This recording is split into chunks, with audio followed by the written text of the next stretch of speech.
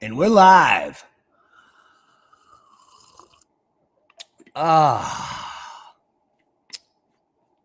Just waiting for this to go live on the channels for real. But it says we've been live now for about 15 seconds with 43 eyes on us. Can everyone see me and hear me? Seconds.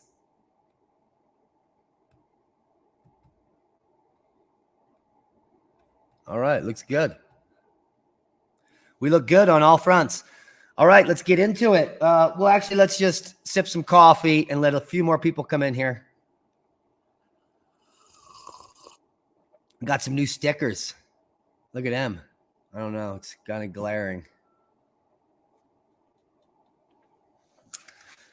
But what we got is the sun is just coming up here. The sun actually won't be up for about an hour and a half because of the way it works in the winter. So we'll just get some background light here. It just started to lighten up. And what we're dealing with is a historic storm here. This storm is going to break some records and potentially could be the deadliest storm in, unfortunately, Florida's history. It's approaching Cat 5 strength. The last two updates came back at the same. That Hurricane Ian, which is now just about 20, the eye wall is about 20 or 30 miles offshore here of Cape Coral. And this is the Fort Myers region. Maximum sustained winds at 155 miles per hour with a central pressure of 937 millibars. It is moving northeast, it's almost moving straight north now. So the track could be shifting now. It's only moving at 10 miles an hour. So it's still several hours before this eye wall makes landfall anywhere on Florida. And when it does, it may make landfall as a Cat 5 storm. Category 5 storms begin at 157 miles per hour. This storm is now had maximum sustained winds at 155 for several hours. So it's a very strong Category 4. Low-level Cat 3. So we have lots of live cams. We've got all the cams. We've got Reed Timmer live. And we'll be able to share all of that fun stuff with you this morning. So we're just going to look around. And there's some good news coming out before we get in with any of the live streams, because there's nothing really exciting happening on the lives yet. There was a little activity with, okay, we got Inglewood Beach. We've got Fort Myers Beach. And we've got Reed Timmer live. Let's go to Reed so we can get a little bit of what he's looking at. Was just on Pine Island, which is right offshore. Pine Island is right offshore of Fort Myers Beach there, and it's probably directly perpendicular to the storm, but still tens of miles away from the coast. It looks like winds are gusting to about 50 miles an hour currently in the worst areas.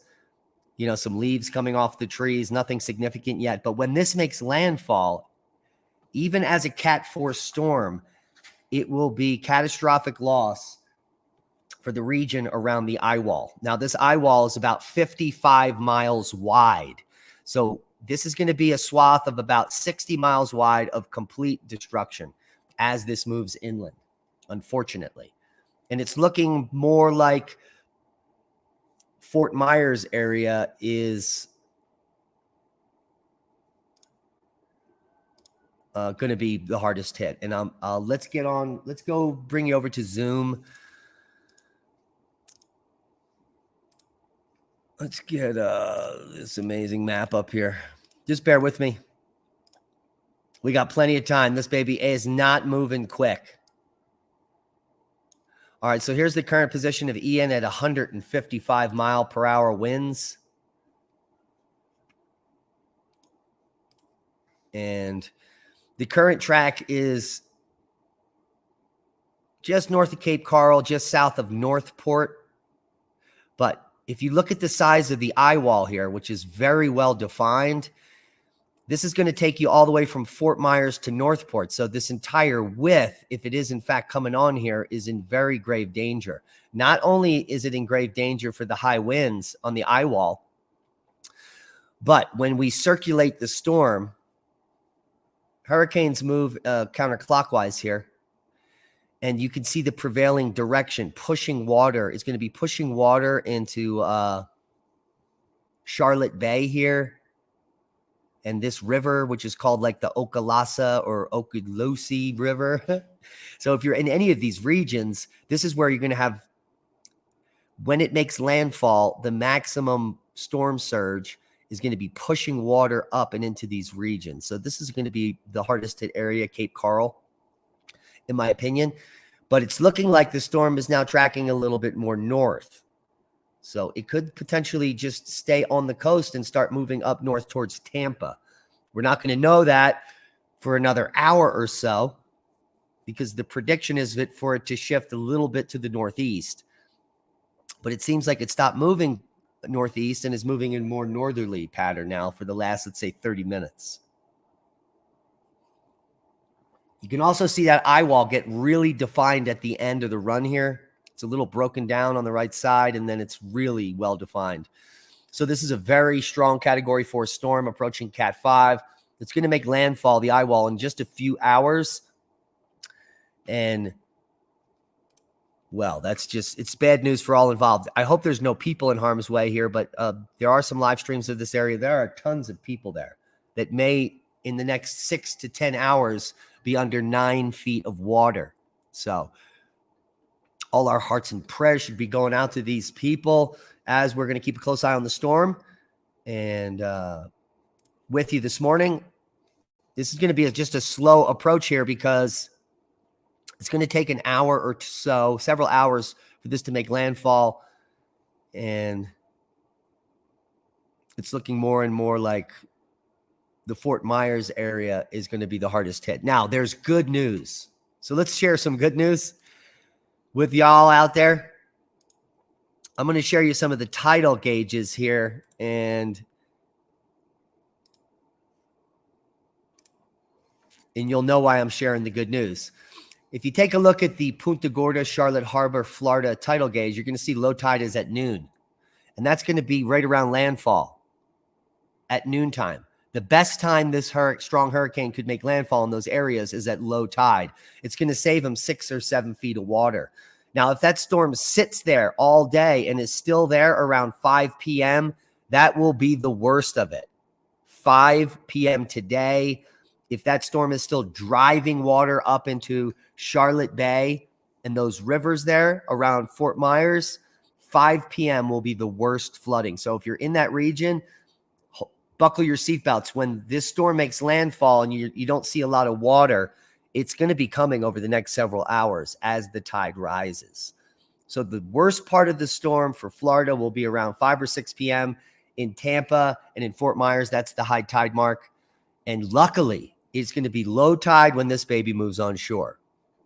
So there is some good news coming out on the tide gauges that we could share with you. And I hope that helps you a little bit here. Now let's go take a look at some of these live streams. Reed's just driving down the road. First, we'll take a look at some of the live streams, and then what we'll do is we'll get to, first we'll look at Englewood Beach. And it doesn't look like anything spectacular going on there. A little bit of high surf. This is near Punta Gorda. This is all going to be looking much different in just a few hours, unfortunately. And then the amount of devastation from the homes here. This part of Florida, like even up in near Clearwater and where this storm was initially headed to, they really haven't seen a major hurricane like this in decades. So a lot of people have become complacent. There's a lot of homes here that aren't really up to snuff for modern hurricane standards or whatever that's called. So that's the problem there.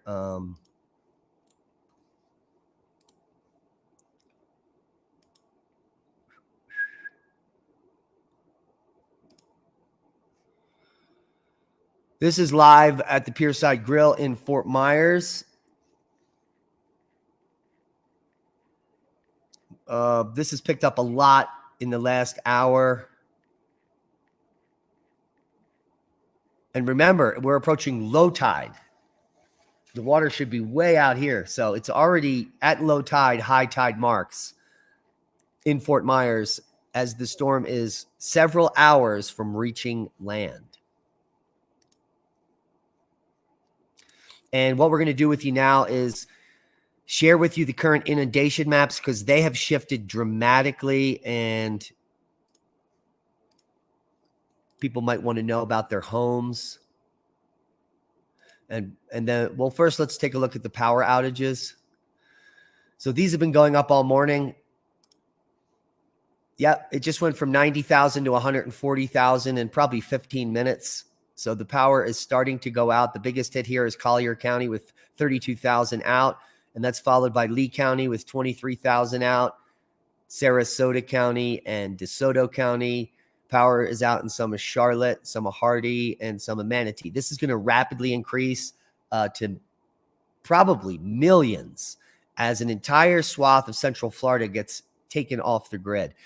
Now, if you didn't know, the developments, as Ian moved over Cuba, there were some power outages, but as of last night, the entire island was in the dark. It destroyed the entire grid. And so earlier we had Fiona go over Puerto Rico, and Puerto Rico is still, there's still 25% of the island without power. Now, luckily, 3/4 of the island's back, has power on within the week, but power could be out to some of these regions in Florida for months, especially the barrier islands. So be prepared for a very long-term power outages in many regions. But in general, most of Central Florida will be without power within the next 24 hours. So if you can, get out of harm's way, find a generator. It's probably none available. This should have all been taken care of much earlier, clearly. But like we say on the channel, be prepared, not scared. We've got 505 watching on 2 channels. Thank you all for tuning in. If there's anything specific you want me to show or you have any questions, it's very hard for me to be sharing all this and managing all this and reading all of the chats in the channels. But I will try to take a look. And Gwendolyn says Collier cable lines are down and electric everything. Yeah, we just showed you the that map with the power outage. So we have that ability to look at that live. And we last looked at it was 133,000 out. So we'll look at a few more things and we'll go back to that power outage and see how rapidly the power is going out in this region. So it looks like Reed is headed nowhere in particular. So nothing exceptional happening there.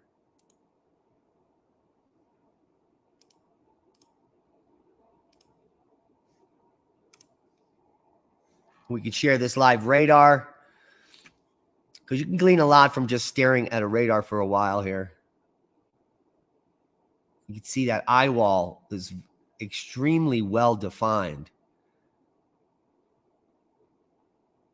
And I'm going to be constantly looking for updates. We're about to get to the inundation map. See if there's any new updates. We're currently on advisory 23A. Still on 23A, maximum sustained winds 155 miles per hour. Minimum central pressure 937 millibars. Moving northeast at 10 miles per hour, the storm. Now, the lowest recorded pressure on any Atlantic storm is down in the 880 millibar range. So this is nowhere near that, but it is one of the stronger storms to hit the Gulf Coast in quite some time. The deadliest storm in Florida's history is Hurricane Irma. And that was back in 2017, followed by Hurricane Michael in 2018, Hurricane Francis in 2004, and then Charlie 2004. The most fatalities ever in a Florida storm, 84 for Irma, 50 in Michael, 37 in Francis, and 28 in Charlie. So lots of storms in Florida, lots of preparedness in Florida, and Very low death counts. So hopefully people heeded the warnings and are going to get out of harm's way here. The category of the storm is Cat 4, but it's just 2 miles per hour away from Cat 5. Cat 5 starts at 157 miles per hour on the Saffir-Simpson scale, and this storm has been clocked at 155 miles per hour sustained winds for the last 2 hours. So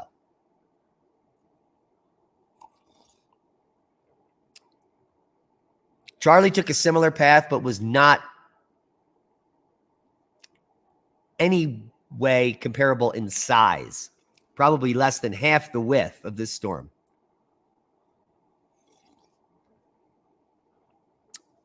So thank you for all you guys tuning in. Edward Garza, None Ya Business, Michael the Great, Sarah, Tennessee, Unbroken, 1010, Al Gore in the house. Love is Hope, Canal Exposure, Scooter Johansson, Nico Starr, Jay Half, Jeremy Leak, Chickadee, Lucas Official, Don Frazier, Doug Miller, Runs with Scissors, All the Sun, What's It to Ya, I Miss America, Holly Vig, Michael 1212, Michael Collins. Is that the Michael Collins I know? Steve Wallbanger, K-Pat, Steve Crum, Quentin Kopak, Greg Gervais, Space Kimono, Charlie Lyons, Twisted Ponies. A lot of people I've never even heard of in this. Klaus Schwab is here. Well, we don't need you in the house, Klaus, that's for sure. Calistoga Refried, Sassafras Red, Sarah, Tennessee, Dale Marie Evans, Gwendolyn, welcome. Vicky Riviera, lovely. 1972, Martin D, 28. Javi Barr, Mike V, RW Arts. Hit that like button. Sarah C's, Eust Lewis, Elton Butterfield, Victoria Cunningham. Holy macaroni. A lot of people in the house. All right. Stay safe, Fort Myers. That's why we're here. Levels Hope. Yeah, that's a big eye. The eye is almost 35-mile wide space of calm in the middle. And the entire eye system is about 55 miles wide. So that is going to be a very wide path of destruction. That's where the maximum winds are. That's where the 155-mile-an-hour winds are for a 55-mile wide swath. And when that goes on shore, that will define the area of the most destruction. It's looking like the eastern edge of the eye wall may come on shore near Cape Coral, and the western edge all the way up towards Tampa Bay. That's how big this storm is. It's literally going to cover that wide of a swath of coastline. And that's the bad news for all the insurance companies and all the homeowners, all the infrastructure. There's a huge long line of barrier islands here. And the destruction will be unprecedented. Now, this is not a new phenomenon. Go just look at the list of Florida hurricanes. It's endless. They happen. There's so many year after year after year after year. And it's really been quite a lull for any big damaging storms to really pile up. I remember a decade or so ago, there was once like 4 or 5 storms all made landfall. And with this one, we've been forecasting this for 5 days out and for a landfall on the Gulf Coast here. So people were definitely prepared for what's coming up here. It's just that some people procrastinate and they don't get ready, and then they try to leave, and then it's gridlock, and there's no gas, and there's no toilet paper, and there's no food, and there's no batteries. That's on you. That's why we talk about the 7 Ps. Proper prior preparation prevents piss poor performance. Chickadee has a family down in Port Charlotte and Northport. All right, let's get with the inundation map so you can see what we could be looking at here. And we're just waiting for the final as close as we can get to this. So we have the most up-to-date information on this map.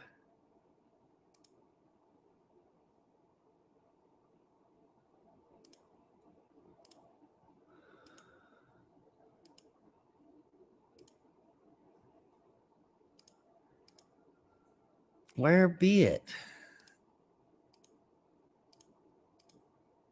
Huh. There it is. All right, we're at the potential storm surge flooding map. This is an interactive map. We'll leave these links below after the live stream in case you want to follow up on this. But what the interactive map allows you to do is to look at based on the current weather situation, the flooding potential and the inundation. And so you can see here that the major inundation is going to be south of Naples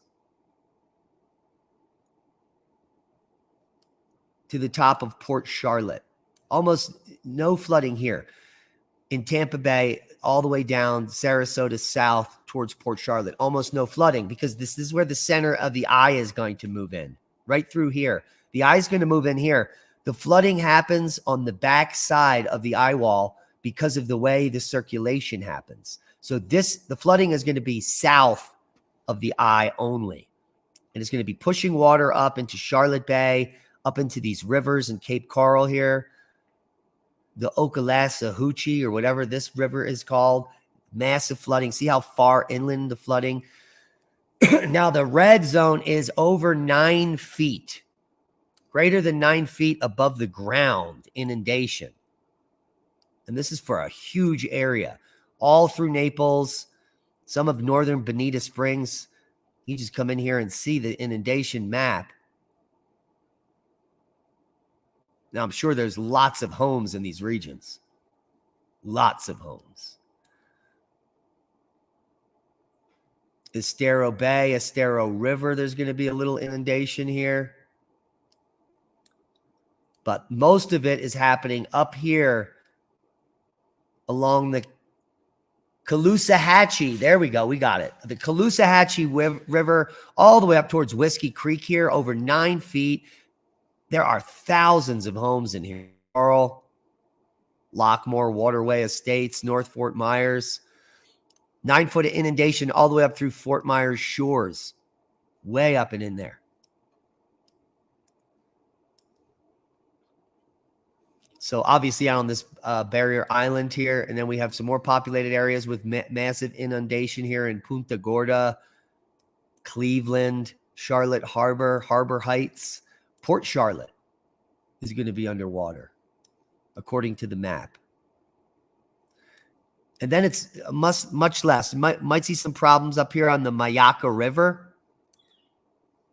And so up here on the Mayaca River, little less inundation in the orange zone. That's going to be greater than 6 feet above the ground. And then if we move up here, less than 1 foot for most of Sarasota, Sarasota Bay. All this up in Tampa Bay. Anyone worrying about people up in Tampa Bay? The inundation doesn't look too bad. Here is the danger zone. That's going to be starting all the way down here. All of Marco Island is at risk. Look at how far inland all this comes. So Naples Manor, East Naples. Most of Naples could potentially be under 9 feet or more of water. Very unfortunate scenario there. So these are the people most at risk for inundation. If you're in this region, you know people in this region, just because it doesn't look bad now, it's no reason to stay there. Get out and drive inland, anywhere inland that's not in these areas with color. We implore you. Okay, Dee Dee, did you see the map? So if you're in any of the inundation zones, by 4 or 5 p.m. tonight, that is when it will be the highest water, and you do not want to be there.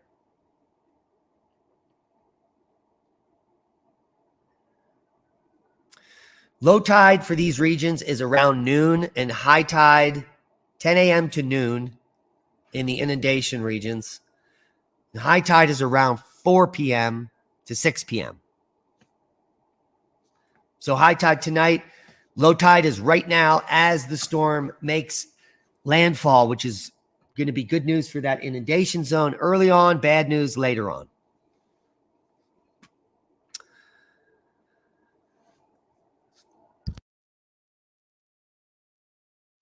Thank you, Elton Butterfield. I will. But so what we're going to do is we're going to throw up the satellite here. I'm going to take a 2-second break here, and I'll be right back with y'all.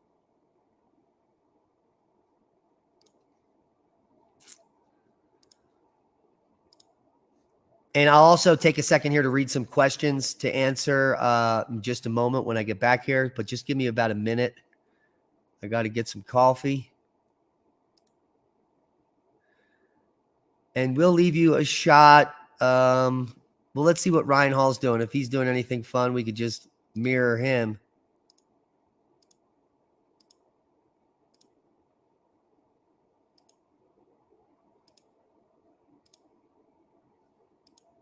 Yeah.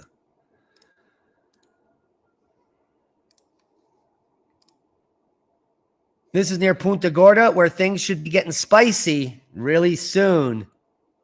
And we'll be right back.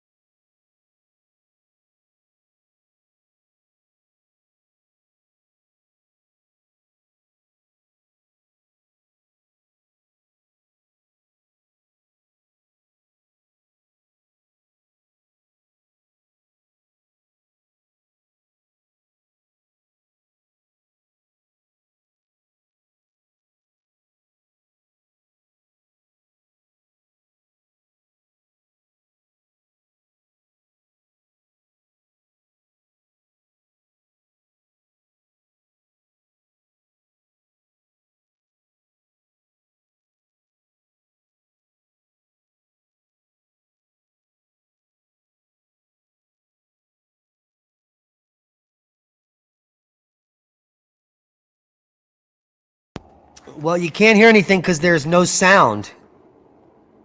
Would you like me to play some background music?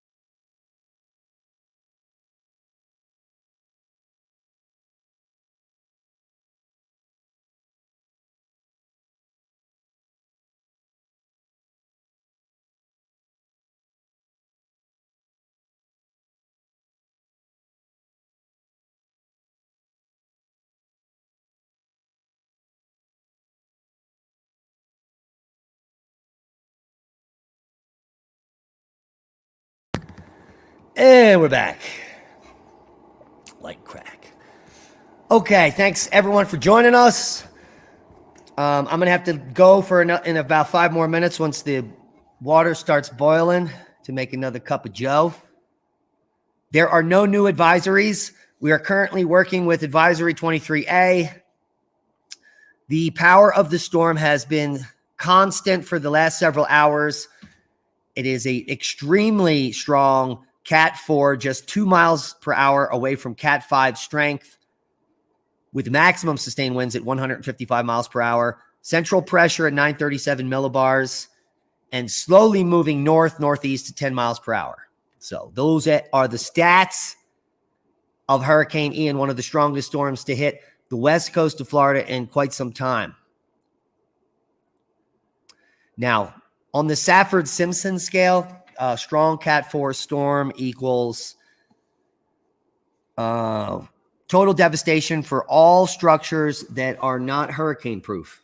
So if there's things out there that are old construction, those will be completely leveled, splintered, or blown away. One of the biggest dangers for these types of storms as they make landfall is objects moving through the wind as projectiles. So most of the deaths occur from falling trees and projectiles on the initial landfall. After landfall, the majority, over 90% of the deaths, are flooding related.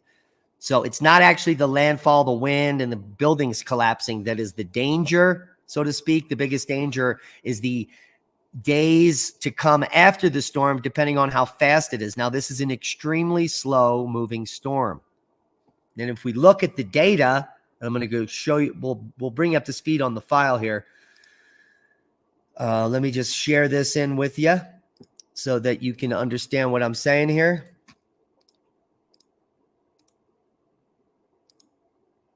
And this is a very slow moving storm, so of course I have to find my file.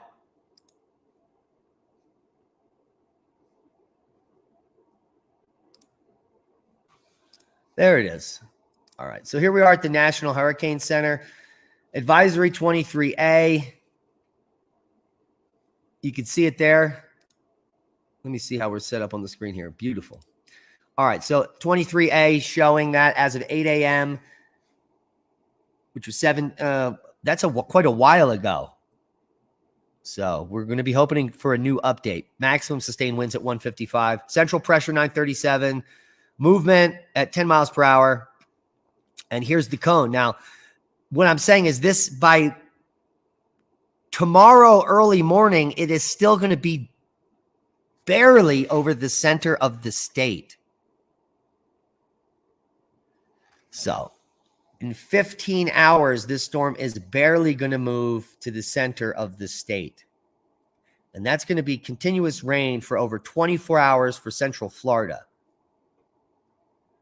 That's a lot of rain, folks. So here's the rainfall potential, 10 to 15 inches for hundreds, if not thousands of square miles, from Jackson to Orlando, down to Fort Myers and up to Tampa Bay, with an area in there of 15 to 20 inches. There's the flash flood potential, 70% or higher flash flood potential for almost half of the state of Florida.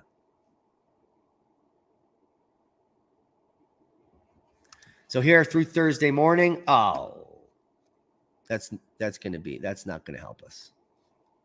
What just happened there? I clicked on it. So you can see here through Thursday morning, the biggest threat, and then the threat's going to move all the way over to the East Coast through Friday morning. And then that storm is going to maybe strengthen a little here and come back and hit South Carolina. So there'll be a South Carolina flooding threat through Saturday morning. Let's take a look at the wind advisory. This is current. That's hurricane force winds. So they're still approaching land there. Wind speed probabilities. There's a huge area of Florida that's going to be receiving hurricane force winds.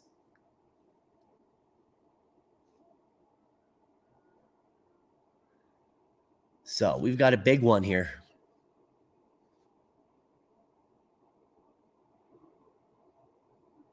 Let's look at the 50 knot wind speed probability. This is wind speeds above 60 miles per hour.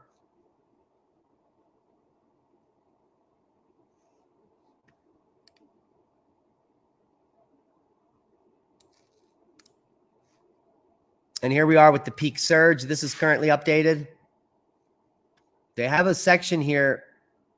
Look at this, 12 to 18 feet.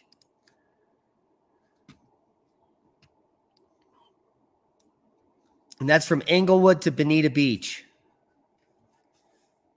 And we were just showing you that on the map, it showed 9 feet above the ground. So maybe that's a low estimate. But it looks like from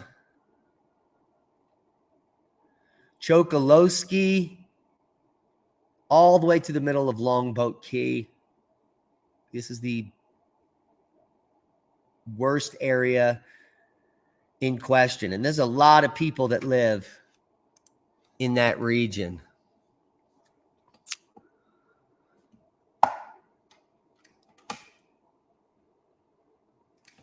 Naples is full of crocs. Yes, they are. Thank you, everyone, for tuning in. 600 watching on 2 channels.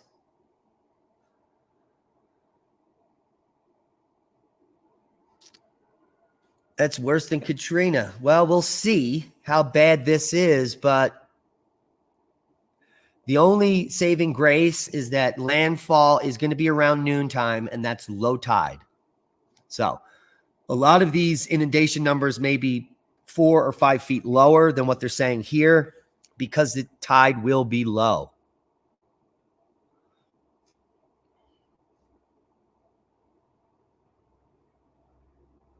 Tampa is not going to get hit pretty good. Yesterday, it was going to be right in the crosshairs, but being far to the north of this storm, Tampa is really in a good position. And I will get to the Tampa problem as soon as I get back. Do you hear that? I got to go get my coffee. So we'll see you in 2 seconds. 2 and 2.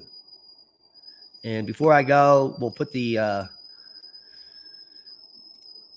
we'll share something fun because that whistle, crazy. See what Reed Timmer's doing. Let's do a live stream here.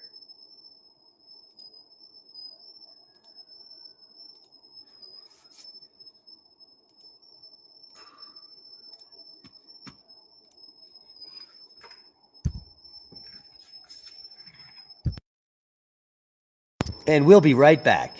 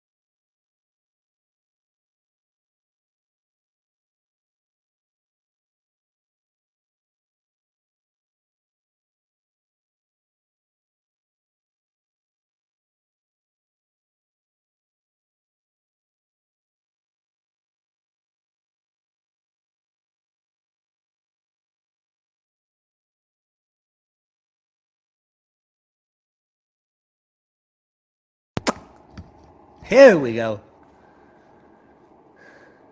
All right. Ladies and gentlemen, 518 in the house. We've got a very strong Category 4 storm headed in to what appears to be Cape Coral and the Fort Myers area. Even Northport could be landfall. And we've got a puppy that just woke up. So we're going to be tracking the storm for until it makes landfall here on the channel with you. And let's just get some of these visuals back here. Okay. Let me let the puppy out. Come on, be famous. This the little Halo. He's growing up. Come on, bud.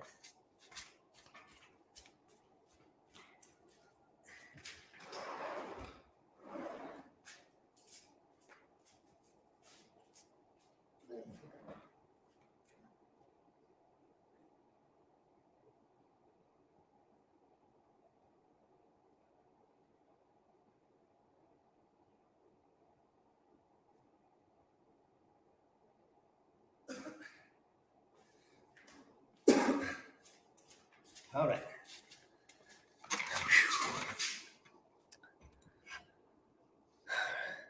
All right, so let's go back to the live radar.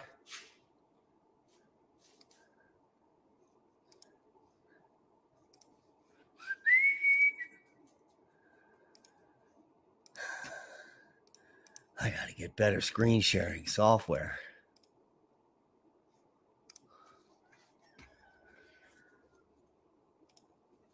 Hello.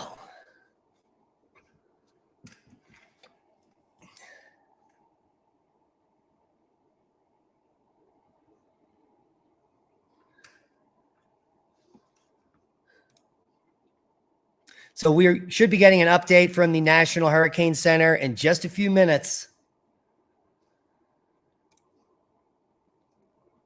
And we are still at advisory 23A. Maximum sustained winds, 155 miles per hour. Strong Cat 4 storm with minimum central pressure at 937 millibars. Moving to the northeast at about 9 knots. That's 10 miles an hour. Hurricane Ian, a very slow moving storm. It's going to be catastrophic on two fronts. The first front is the landfall of the eye wall. The eye wall of the storm is massive. It is over 50 miles wide. And so that is the width of the area of destruction as it moves onshore. In that eye wall, in that circle, is where the 155 mile per hour winds are. And so that is the initial destruction. And then because this is a slow moving storm, you're going to have massive amounts of rain, flash flooding, and perpetual flooding on the back end of this, because once the ground is saturated and inundated, Florida is already saturated. It has almost no elevation, and it easily floods.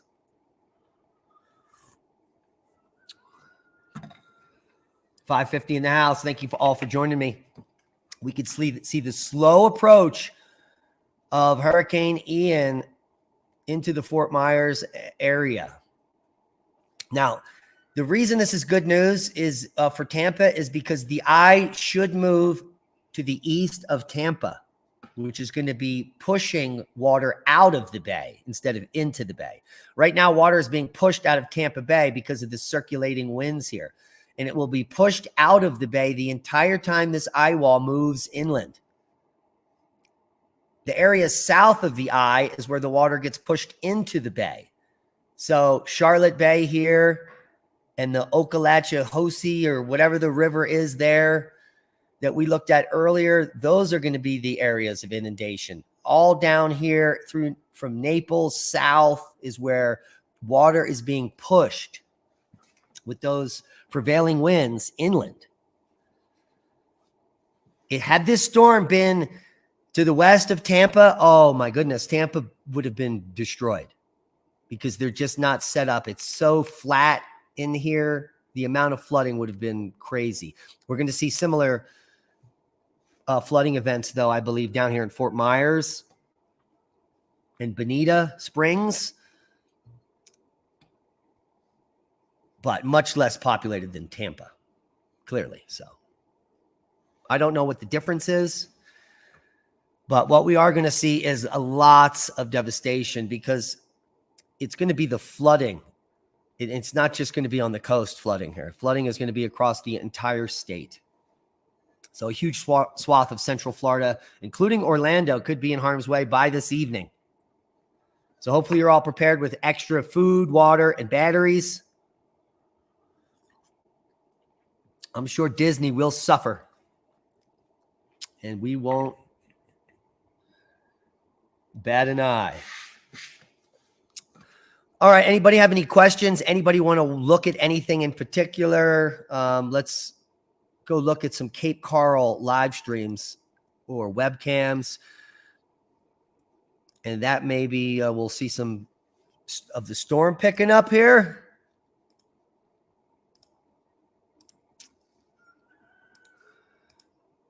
Englewood.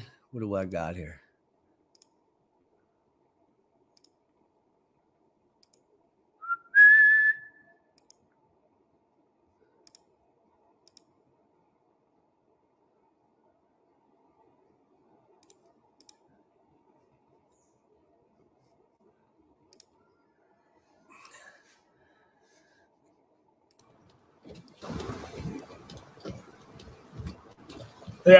Yeah, definitely. Yeah, I just wonder if it'll be mostly offshore flow. If it turns northeast, it is still, it's kind of stalling out, isn't it? The hurricane models take it due northeast, like right into this harbor. So Reed Timmer is somewhere. Yeah, that's what I was doing, and then I just pulled him off the 12Z. Reed Timmer is somewhere in Fort Myers. It shows kind of a northeast movement, but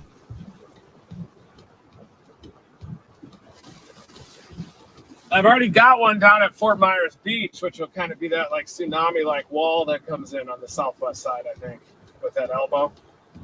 But maybe around the harbor here, I can get one more deployed. I left my back hatch open though, so the back just got hosed. Yeah.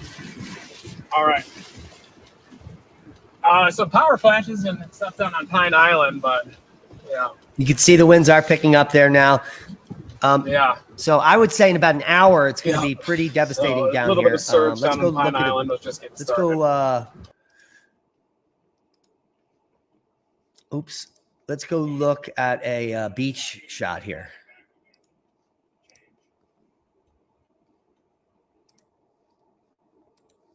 Let's shut Reed up.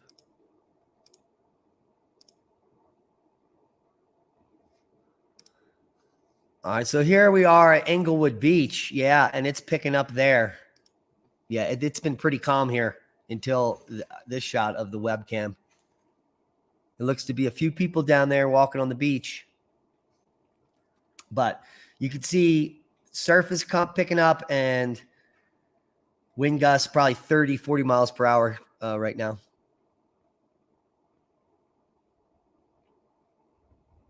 But it doesn't look too ominous there.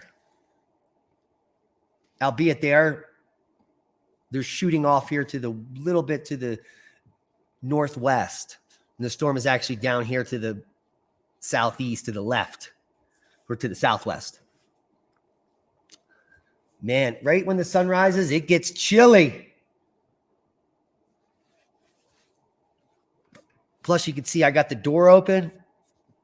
Yeah, I'm putting in a roll-up door back there. So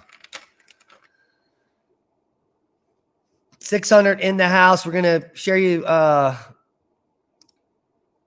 live radar so we can watch that eye wall come in together. And we've got all of everything we need to look at here pulled up for you. So we could just call it up. EarthCam Live.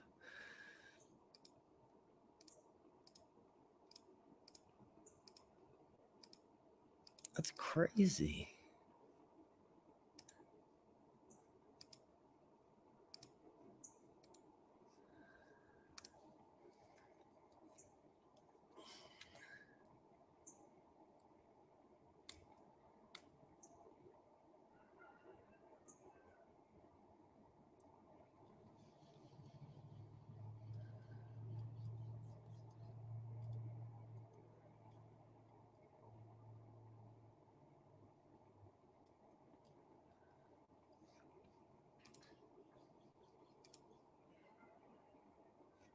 Ooh, all right. We've got the new Atlantic hurricane models in the 1200 run. We could share that with you. So let's go take a look at those. And then there should be a new update from the let's take a look at this first. 23A becomes, nope, no update from the Hurricane Center yet. But we do have the newest tracks here. And so they are pretty tight on the direction of this storm over the next 2 days. This is 24 hours from now until tomorrow. It should take 24 to 48 hours for this baby to move across the entire state. But it is all looking to be tracking just north of Charlotte Bay will be landfall. And so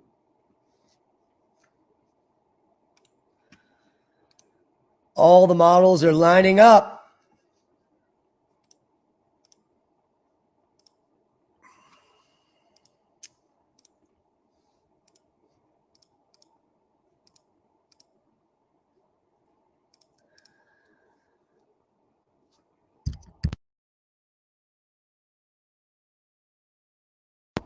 Oh, yeah.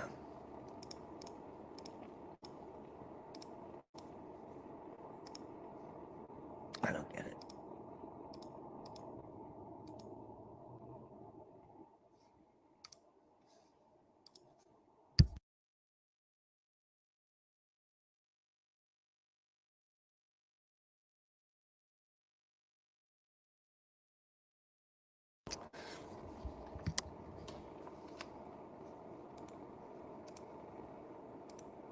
So what we're looking at here is Zoom Earth /storm/Ian.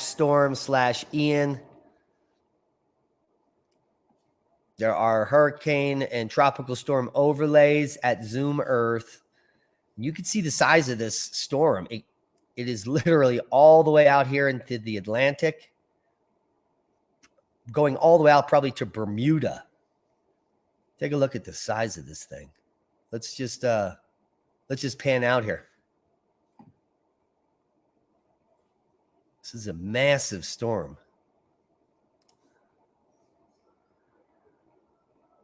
Look at this outflow. It literally goes up to the Arctic from this storm. This is crazy. Let's see if we can pan all the way out to the Arctic here. Look at that. Moisture from Ian is all the way up in Newfoundland and Nova Scotia. That is crazy.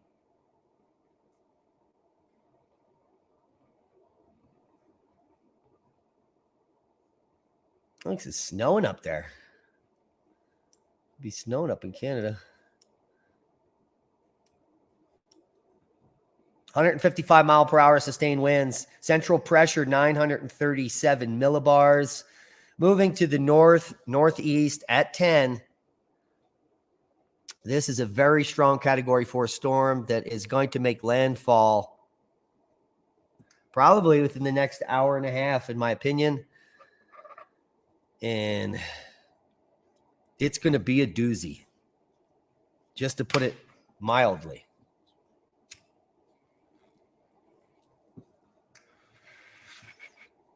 Now, a lot of these live streams that we're looking at are in Cape Coral or in Fort Myers are inland. They're way in here. So they're just receiving these first outer bands from the storm, which has got tropical wind speeds. But that's going to change soon. And here it says noon. By noontime, if the center of circulation is all the way up here, Cape Coral is going to be being ravaged at that point by heavy winds and battered by heavy rain. Dances with dingleberries in the house. B. Cole. Yes, a lot of sinkholes will open up. 5 Site 2012. Share your rotting freezer meat with a barbecue with your neighbors. Yes, what a great idea. If the power is going to be out for a long time, you might as well share and make friends. Just makes sense.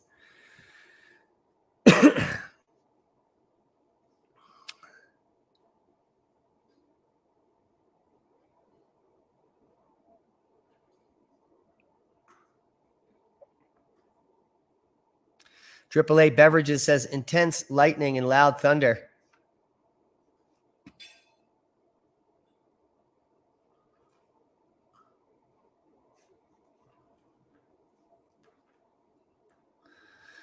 Yeah, Disney has its own generators. You can believe that. And God knows what else in its underground bunkers.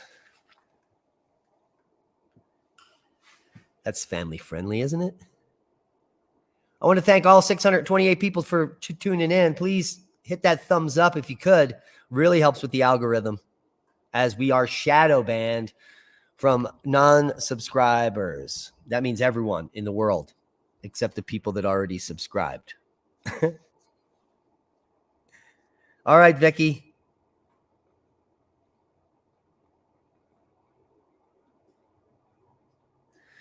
I don't know what the question is. Aren't tides taken into account on charts? What charts? Inundation charts? No, that's just a general average for the storm surge total. And then you have to add the tides in with it. So the good news is that this is going to make landfall in this region when it is low tide, which is going to make those numbers much lower. So where it says 12 to 18 feet of inundation, you bring it down 5 or 6 feet for low tide.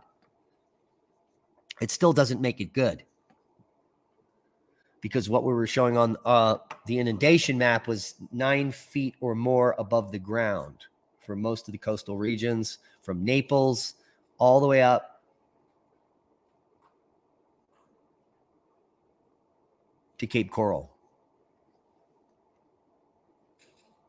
Tampa Bay is not looking too bad here. It's on the north side and the west of the storm, so it is not going to be catastrophic flooding like is going to happen to the east and south of the storm in Fort Myers and Charlotte Bay, especially, and the Osalachahuchi, or whatever that river there that goes directly inland at Fort Myers.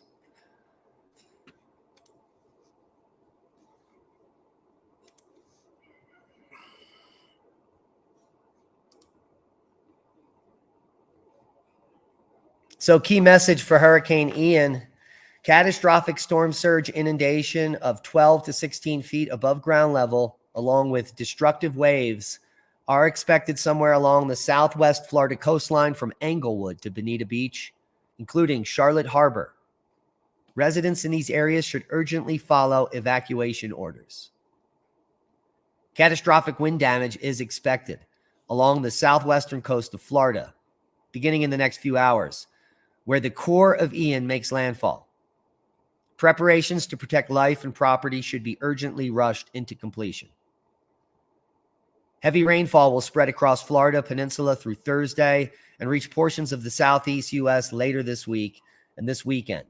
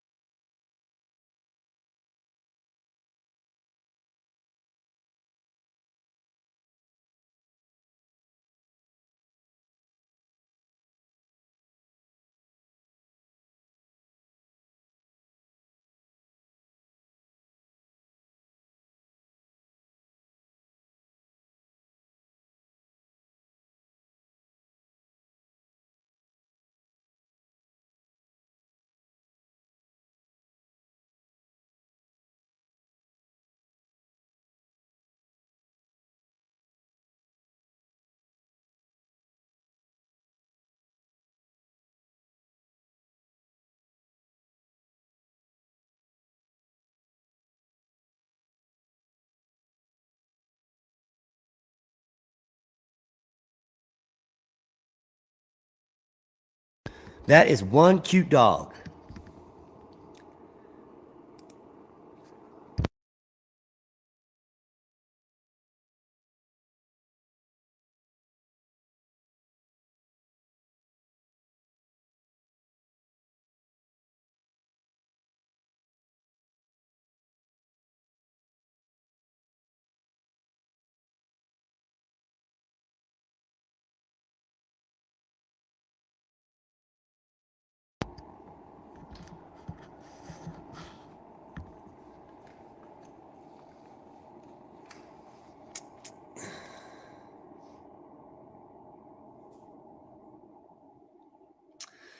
Okay, we have a excessive rainfall discussion that has just been posted.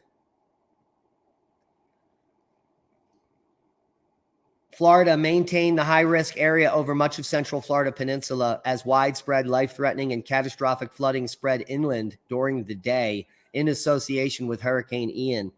The corridor of heaviest rain still looks to be across the central portions of the peninsula, given a combination of broader shield of rainfall developing ahead of the hurricane itself and a period where the forward speed begins to slow down.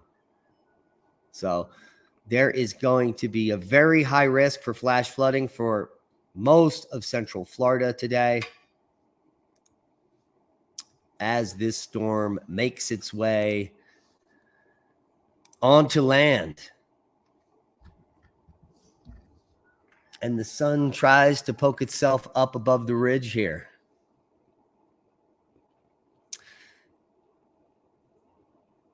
Now, the storm does appear to be traveling more due north at this point. I don't know if you can all pick that up.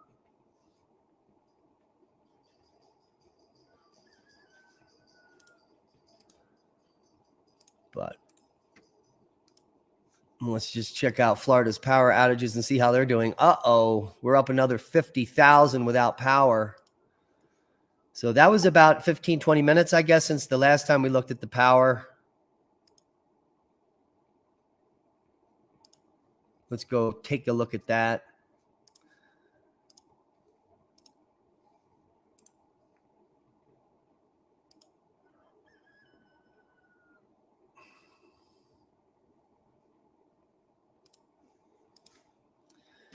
So here we are at the Florida power outage map.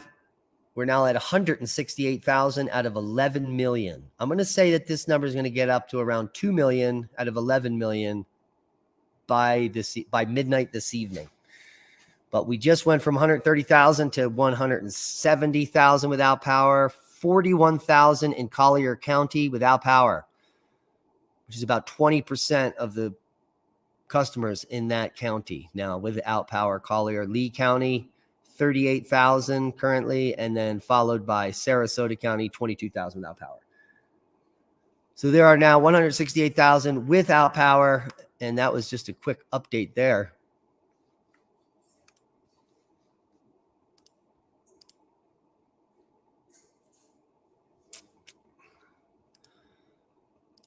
And let's go back to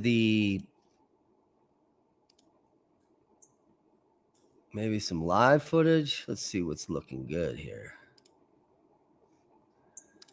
Go to the live satellite. Live radar. XRAD 3D.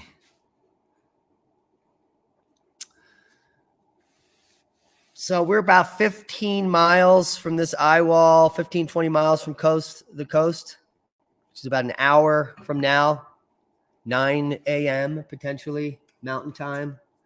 To be 11 a.m. Eastern Time.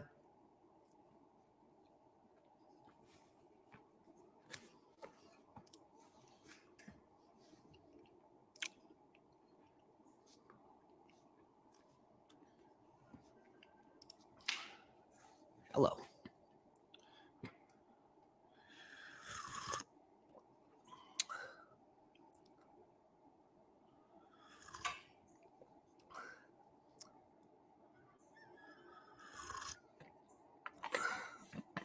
I'm reading this chat.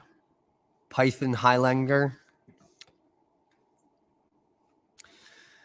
They always say a higher category hurricane. No, they don't. The category of the hurricane is based on the wind speed, not what people say. MJ Pierce. Something called the Saffir-Simpson scale, which has to do with wind speed. So this is currently a Cat 4 storm because the maximum sustained winds are at 155 miles per hour. Once they get to 157 miles per hour, it will be a Cat 5.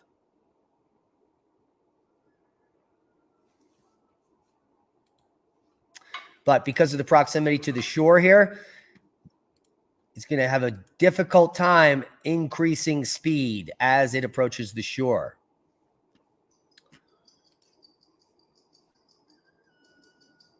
And we still are at advisory number 23A. Maximum sustained winds at 135 knots, 155 miles per hour. Central pressure, 937 millibars. Moving to the north-northeast at 10 miles per hour.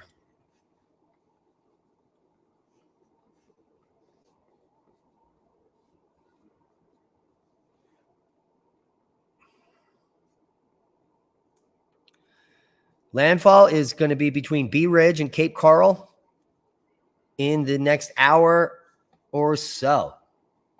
You can see some of these major bands here now brushing Cape Coral.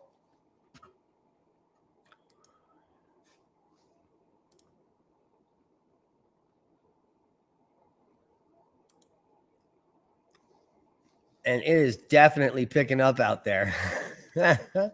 Wow. So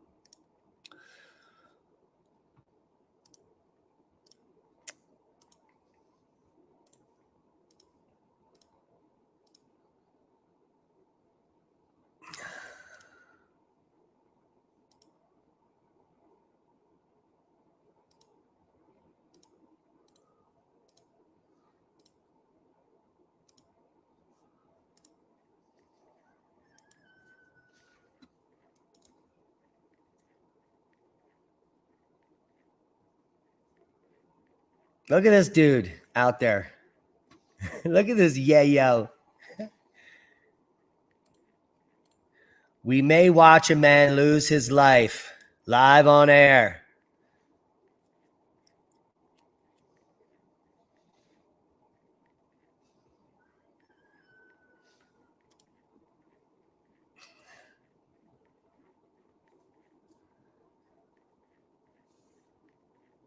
That's the Pierside Grill, and it is picking up there. This water is probably 4 feet higher than it was 30 minutes ago. He's getting out of there. That's what he was doing. Because the water is coming up really quick. Look at this guy running out here. Boom. Boom, boom. So there's 3 there. Let's see if any of them get sucked out with a rip current.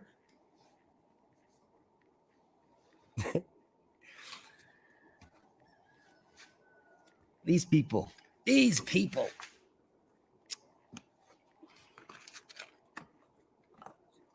All right, there are some more radical live streams because this baby is coming on shore now and is about to make landfall, and it is looking pretty crazy out there. What we're looking at here is Earth Cam Live, Englewood Beach, the hurricane cam. And the cam is starting to get a little shaky.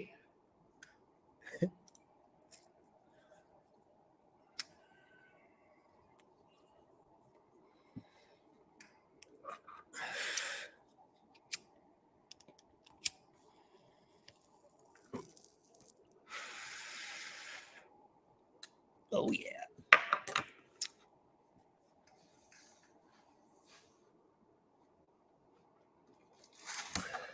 Yes, 2 miles an hour short of a Cat 5 storm. Still at advisory 23A. There have been no updates. National Weather Service, the National Hurricane Center, currently have maximum sustained winds at 155 miles per hour. Central pressure, 937 millibars. Moving northeast at 10 miles per hour. And we've got some of those bands just pushing up on Cape Coral here. Just the edge. The eyewall is still 10 miles offshore, but it is rapidly deteriorating. Rapidly.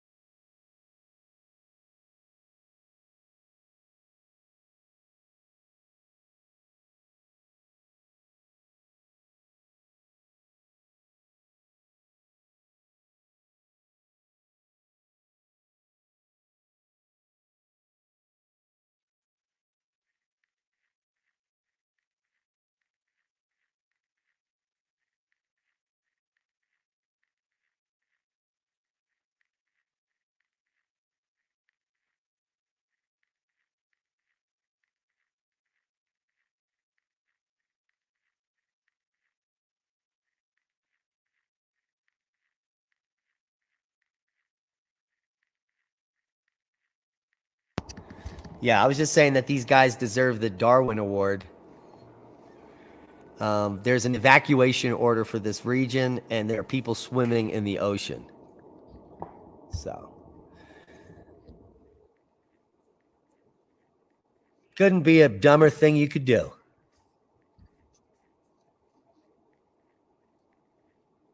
Ain't that right?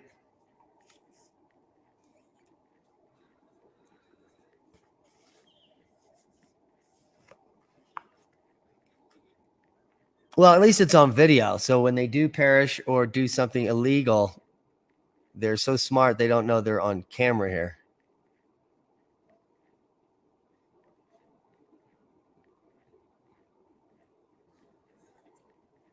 So the water is now about 5 or 6 feet higher than it was just less than an hour ago at this location.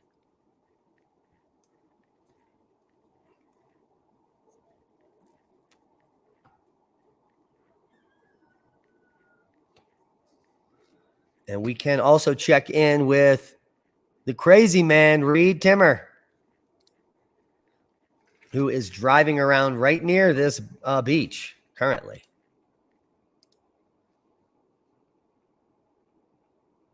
And if you're watching, if Anthony's listening, my brother, and you're live streaming, please call me. And we'll link you right in here.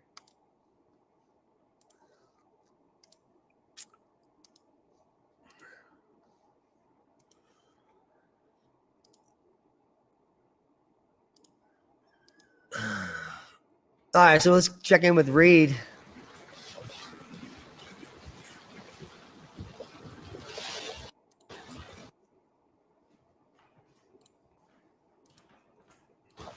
Yeah, it's moving northeast now.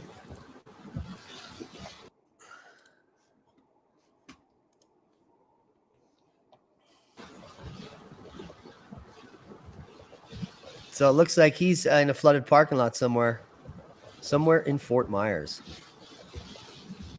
Not really the best footage there.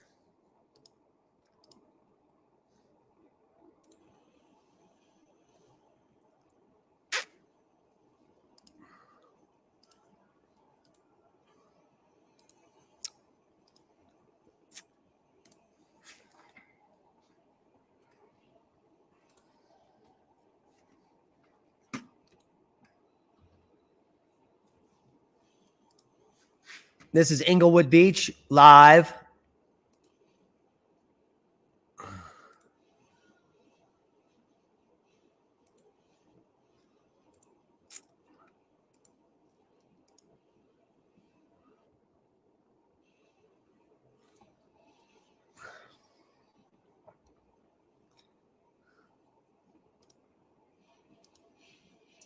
Does appear to have maybe done a little northeastern swing. Thinking about riding it out here.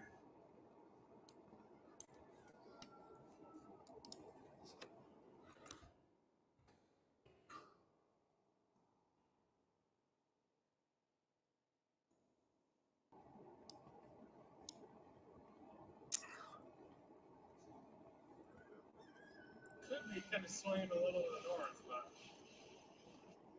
Yeah, we think it's swinging a little to the north, Reed. it's going to be bad here. Let's bring you over to that coverage. I'm going to start looking for structures probably once I come into this town.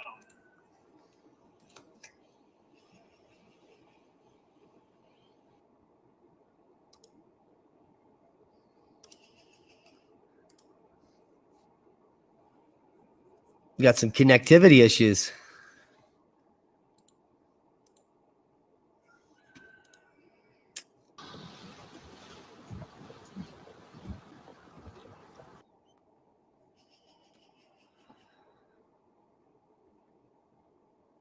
So Reed is somewhere inland in Fort Myers.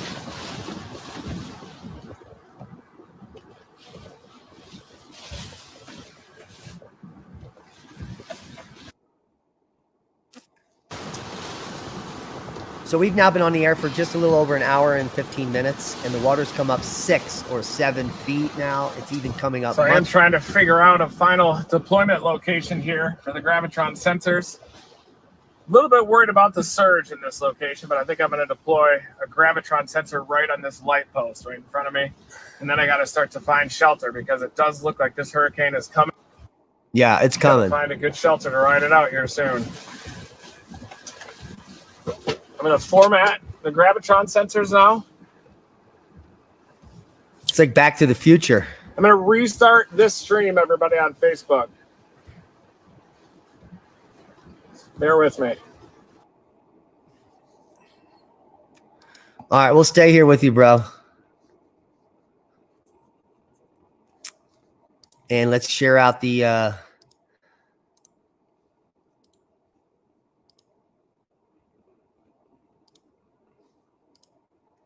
Darwin Beach here. You can see how much higher the water is now than when we just were looking at this. So this eye wall is rapidly coming on shore here. You can see how dark it is to the left. That is it coming in.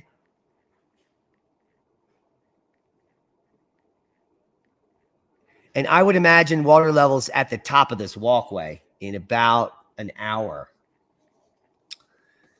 as the savvy swimmers are still screwing around and people are still just walking out there. I wonder if he's going to climb over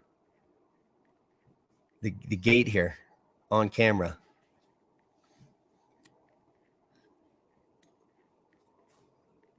Now, these people that we're looking at here aren't storm chasers. They're just people who didn't evacuate and don't realize how bad this is going to be in about 4 or 5 hours.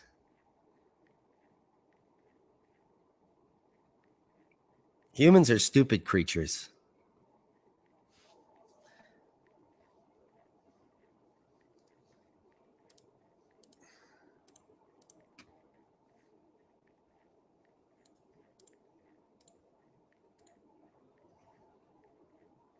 This is Florida live beach cam on Fort Myers Beach fishing pier at the Pierside Bar and Grill.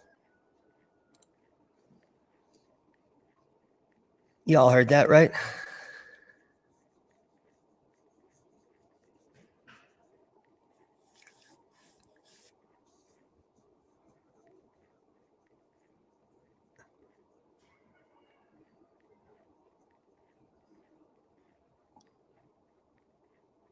Yeah, this is pushing hard and very rapidly. You can see how the water is coming up higher and higher with each wave train here.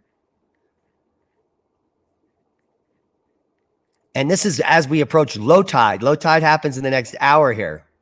So as the tide goes out, it's actually coming up. It's kind of crazy. And here are the 3 crazy swimmers.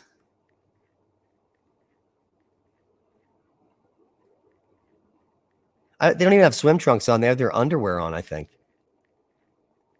Yeah, that's... Yep, he's going to climb over again.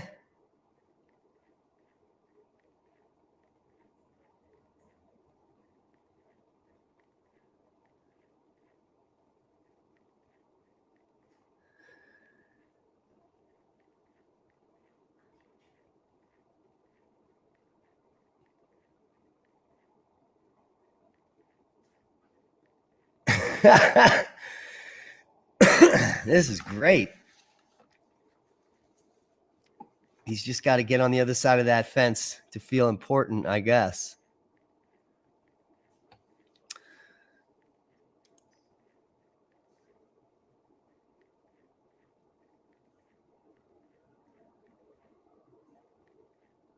Yeah, so in the next hour, we're going to be experiencing the eye wall moving in.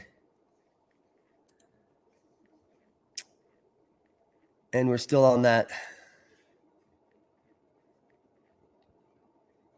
Hurricane Ian is still at Cat 4, strong Cat 4, just sitting right offshore here of Fort Myers. As we approach low tide. Low tide's going to happen in the next hour or so. Yeah. I'm in mountain time, so I got to do all the math.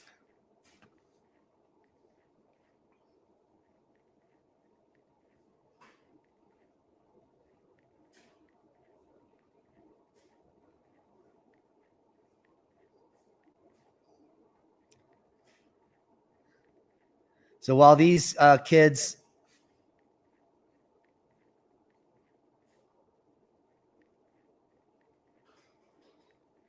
do their felonious activities over here, where's the third guy? I missed him. Did he run out to the front of the pier? Or is he going to jump off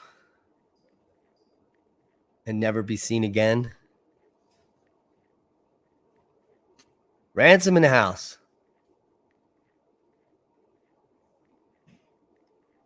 No? Hello?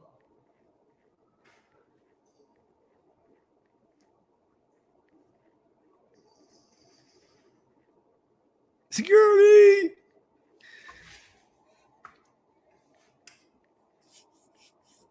So Hurricane Ian is about to suck these people out into the ocean.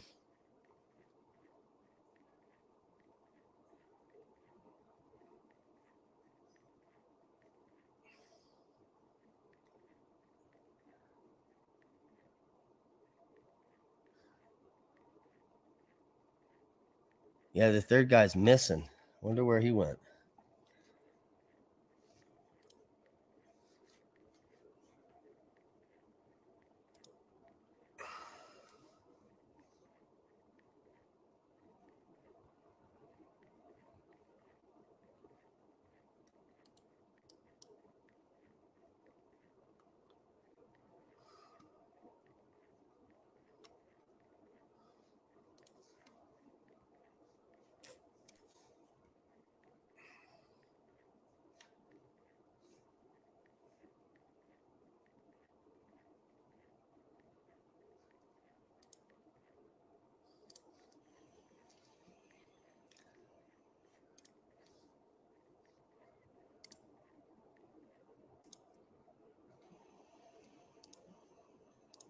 I could go to Englewood, but if the wind is offshore there, you got to try to target the onshore flow.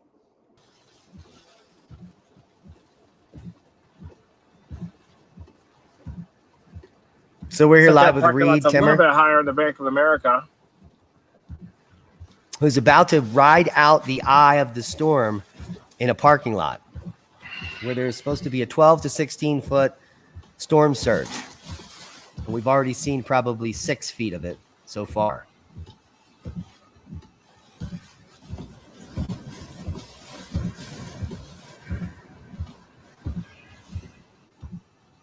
Winds are pretty moderate there. A sensor, I think, on that around here in Punta Gorda. He's around Punta Gorda.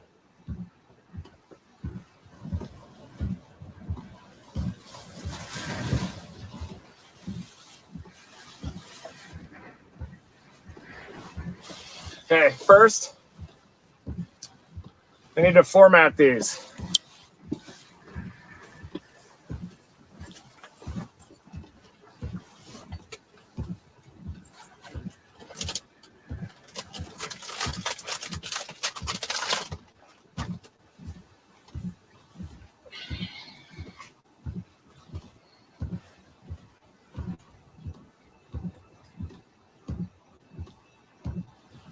This guy's a lunatic.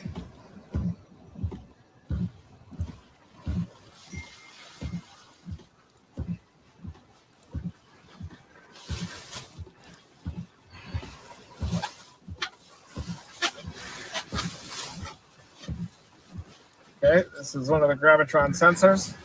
There it is.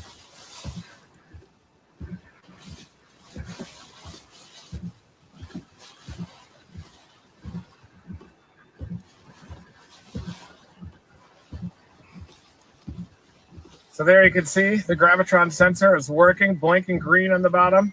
Now I just need to format the sensor, and then I'm going to be deploying it on that light pole here in Punta Gorda. And I want to try to deploy 3 in a triangle configuration so that they can track the pressure falls associated with gravity waves and mesovortices as they move through the network here in Punta Gorda.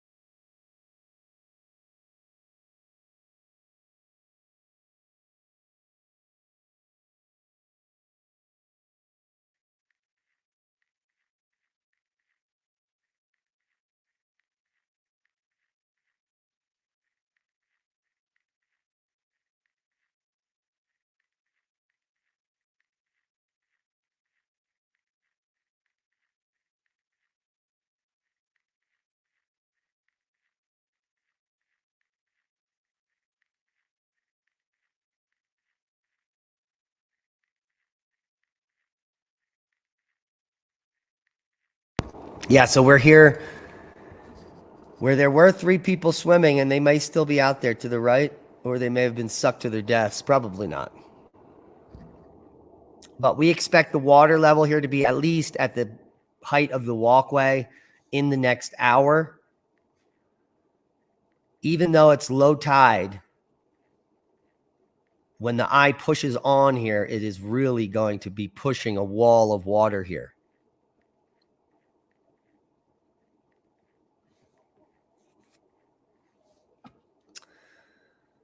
So the eye wall is now approaching this area, probably just an hour away.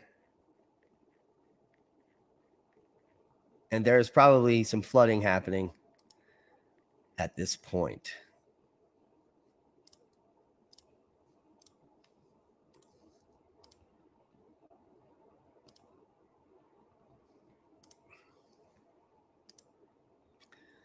So here we can just see the path of that Ian has taken over the last 6 hours as it approaches Fort Myers as a very strong Cat 4 storm. 155 mile per hour sustained winds, central pressure at 937 millibars, moving northeast at just 10 miles per hour. So this is going to be long-lasting flooding storm that is going to wreak havoc over central Florida over the next 24 hours. And the brunt of those heavy winds here, we're waiting for them to come on shore and start to create some damage here.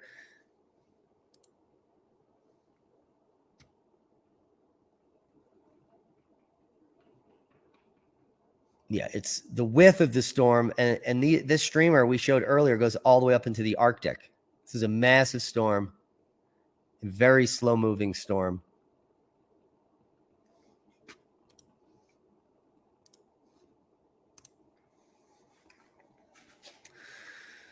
The key message for Hurricane Ian, and we're going to read Advisory 23 for you.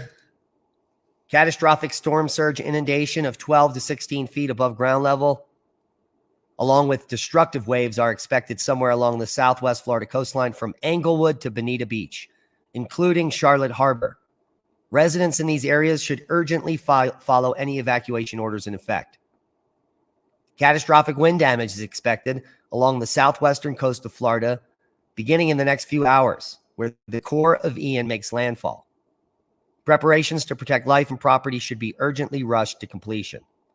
And then finally, heavy rainfall will spread across Florida through Thursday and reach portions of the southeast U.S. later this week, with widespread life-threatening catastrophic flooding expected across portions of central Florida, with considerable flooding in southern Florida, northern Florida, southwestern Georgia, and coastal South Carolina.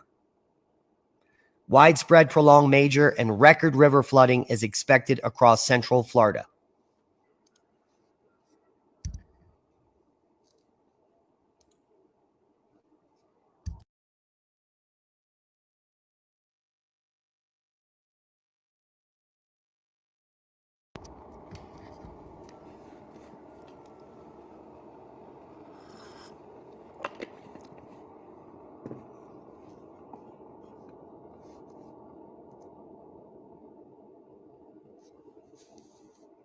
Hurricanes spin in the opposite direction on in the other hemisphere, just like toilet water spins opposite in different hemispheres, or water down the drain.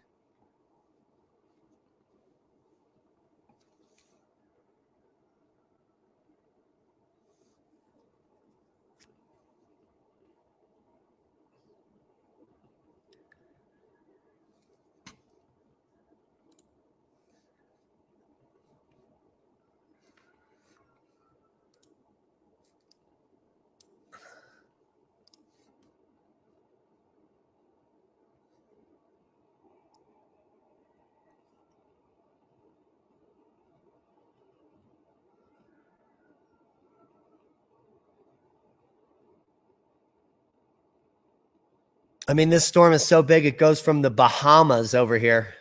The bands are now hitting the Bahamas. Massive storm.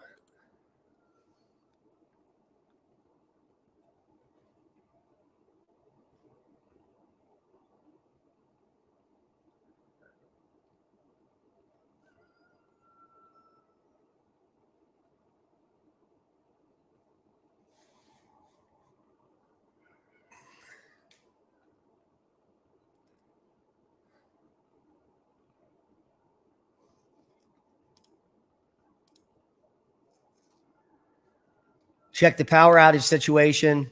Now we're up to 200,000.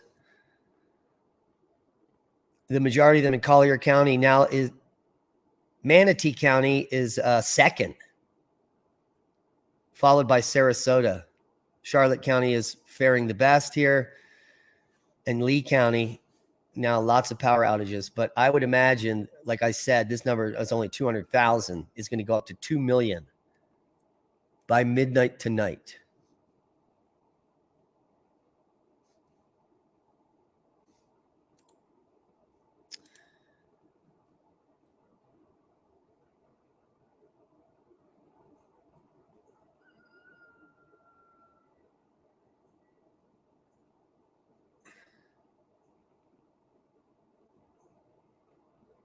Wow.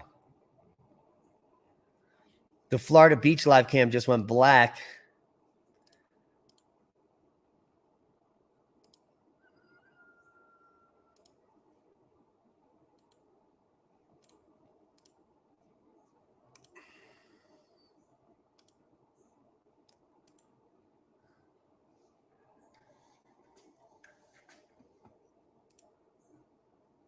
So we might lose a lot of these cams because of the wind and the grid.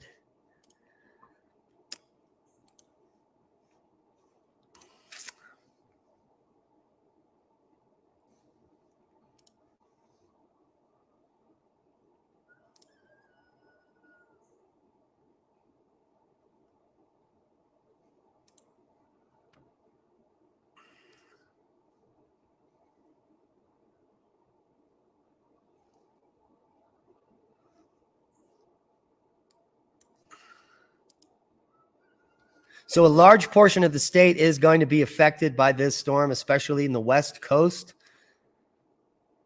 And there's a huge amount of storm surge.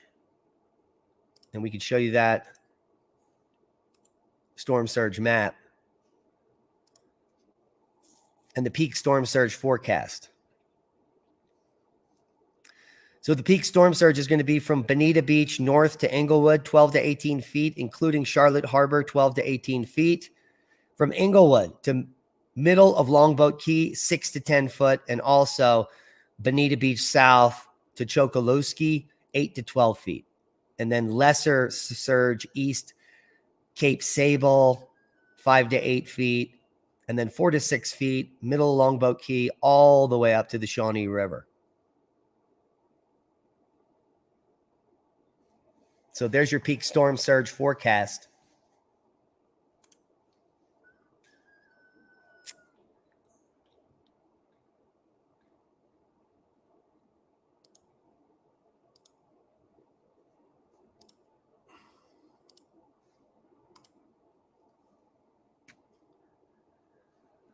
I only got like 5 hours of sleep. I need a nap, guys. So we'll just ride this out to landfall and finish this coffee. There's our new stickers. Look at that.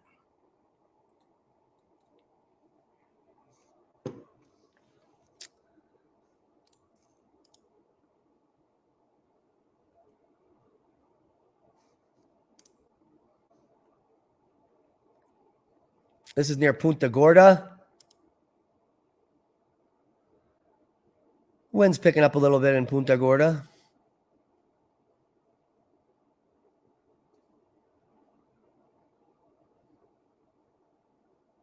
And this is someone in a car. It looks like they're parked on a roof. Pretty bizarre. Oh, sun's coming up finally. Yeah. It just comes up over the ridge now in the winter. Everything changes right after the fall equinox there. We lose an hour and a half. The big door is open because I took the big door off, and we're going to put up a roll-up door. We're working on that now. So we got to get that roll-up door in.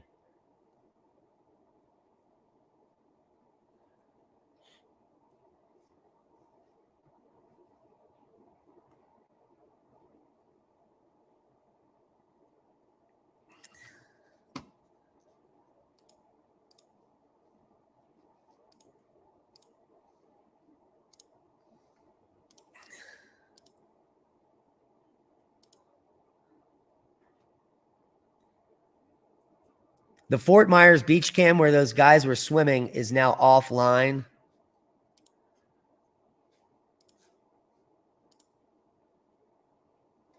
This is Englewood Beach.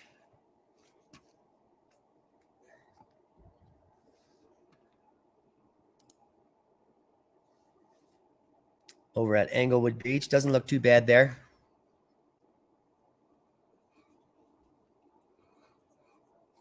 Alan moved back to Canyon City in the summer, driving the rafting bus.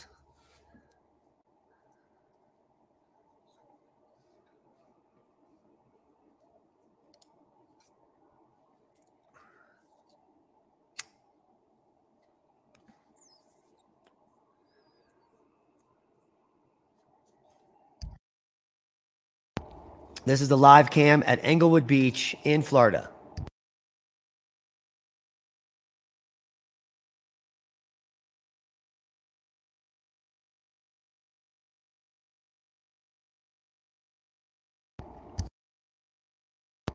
Guys, if you're just joining us, please hit the subscribe button. Smash that thumbs up for the algorithm, as we are shadow banned on both of our channels from unsubscribed viewers. So however you got here, make sure you stay here.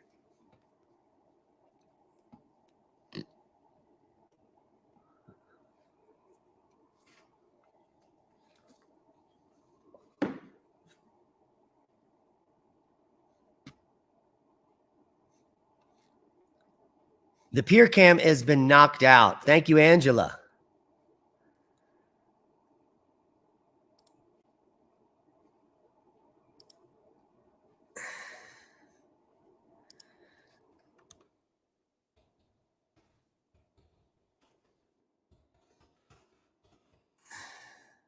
Angela Bloom, boom.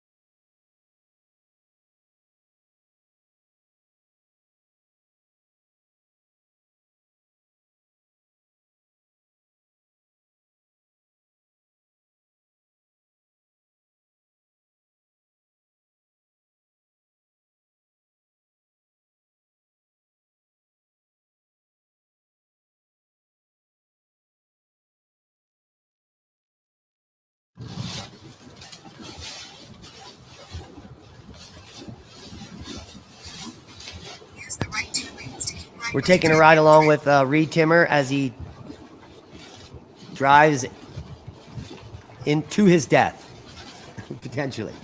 Yeah, heading back to Pine. Got to get that onshore flow.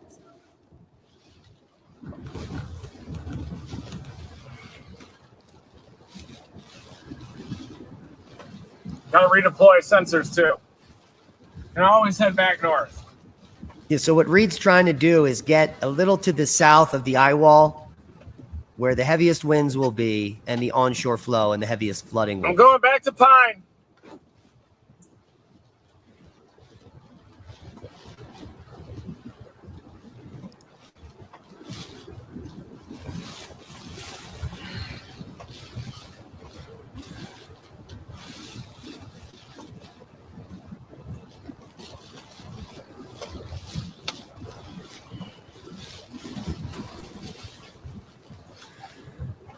So in order to get to Pine Island, he has to drive across a bay, like a 6-mile bridge.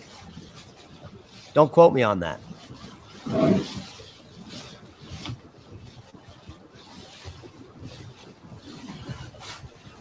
Yeah, we watch Leak Project. Rex is my neighbor. He lives right up the road here.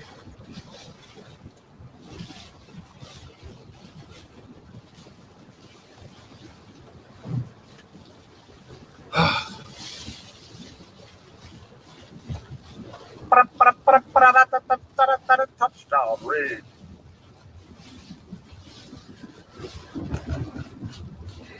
Free down.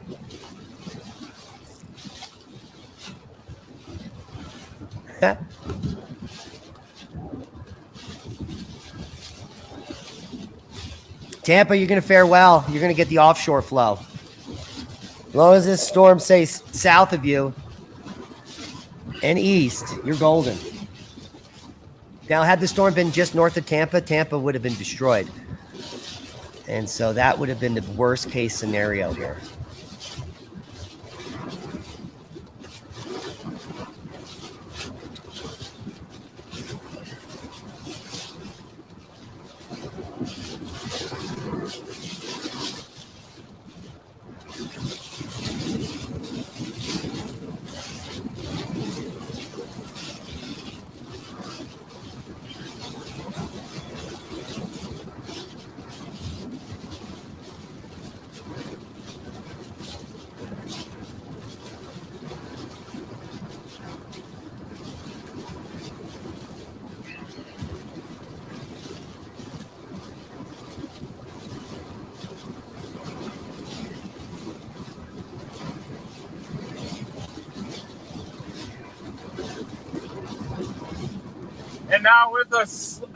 And now with the definitive wobble off to the east, I'm blasting back south to Pine Island.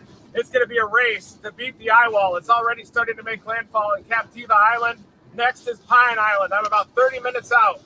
Catastrophic storm surge is on the way.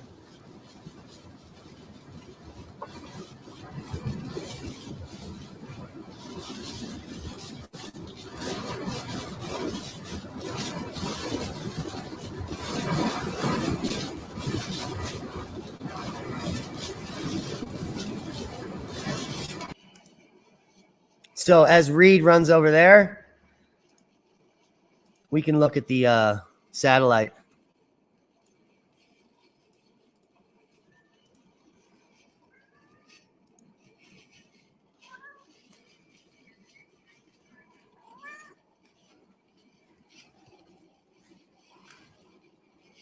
University of Florida team back there.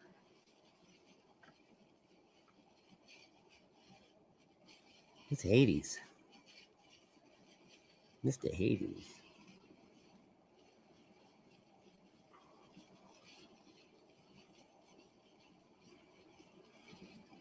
He's driving towards the eye wall, into a bay, onto an island. So he's going to be on Pine Island in just a little bit.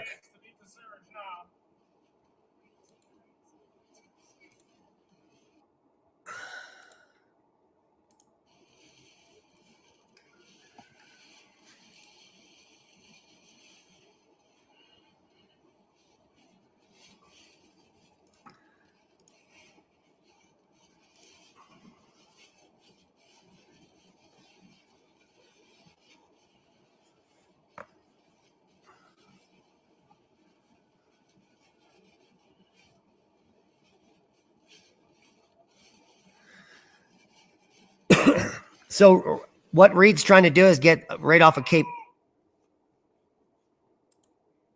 What happened?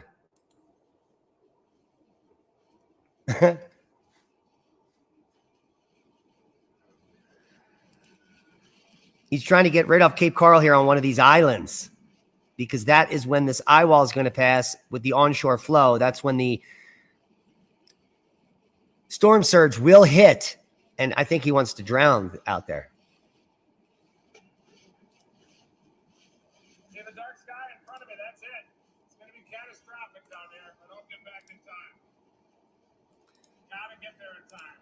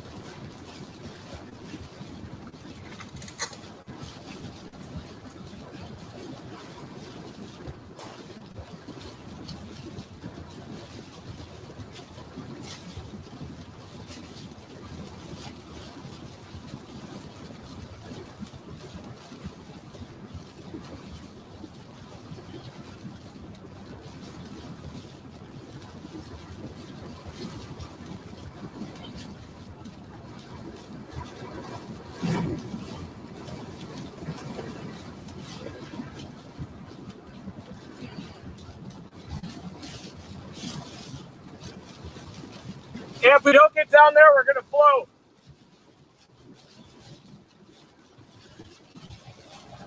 The surge is all on the south side of this eye. So I want to just enter the southern edge of the eye, but experience the strongest part of the eye wall when it comes in.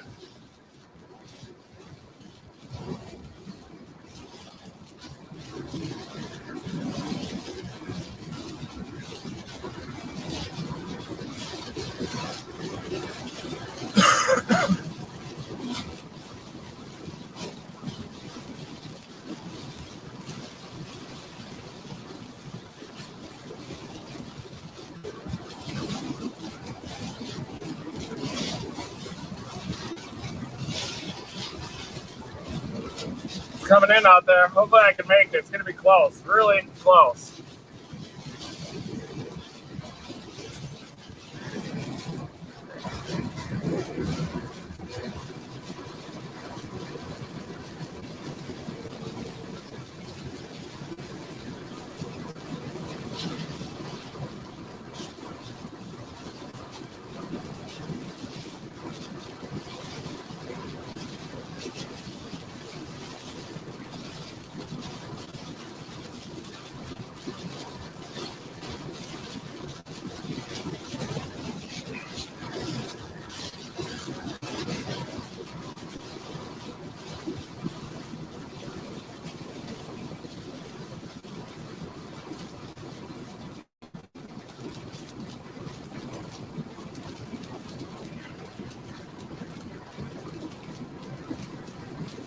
Yeah, the eye wall is over Captiva Island.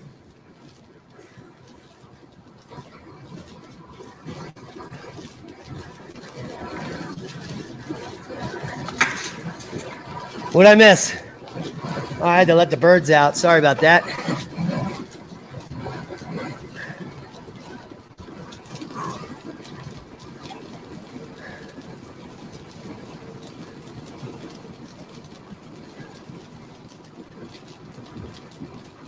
So we've got a heavy band that's about to hit Cape Coral in just the next 15, 20 minutes.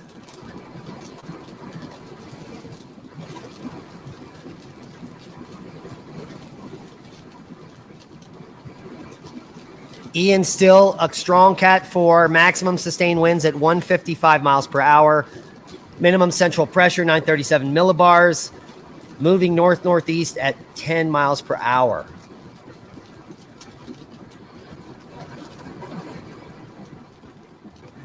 There are 200,000 people without power in Florida, the majority in Collier County. Yeah, my plan is to try to get the strongest of the wind. So I'm going on to the southern tip of Pine Island. So the strongest winds are going to be felt.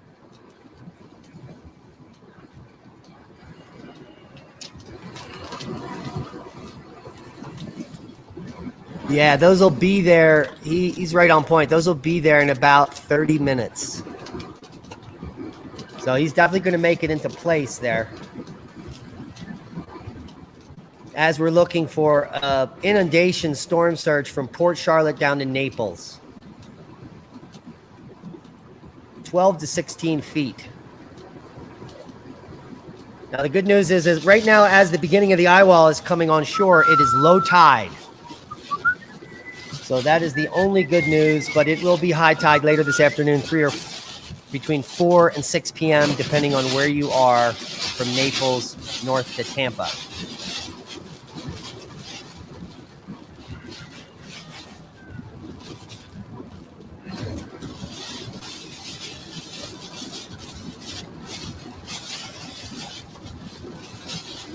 There's going to be 2 million people without power by midnight, in my estimation. 2 million out of 11 million in Florida will be without power. Could be higher. Could be upwards of 4 million.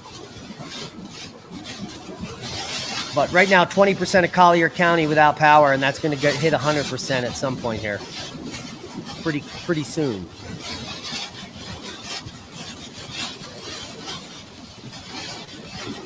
So we do have some... We'll get back to Reed as he gets in place there. And we do have some other footage we can share with you here as it comes on shore here.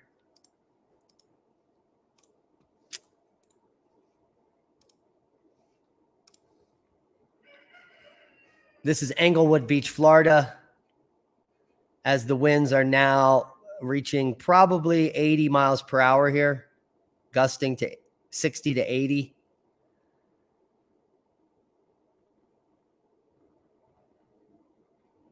And we should definitely see this water reach up into here into the sand dunes. And that will be when the eye wall comes on, and behind it, it's holding up that basically a wall of water. So we're live here at Englewood Beach, Florida, at the Hurricane Cam.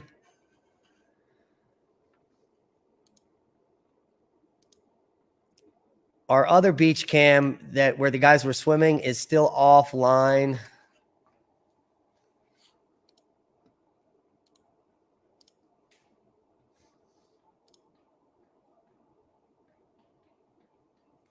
And we'll just show you the live satellite, just to show you how close that eye wall is from making landfall here.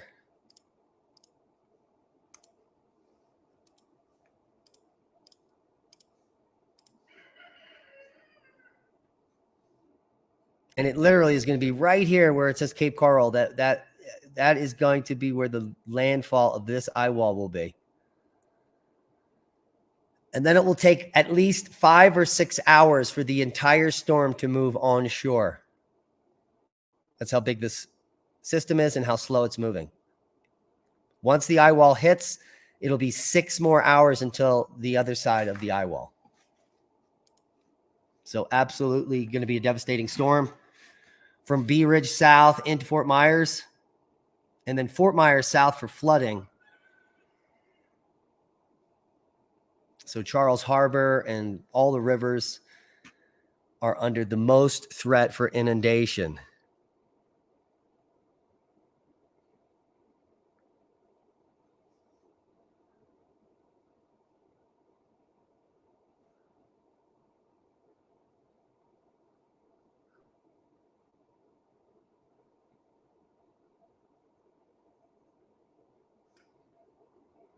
Oh, Orlando will be, there will be no electric. No, nobody's going to Orlando on Friday. Mark. It's unknown what's going to happen here. Orlando could pick up as much as 20 inches of rain in the next 2 days. I'm sure the airports will not be open, and there will be no electric. So nothing will be, it's not a spot you want to be going to in 48 hours from now. That will be ground zero for the devastation.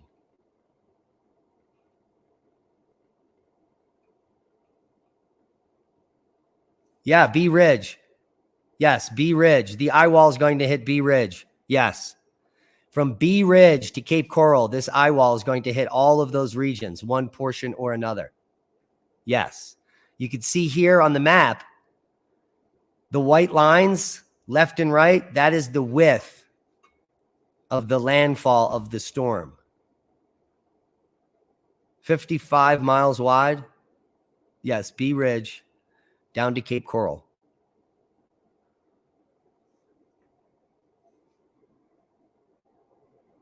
Sarasota's not, so Bee Ridge is going to be at the top, the offshore flow of the storm. So not in the bad area. Down in Fort Myers is the bad area where you're going to get the onshore flow and the flooding.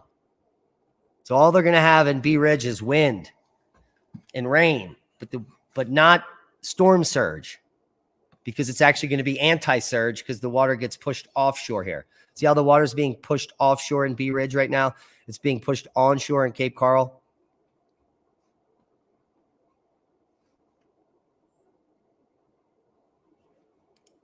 That's how these storms work.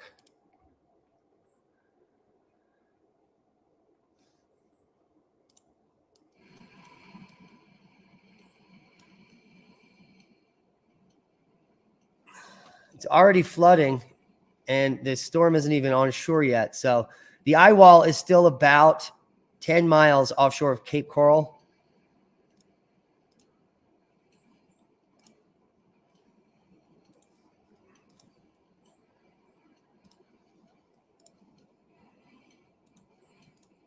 Check in with Reed as he heads towards Pine Island. You can see the flooding to the left of the road there.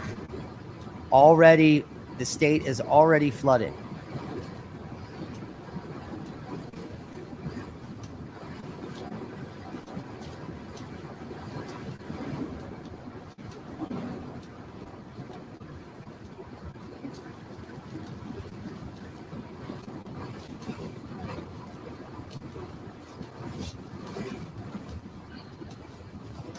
A lot of people on that road.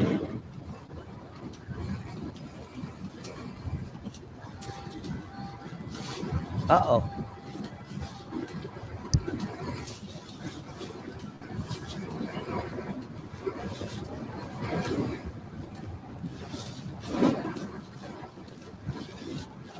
Definitely getting windier.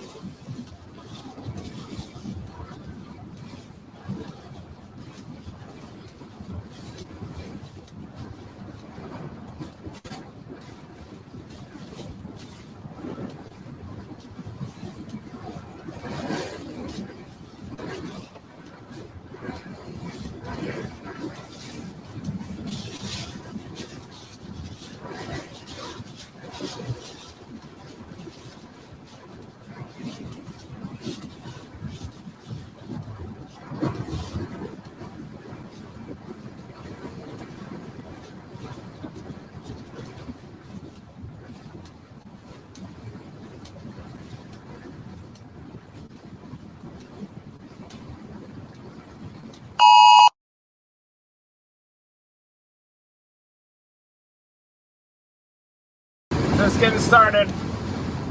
4 miles from the bridge to get back to the island. I'm in a very dangerous spot right now.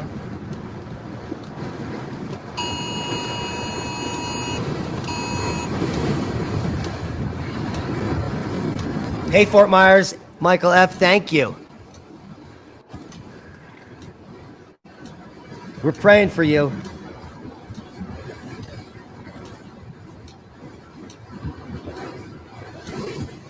My brother's down here in Fort Myers, and he's right on one of those tidal rivers, so praying for him.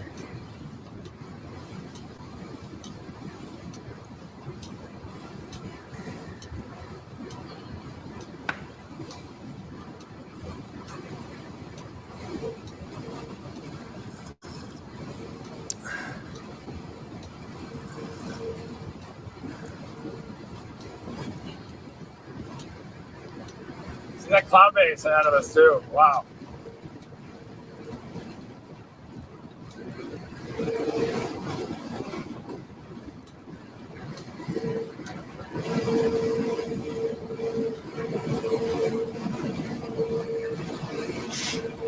I'm looking for Cape Coral webcams because it is coming on shore there. Just bear with me.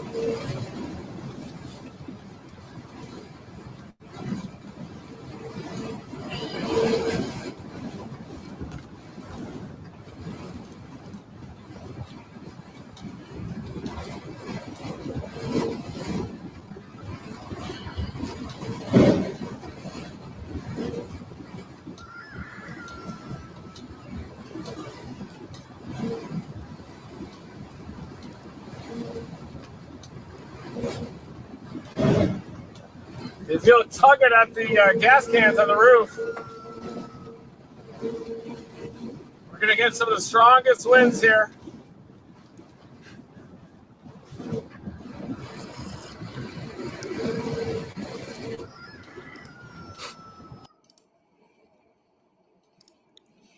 So we'll come back to read. I got this. I found this one. This is Cape Coral at Chiquita Lock. And this is where the eye wall is going to come on in just about an hour. So it'll be interesting to see what the water does here. It should definitely be up into this building.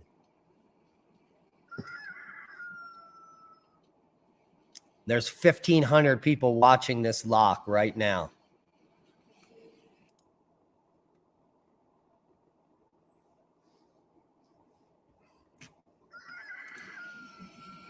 Welcome new subscribers. Hey, thanks for joining us here. The live Surgeonator data down at Fort Myers Beach already shows 4 feet down in that location right now, so it's already ripping. So you heard Reed, the surge is already up 4 feet in Fort Myers. It's got 12 plus feet to go. And here we are at the lock.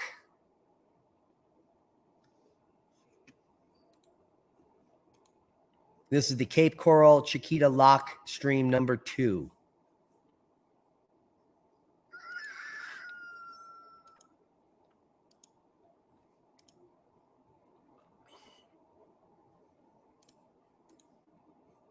And so let's go back to Reed, and I will try to look for some Fort Myers cams.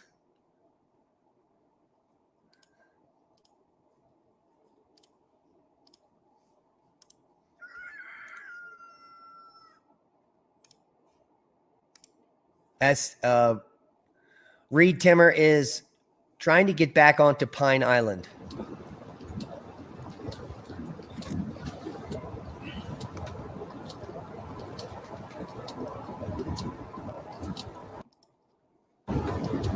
Hello?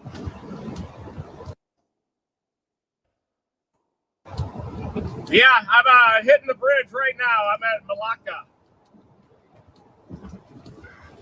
How's the wind there? Just...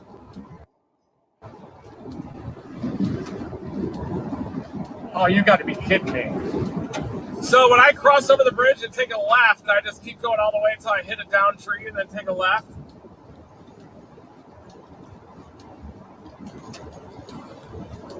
Okay. All right, I'll be there in a few. But we're going to have to blast north to potentially get in the eye.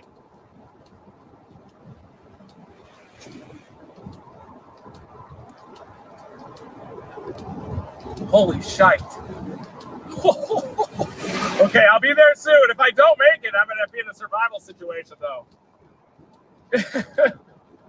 Yeah, I'm only 10 minutes out, so. All right, I'll see you in a few, hopefully. God, I hope so. Right.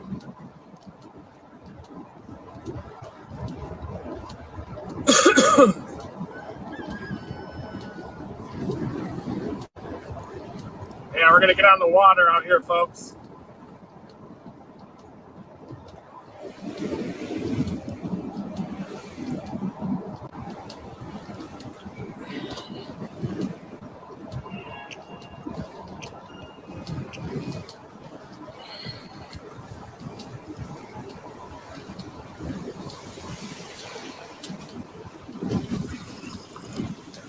All right, this guy's about to drive over. Big wind as I'm heading over the bridge here, back on the island. Onto an island, onto a bridge that may be cut off back on Pine after the storm.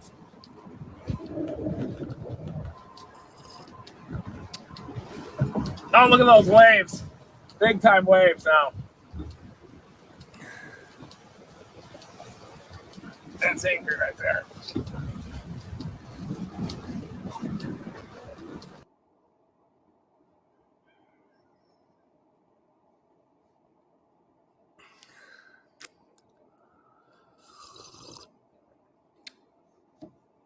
All right, so it looks like Reed's frozen up.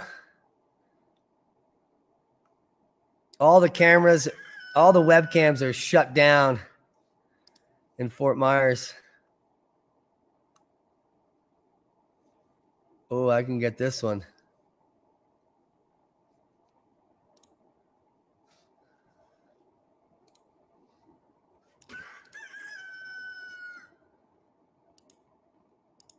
So while we wait for Reed to come back up here, I found a Fort Myers cam on the beach. As the eye wall comes in. So those little twigs of, actually they're giant palm trees, but these are all probably going to be not there because what you get is 100% tree loss in a Cat 4 winds. And this area should receive eye wall winds in just the next hour. And I would imagine all those to be missing. As you can see, the water is now pushing up to the wall here. Probably going to be over the sidewalk now shortly.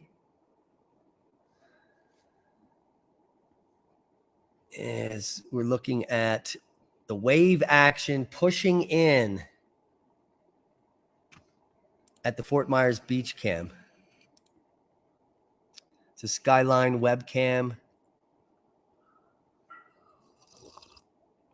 Live in Fort Myers.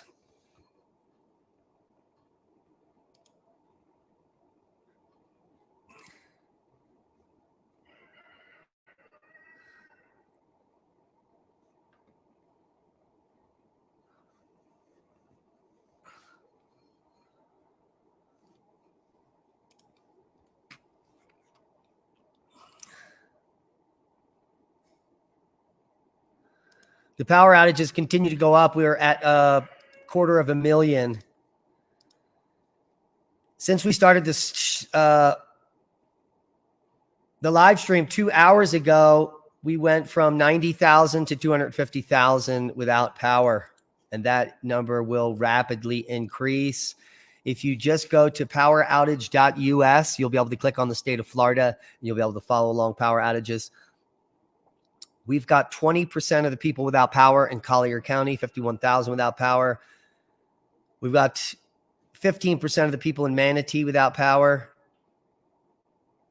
About 20% of the people in Sarasota without power, and a total of 233,000 without power. We're estimating this number will be 2 million by midnight, as high as 4 million without power. And then there will be long-term power outages for huge swaths of the state for days, weeks, and in some area months. They've already cut water to many of the barrier islands offshore, and that won't be turned on anytime soon until the storm passes. So that's the best we can give you now. And we do have advisory 24. This is as of 11 a.m. New advisory. Maximum sustained winds 155 miles per hour. Nothing has changed. Central pressure still at 937. It's moving northeast at 8 knots, 9 miles per hour. It's slowing down. That is not good news. This is going to be a very long duration storm. And it is still a very strong Cat 4, very low Cat 5. So that's what we're looking at here.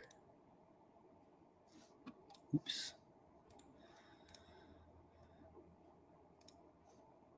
So here we are at the National Hurricane Center with the latest update. And Hurricane Ian's key message, which is now the same as it's been earlier. The key message has not been updated, but advisory 24, 11 a.m. Eastern Daylight. Maximum sustained winds at 155 miles per hour. Minimum central pressure 937 millibars. Moving northeast at 9 miles per hour. We've got another tropical depression out there that probably won't be following this up.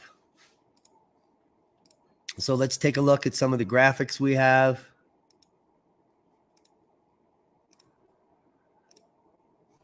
Let's look at the live radar. And you can see how close that eye wall is. So this is actually moving more in a trajectory towards Sarasota and headed a little bit more north like I thought.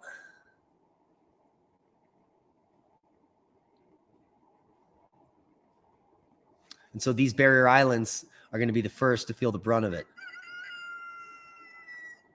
As the rain bands make it to Lake Okeechobee and far out all the way to the Bahamas there. Pretty amazing storm, massive storm. And it is not weakening. It is, in fact, been the same strength for now over 4 hours at the highest Cat 4 storm you can get before Cat 5, just 2 miles an hour below the threshold for Cat 5. And this is a big one that is going on shore. As we've lost contact with Reed completely.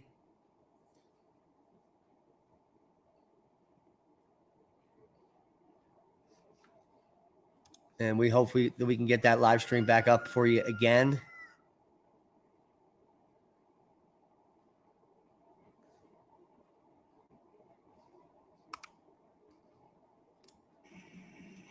All right. Wow, big wins here. And we've got Reed live approaching the eye wall.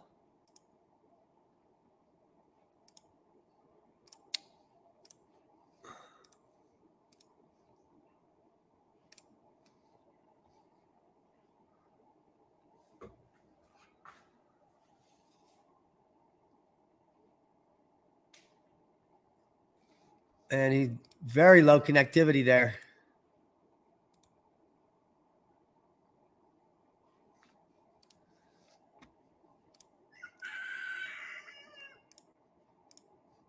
all these live streams are failing.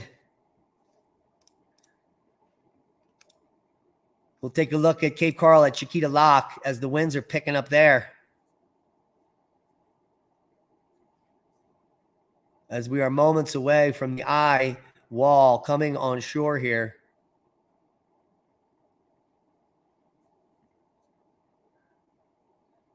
There's 2,000 people watching this live stream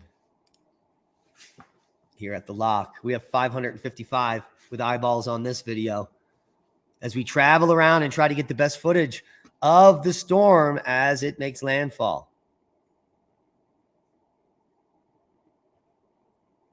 Very strong Category 4 storm. Maximum sustained winds at 155 miles per hour with the central pressure. It's sticking strong at 937 millibars and moving very slowly at 9 miles per hour to the north-northeast.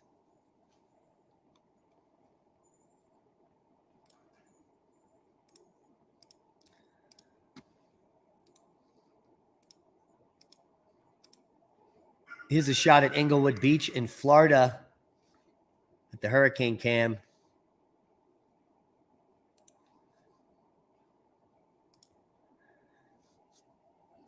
Starting to get a little shaky.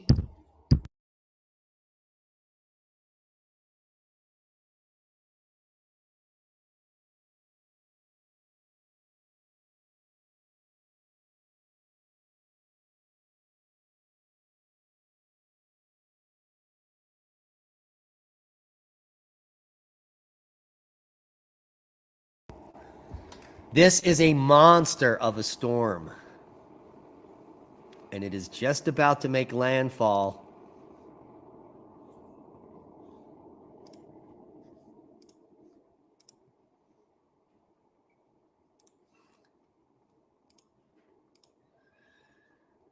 Now, the good news, it's going to be making landfall at low tide.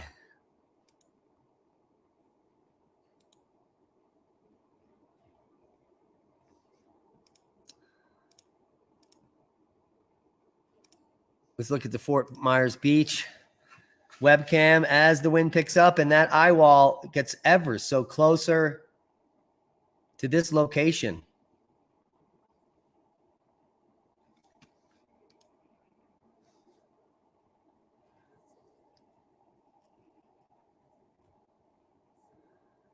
Now, the problem, Scooter Johansson, is we can't celebrate now as high tide is at 4 p.m. for most of the region. And this storm is moving so slow that the eye wall will still be hitting land during high tide as well. So 5 p.m. will be the worst time to be in the Fort Myers, Charlotte Bay region. That will be this evening.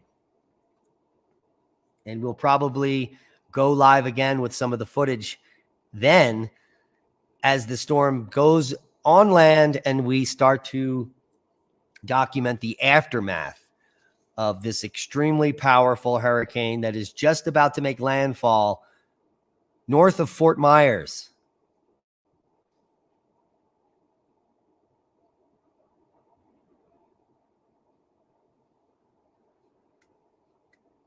Okay, we'll show you the inundation area for those that are interested. We did it earlier, but a lot of you just got here, so we'll bring in that map.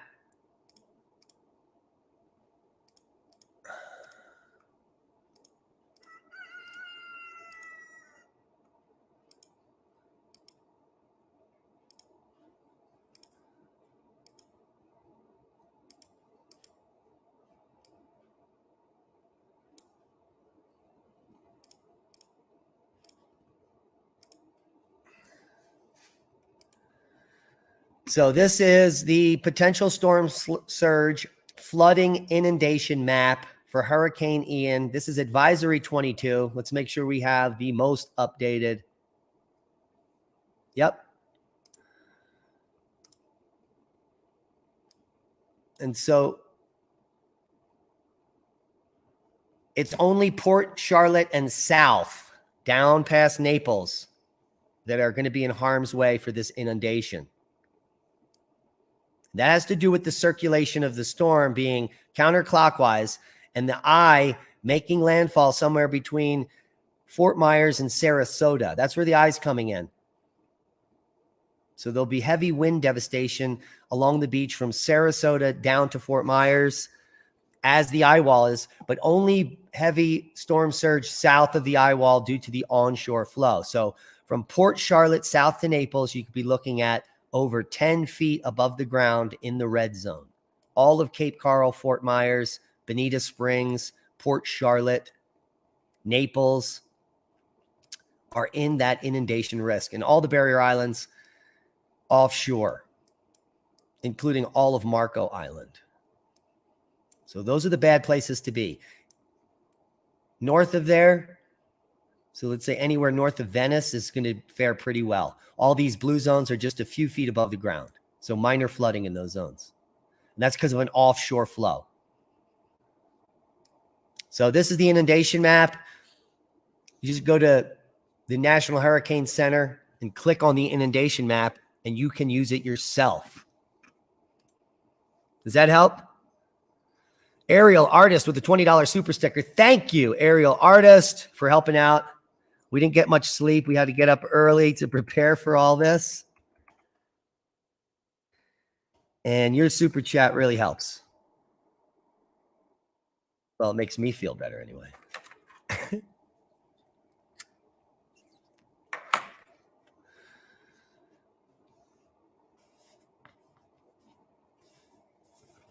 Okay, so we're waiting for landfall to be happening anytime now in the next hour of the eye wall. Tampa is safe from inundation, yes, but it's not safe from winds and flooding rains that are going to be over there for over a day. So there should be some flooding in Tampa, but there's not going to be storm surge. The storm surge is Fort Myers and south, just like on this map is showing.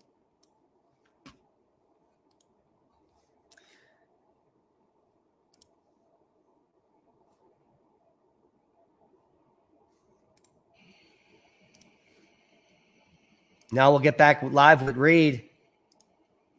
I'm trying to get it back. Okay.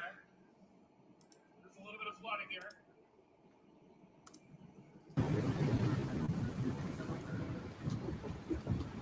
Wow, they're already flooded out in some of those roads.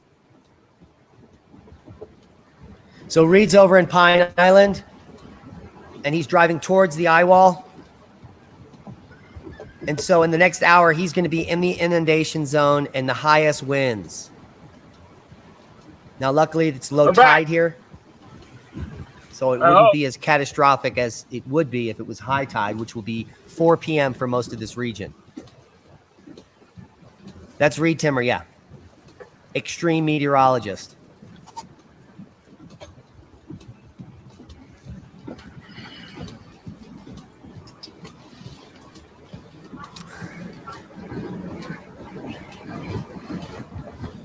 Alfonso, share the beach cam here, please.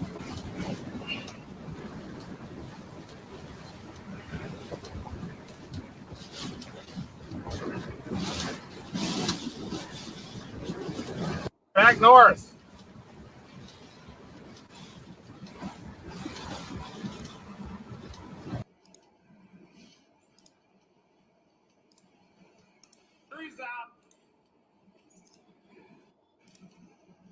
So we are tracking this major Hurricane Ian, Wow, big winds here, which is approaching Cape Coral.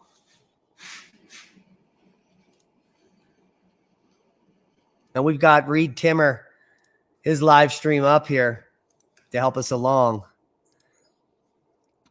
But let's just go over the facts of the storm. It's remained an extremely strong Category 4 storm for the last 4 to 6 hours with 155-mile-an-hour sustained winds in a 55-mile wide eye wall, with the central pressure at holding steady at 937 millibars and slowly moving north at 9 miles an hour, which means it's going to take over 5 hours to make landfall from Cape Coral north to Sarasota, and it will be a devastating wind event for the region along the coast, with almost complete loss to all structures that are not hurricane proof.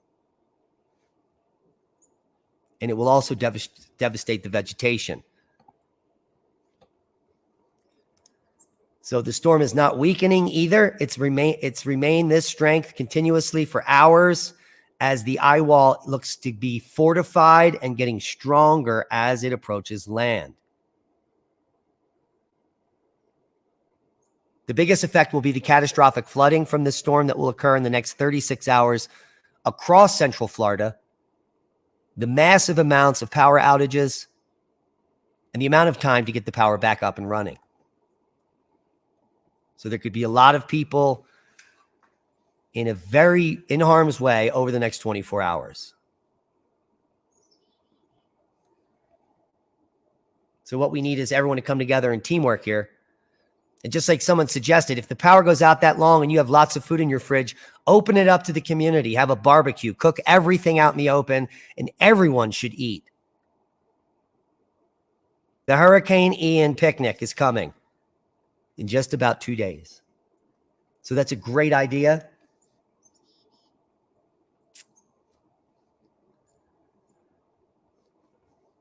What do you guys think of that idea?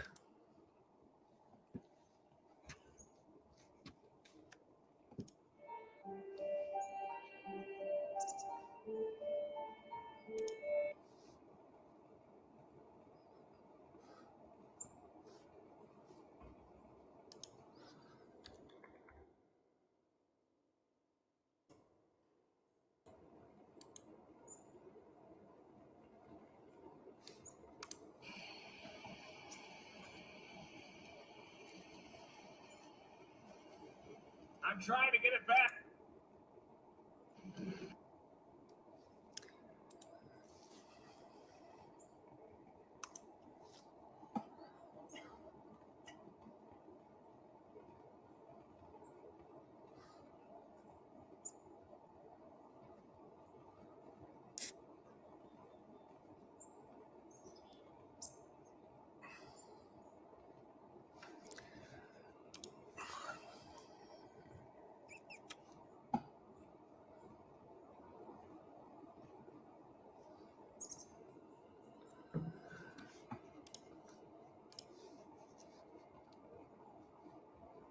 All right, so Reed has gone dead, and he's trying to get his live stream back up there. We can check in with some of these beaches.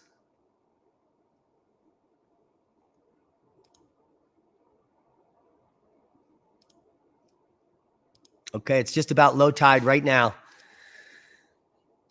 The tide is going to start coming up in the next hour at all locations. And so that's just going to make this worse as the storm is slowing down here.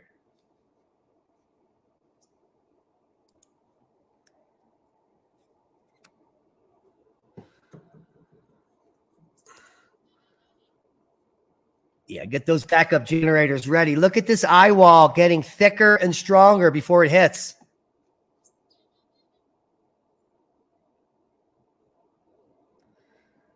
Holy macaroni, Cape Coral.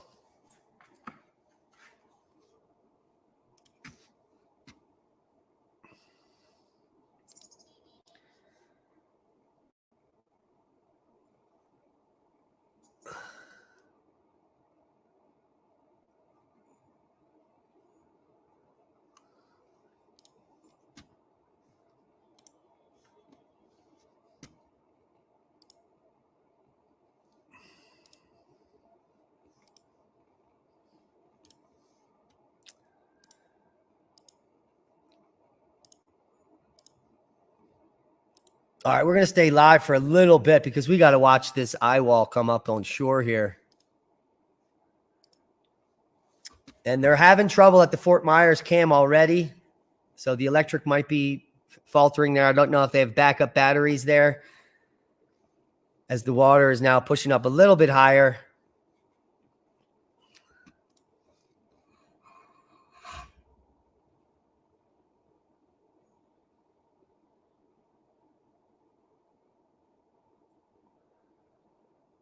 I saw Geezer in the house. Welcome to the show. Brittany has eyes. Scooter Jansen, pull my finger. All the people in the house. 550 have been in the house for hours at least.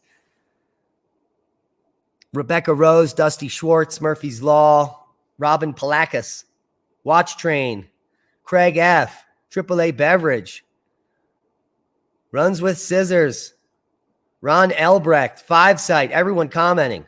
Thank you. We love you. Smash that thumbs up. Share this video out if you can. We didn't get much sleep. We told you we're going to wake up early. Yeah, that's the truth, isn't it, Cynthia? We got some nice Costa Rican coffee directly from the island, from a small farm that's hand-picked, solar roasted. Thanks to my neighbor who's got a permaculture farm down there. So we got the good stuff here. Yeah, I heard reports earlier when we started the live stream, there were some tornadoes already.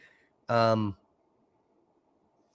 got too much going on to really check on that currently.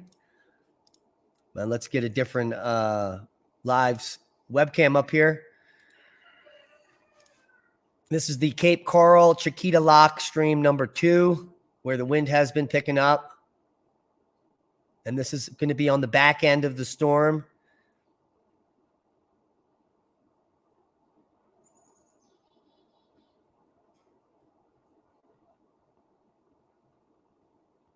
We are at low tide, and in the next hour, the tide will be coming up. And Reed Timmer is still trying to get back online as he is on Pine Island on the eye of the storm. And there's still nothing up here.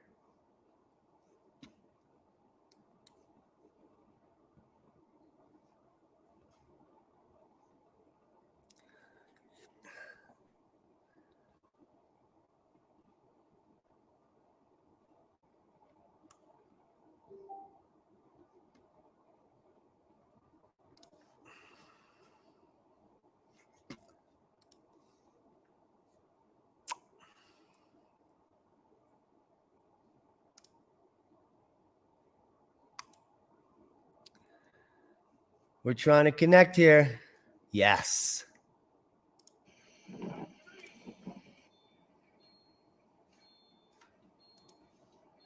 All right, let's go live with Reed. He's back up.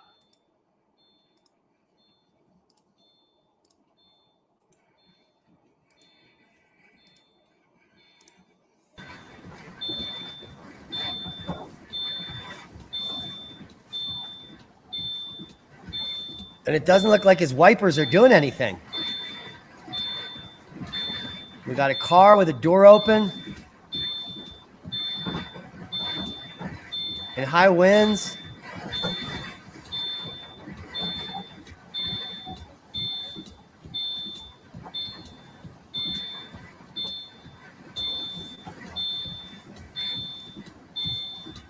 So, very developing story here. Reed is maybe putting a sensor out or missing. There's a car with the door open here. They're on Pine Island.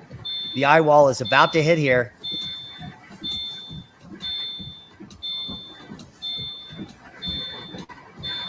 And it doesn't look like his windshield wiper is doing anything. Very bizarre.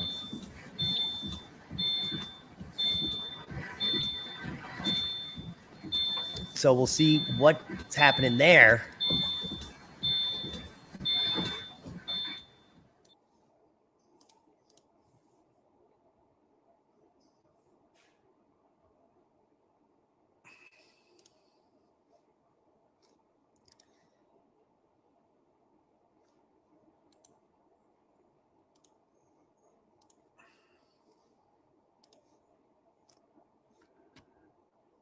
Power is now out almost to 300,000 out without power. We are at about 300,000 without power.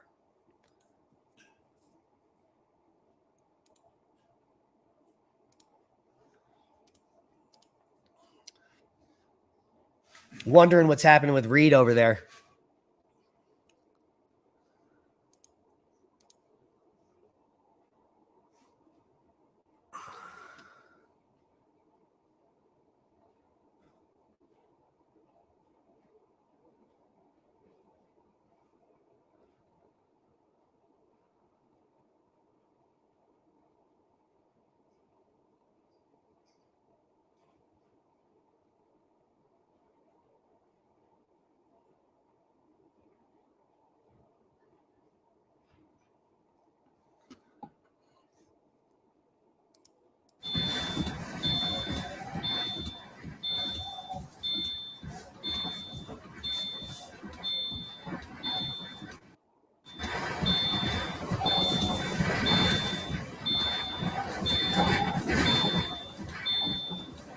No, they're not going to be charging the EVs for a while.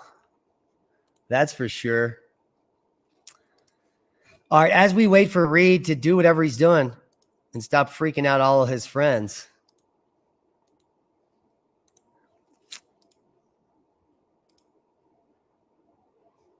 We'll take a look at the tide chart here. And I'll explain to you why this is such a good scenario. So we're at low tide right now. As the eye wall hits, it won't get, the catastrophic flooding won't occur until 4 to 6 p.m. tonight in most of these regions. And by that time, the storm will be greatly reduced and far inland. So that reduces the amount of surge quite a bit. There's still going to be catastrophic flooding, don't get me wrong, but this is lining up to be a perfect case scenario. So that's good news there. Let's take a look at some other webcams. Englewood Beach, let's go back there. We can just check in on the surf at Englewood Beach.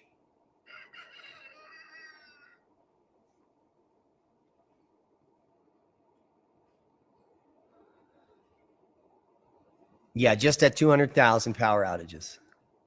Well, we're at 300,000 now. So there's 278,000 without power.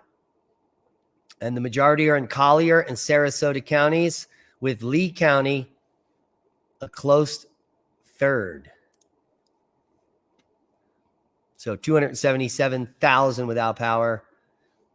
That number has tripled in 2 hours and 40 minutes since we started the live stream, and we expect that number to exceed 2 million by midnight, approaching 4 million without power.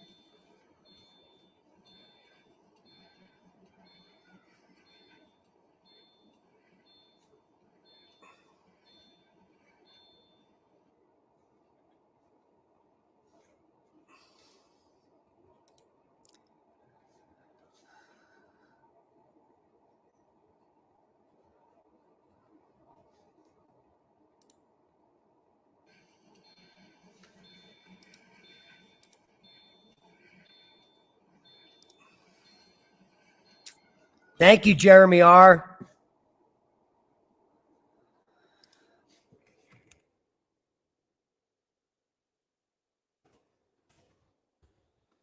Thank you for the super chat. Much appreciated. Oh, that was supposed to be an exclamation point, not a 1. Yeah, we've been up since 4:30 prepping for this live stream, and we're going to go at least for another 20 minutes here as we watch the eye of the storm, which is now right offshore, about to make landfall. So let's take a look at the live radar.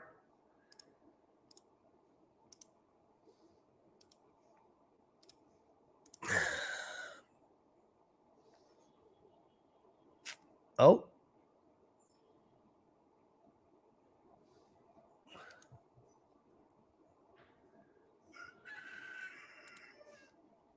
What's going on here? Do we have audio?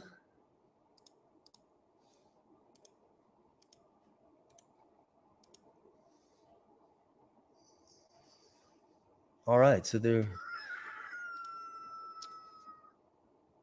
hopefully we can get this. They're going to put the 3D back up here for us.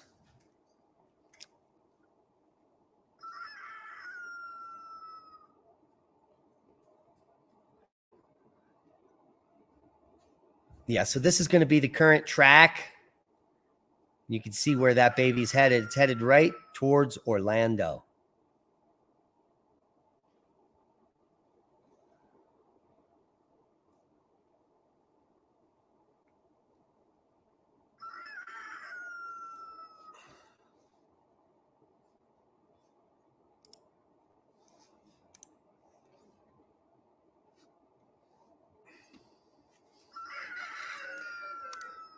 Wow. Hard to keep it together here.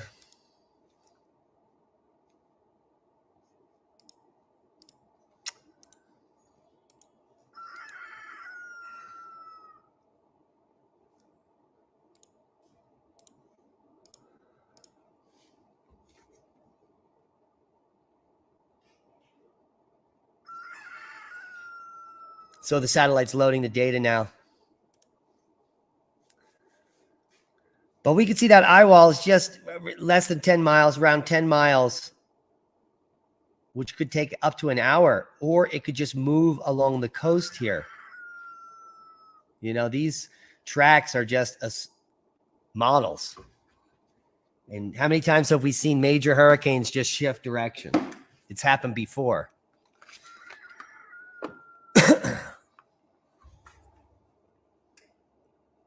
So I'm going to keep this up, and I'm going to try to see if Reed has now lost another live stream. And he is dealing with some connectivity issues.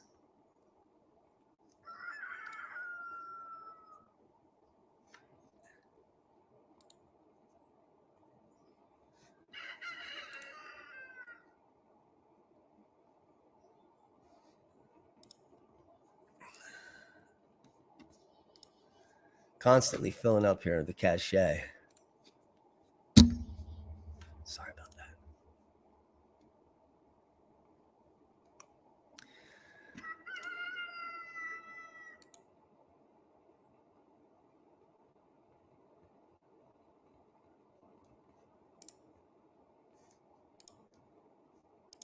So the Fort Myers beach cam has been lost.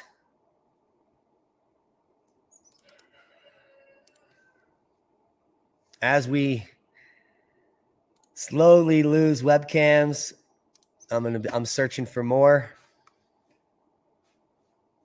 No, that one's been taken down.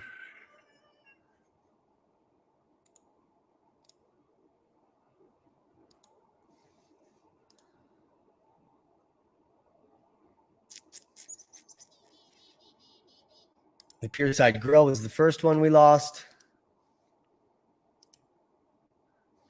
We lost Fort Myers beach cam.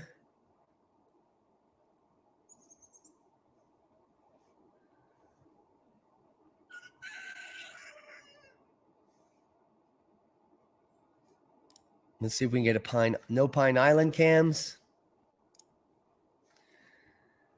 Okay, this is not.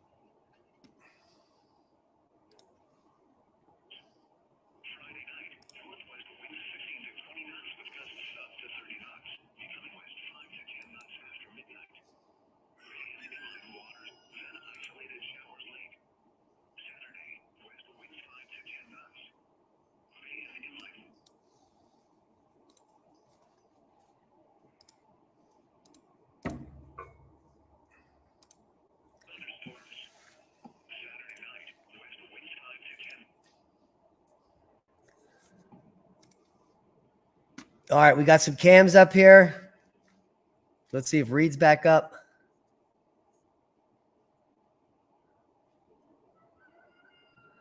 No, we lost him for good.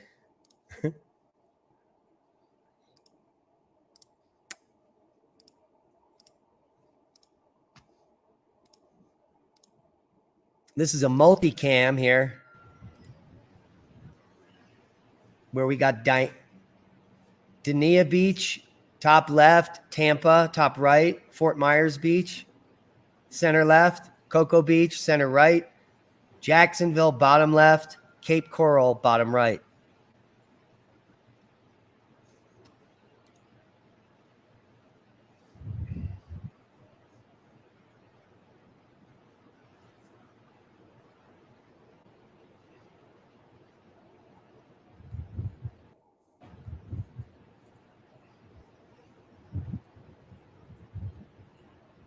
So we're about 30 minutes out from landfall.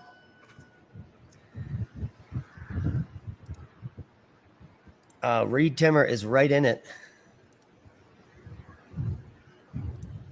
Let me see if I can get him back up.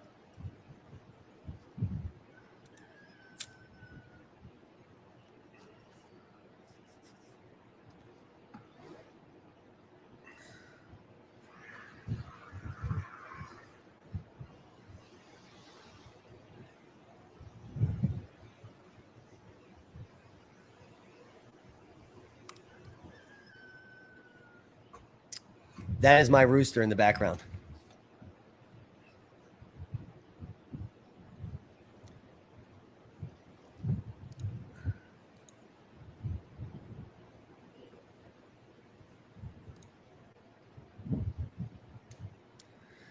So as of 11 a.m. Eastern, advisory number 24, maximum sustained winds, 155 miles per hour. This is a strong Cat 4 storm with minimum central pressure at 937 millibars, moving at a very slow speed of 9 miles per hour to the north. The eye wall is just offshore of Cape Coral. Cheryl Starkey. Huge boom. Thank you for this super chat, Cheryl.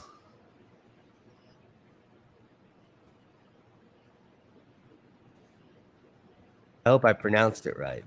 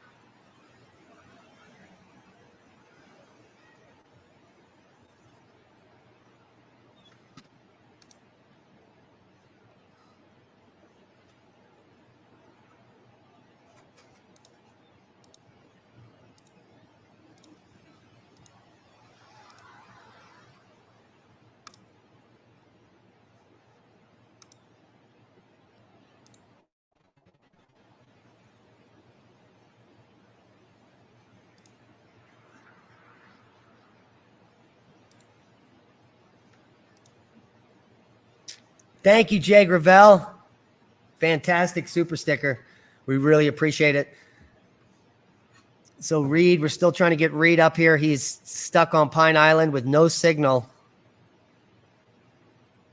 as the eye wall is hitting him now. So that might have a lot to do with that issue. And we can see some of the effects of the surge coming up on some of these webcams. It is officially low tide in Punta Gorda and Charlotte Harbor, which is good news.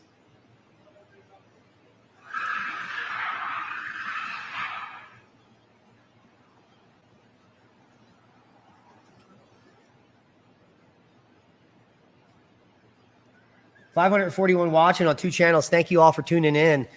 We are witnessing a historic Hurricane Ian make landfall on the Gulf Coast of Florida as a very strong Cat 4 storm. Maximum sustained winds at 155 miles per hour. Central pressure 937 millibars has remained constant for almost 6 hours now, moving northeast at just 9 miles per hour. And it is just 2 miles an hour below the threshold on the Saffir-Simpson scale for a Cat 5 storm. So this is a very dangerous storm with very high winds that is about to make landfall. Some of the weather cams are getting totally hammered right now.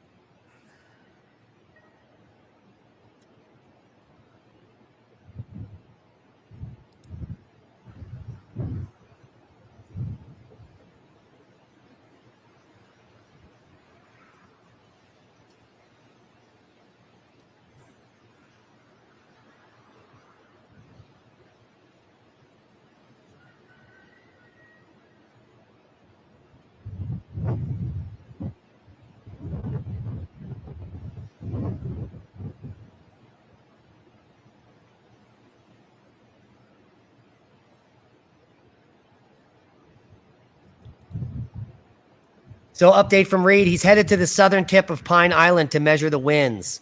He thanks everyone for watching and donating and liking. Do not attempt what he is attempting. And he has been cut off. He has 18,000 watching on his main channel. And he has gone silent. Hopefully we can get him back up here before the end of the stream,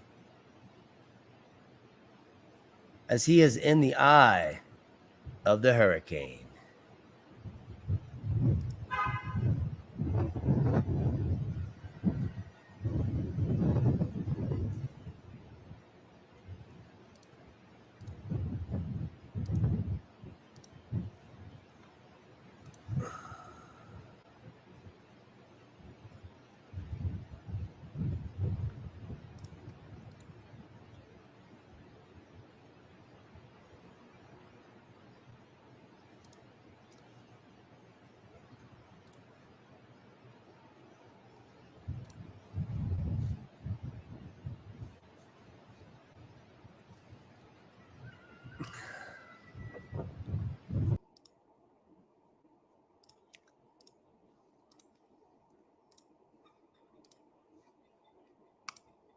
So we'll just come over here to the National Hurricane Center,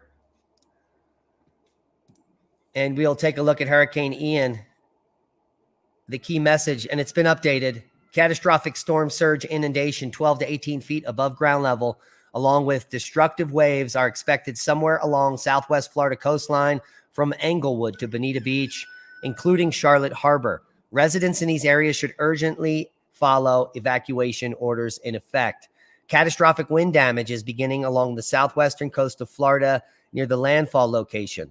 Hurricane force winds are expected to extend well inland along near the core path of the Ian. Preparations to protect life and property should be urgently rushed to completion.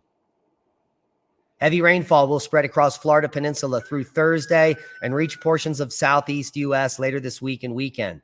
Widespread life-threatening catastrophic flooding is expected across portions of central Florida, with considerable flooding in southern Florida, northern Florida, southeastern Georgia, and coastal South Carolina. Widespread, prolonged, major, and record river flooding is expected across central Florida. Hurricane conditions are expected along the east central Florida coast overnight, where a hurricane warning has been issued. Hurricane conditions are possible from northeastern Florida to portions of South Carolina on Thursday and Friday, and hurricane watch has been issued for these areas. Here's the current warning cones.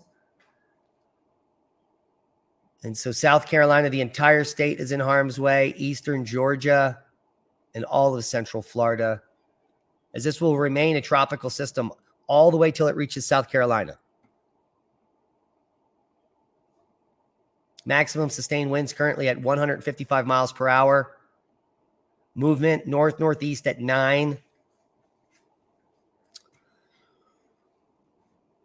And we don't have a pressure reading here.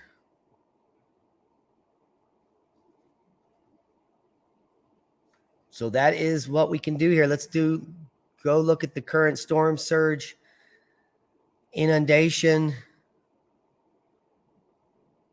Here's peak surge. So from Englewood to Bonita Beach, 12 to 18 feet. All of Charlotte Harbor, 12 to 18 feet. 6 to 10 feet from Longboat Key south to Englewood. And Chokoloskee, 5 to 8 feet from Bonita Beach south to Chokoloskee. Well, actually 8 to 12. My bad. So the south of the eye wall is going to be where the major flooding is occurring.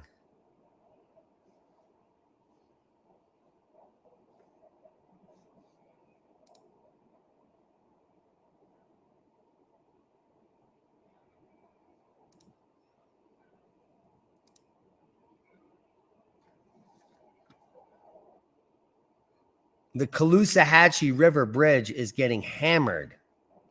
Let's go over to that cam.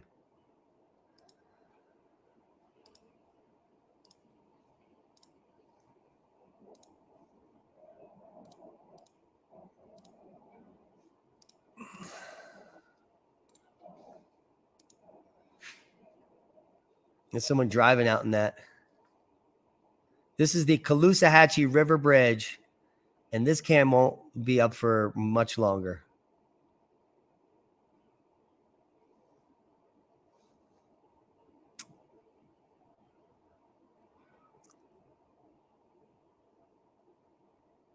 This is the Peace River Bridge. And it's windy out there. I got it.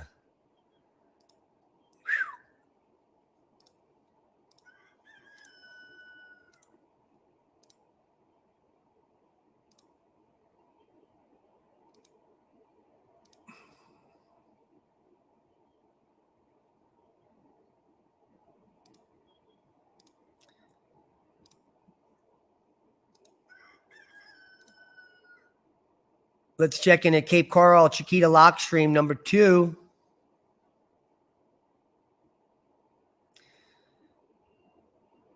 As we can see that water pushing higher there, there's got to be some flooding happening in these buildings now. I think the water is up to the doors at least. As that wind kicks up, as the eye wall is just offshore of this location, maybe 10 miles, 11 miles.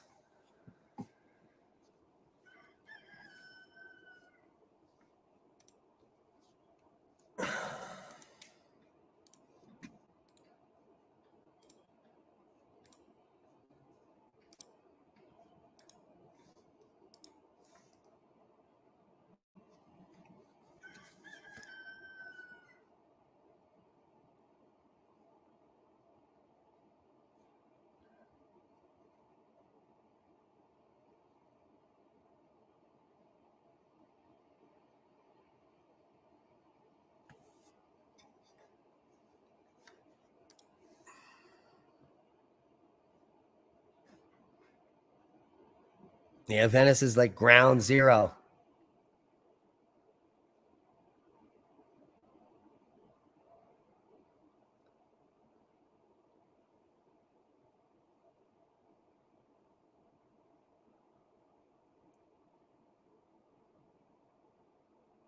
Yeah, we have chickens out here. 4.6 feet storm surge in Naples, according to Digus Inc.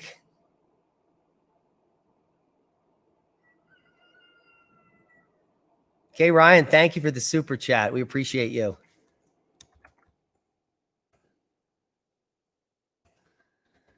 We did lose contact with Reed, but he's going to make some wind measurements, and hopefully we can get him live again, back up.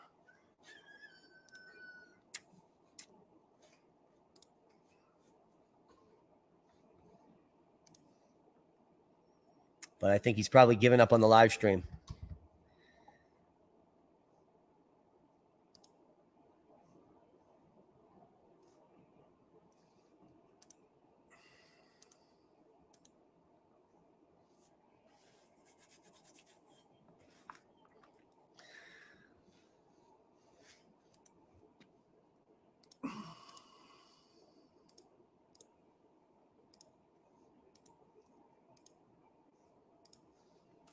Take a look at this live radar. You can see the eye wall is still offshore of Cape Coral as it moves north towards Sarasota.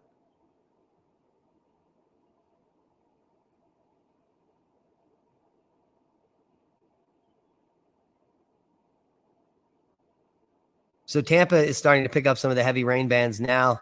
Sarasota is getting saturated in the rain bands.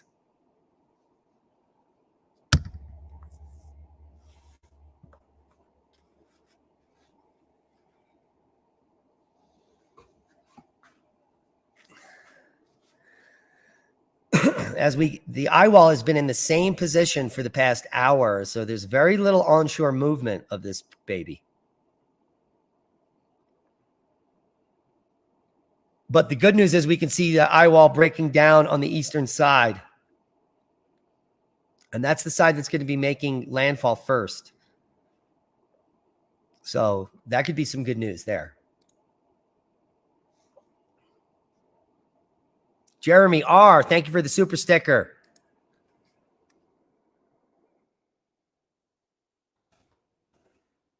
Appreciate you.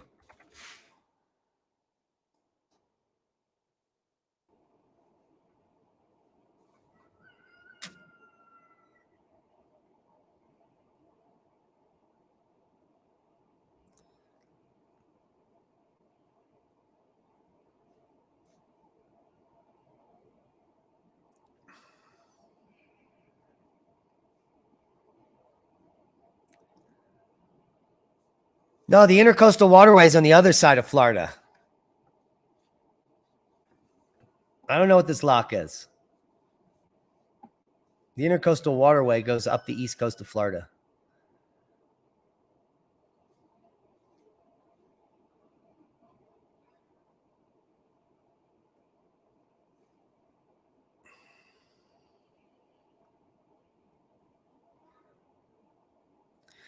Yeah, anything north of the storm is reverse storm surge. It's getting the water pushed out, like sucked out, like a tsunami. It's getting pushed out of the bay because of the winds. So your friends hunkering down in Venice, that looks like ground zero now for the center of the eye to smash into there. So they may actually be in the eye wall and be able to come out for a few hours in the sun. Because this is so slow moving, the eye of the storm is about 35 miles across. As we can see here on the radar, it's starting to break down here. The western wall and the eastern side is weakening. That's because half of the storm is now over land. So there should be some reduction in strength on the storm. Although the last report came out, still had it at strong Cat 4, 155 mile an hour sustained winds. Central pressure at 937 millibars. Moving to the north at just 9. Yeah, I think the storm is slowing, so the 20 inches will be exceeded. Eric Court, thank you for the super chat.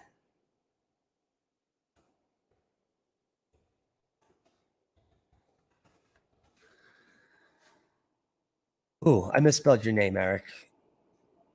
Don't be mad at me.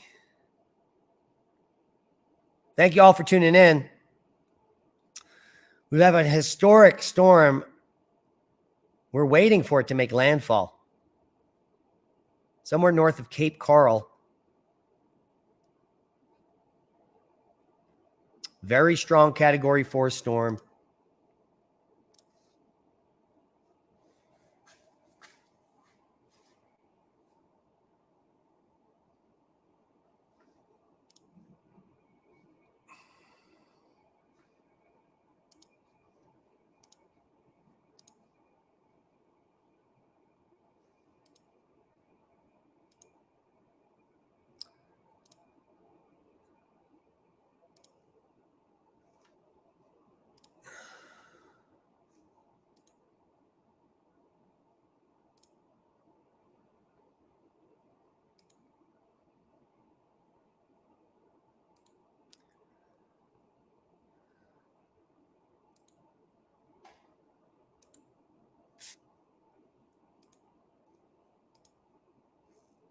So the tide is beginning to rise and the storm has not made landfall. We were expecting the storm to have already made landfall at low tide, and it's now low tide. So we have a long way to go on this storm, folks. High Vibe Chef in the house. Thank you for the super sticker. Check out the High Vibe Chef on YouTube.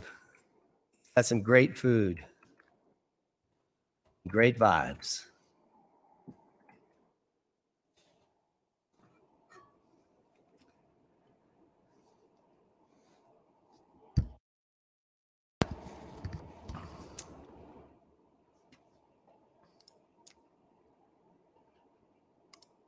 All right, let's check out some of the live streams. As the storm does not seem to want to make landfall.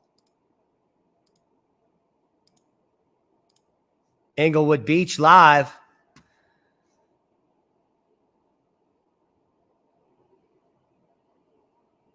Some pretty sustained winds there. The surf is getting ridiculously high. It looks like 8 to 10 foot breaks.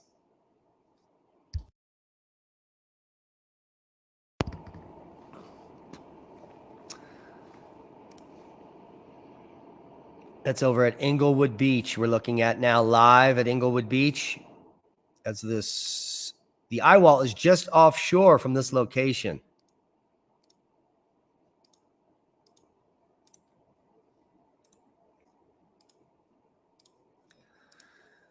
We'll check in here at Florida power outages where 337,000 people without power.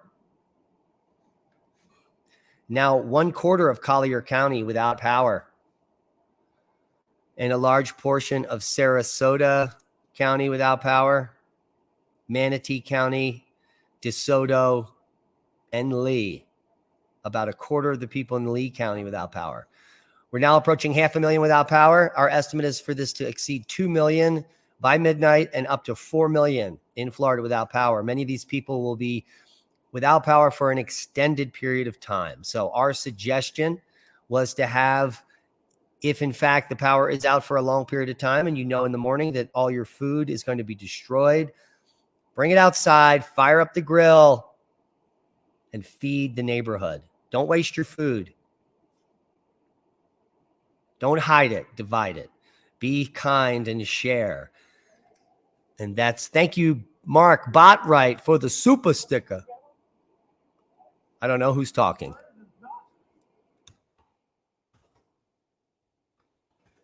Thank you, Mark.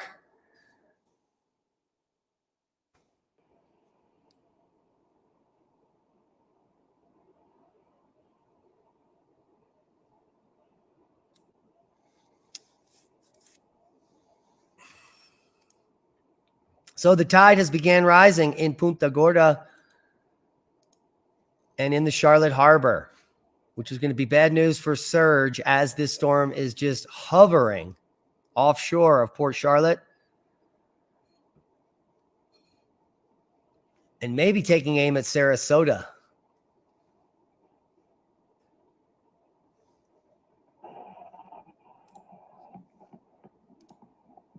Now 358,000 in just a few minutes. Did you see how rapidly that went up? So the power outages are starting in full force. And let's go over to the multi-screen because we got people screaming over there. I don't know what's going on over there.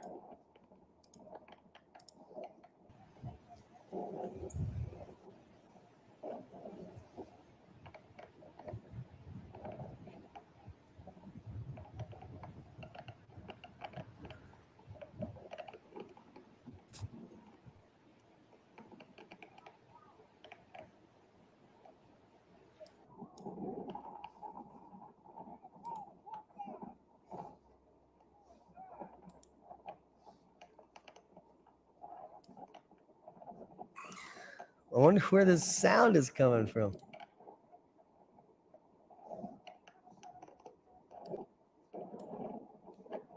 So that background sound is Reed's audio live. We have Reed's audio live as he's taking samples, but it's completely blacked out.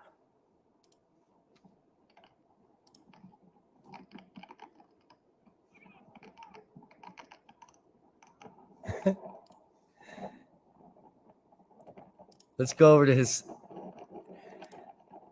So we've got Reed's audio back in.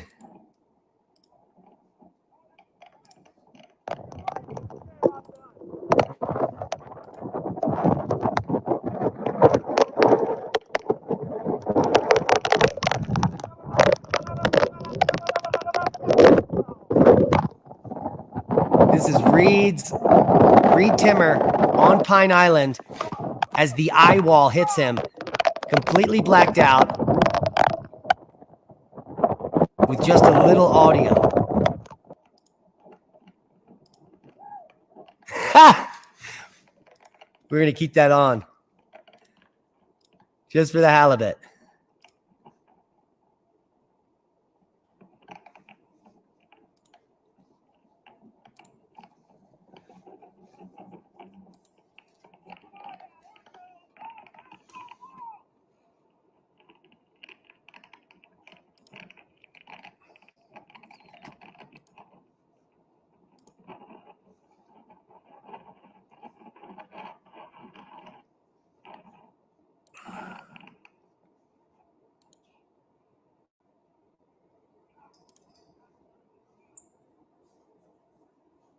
Oh, we lost him. It was fun while it lasted. Adapt 2030 in the house. Desert Eden Blooms. All the Sun. Roberta Gordon. Bob Frazier. Eric Court. Cobra. Elton Butterfield. Karen Nadeau. Desert Rose. Runs with Scissors. Thank you on the multi-screen. It's not mine. It's someone else's. WW Live. We love WW Live.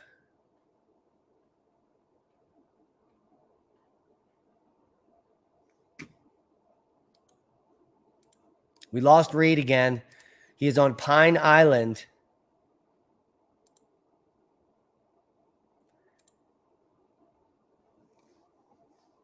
As this baby makes landfall.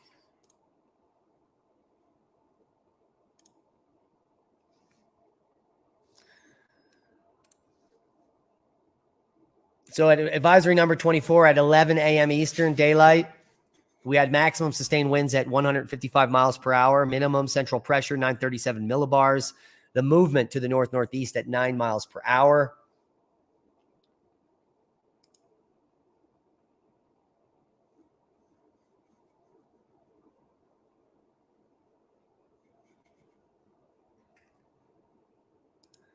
And we'll get a visual on the, what do you guys want to see? Do you want to look at the radar?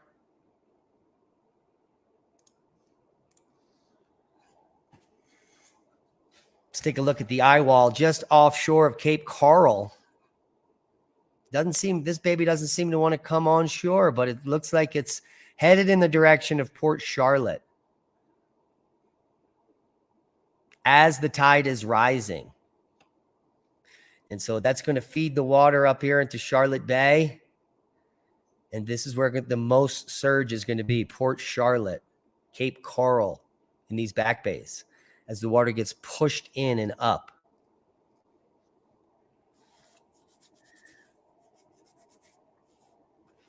And then the heaviest winds are going to be Cape Coral north to Sarasota in the next few hours.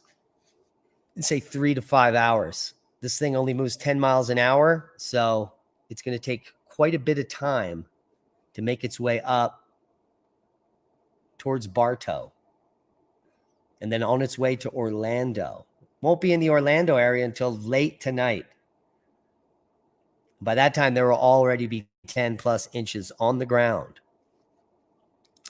So this is a massive historic storm that we're reporting on that is just moments away from landfall north of Cape Coral. And we'll be right back with you.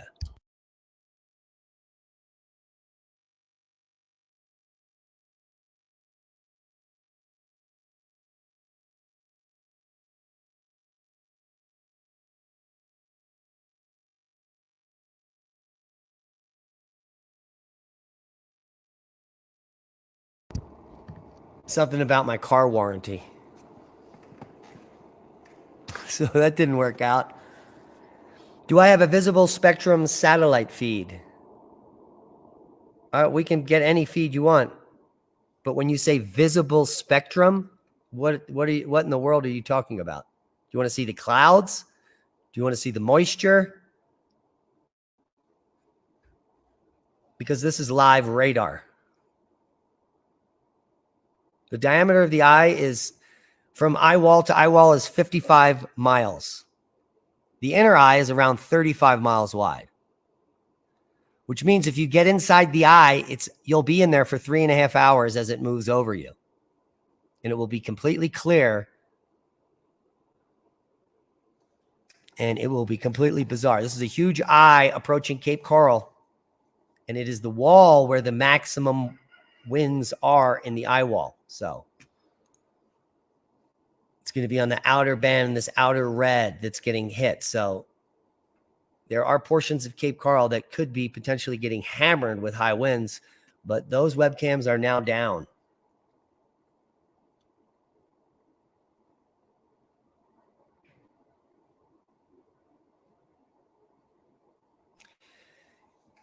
And also you can see that the eye itself is having trouble staying in that tight circle. It's starting to break down with, you can see some of these jagged lines to the western side of the eye.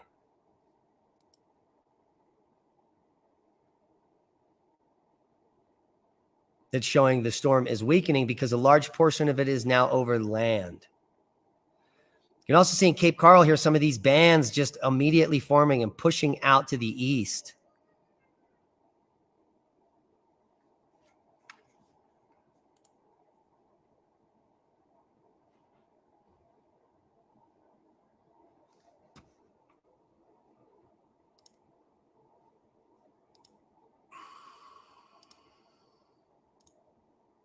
Oops. I don't want to click the wrong button. We'll all go away.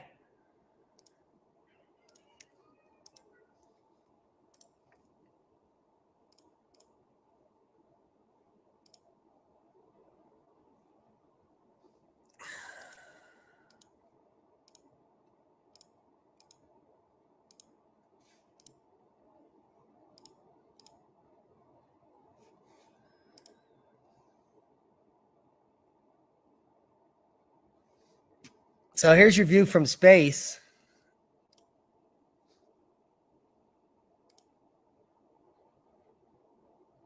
This is the HD sat. We can see the size of that storm.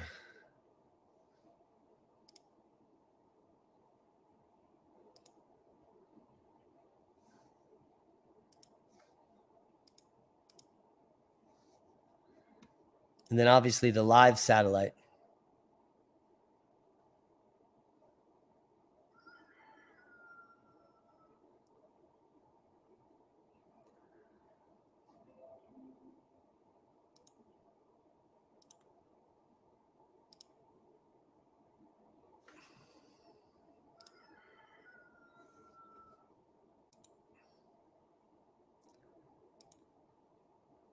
So at 6 p.m., we expect the storm to be onshore, still at 120 miles per hour at like Cat 3.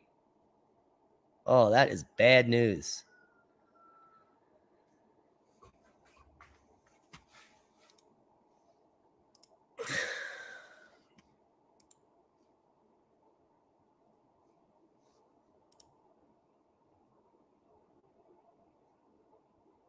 And so here we're looking at the progression of the storm overnight.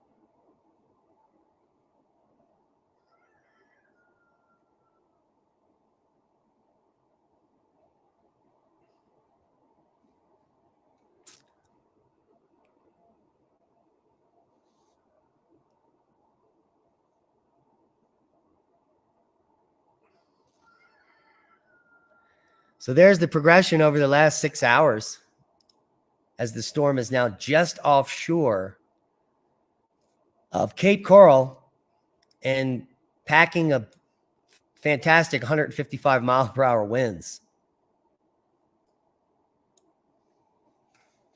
And so this is the expected position at 6 p.m. as it passes Northport, right in this position, and that will be high tide. And the circulation will still be pushing water up into these regions, up into Bonita Springs as it spins, up into Naples tonight at high tide. So the storm is far from over and is just getting started.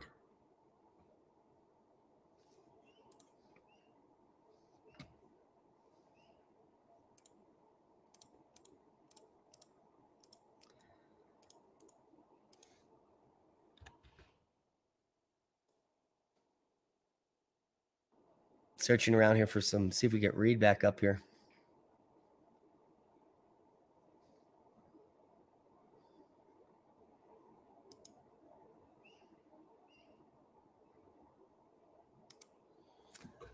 Okay, we did get some footage.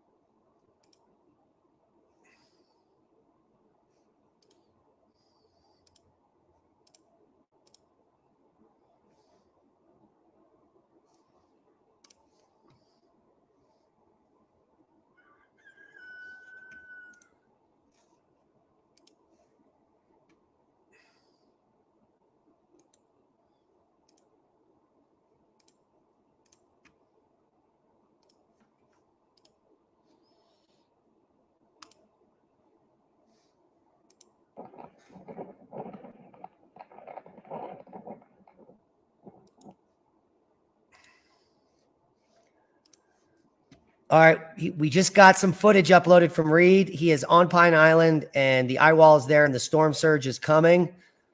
And he only got about a minute of the footage, so we'll show you that now.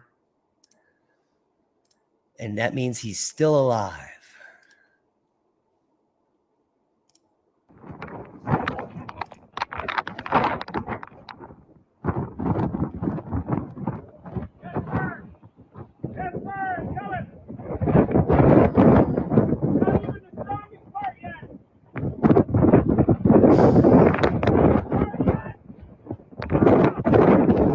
This is the storm surge on Pine Island that's headed for Fort Myers.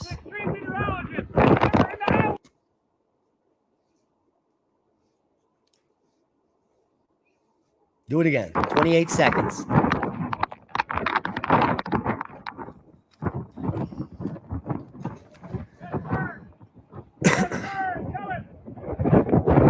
So this is the storm surge on Pine Island.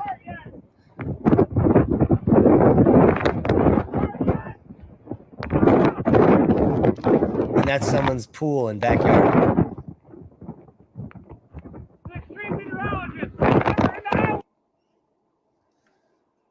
So that was pretty good stuff from Reed. And it's just starting there. This is again the storm surge on Pine Island.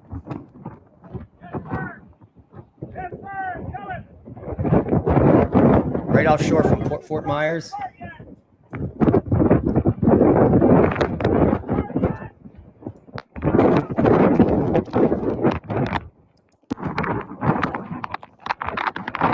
Storm surge just moments ago on Pine Island, offshore from Fort Myers.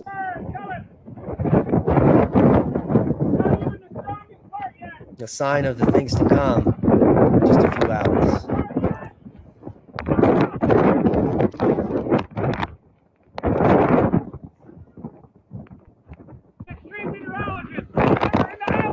I'm so glad we can get you this footage this quick from you. Thank you, Reed. All right, so let's check in on some of the existing remaining webcams. Take a look at Englewood Beach first.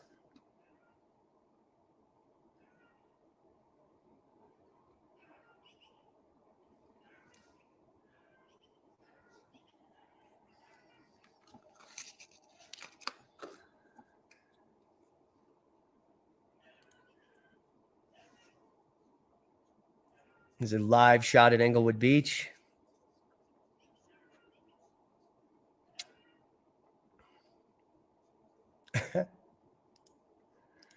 Reed knows what he's doing. That's why he's still alive.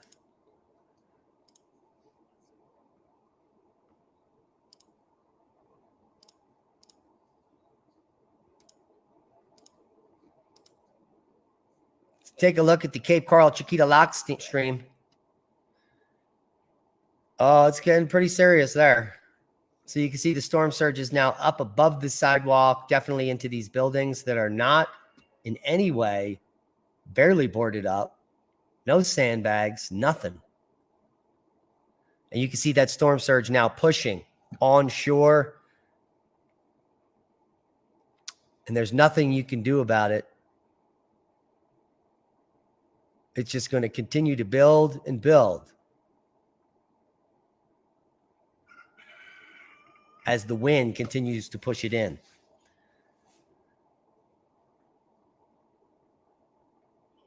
The wind's definitely picking up here.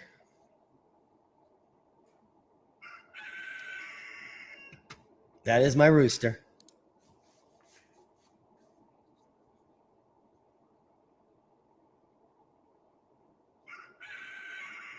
They just got power back on for a huge portion. We were up to 350,000, 370,000 power outages, and they just got 170,000 people back on. So we're just down to 200,000 customers out. So good job in Florida and the infrastructure keeping that power on.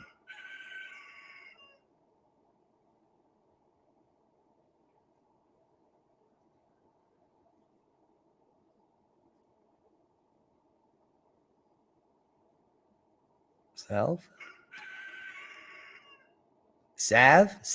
That's something you put on a cut.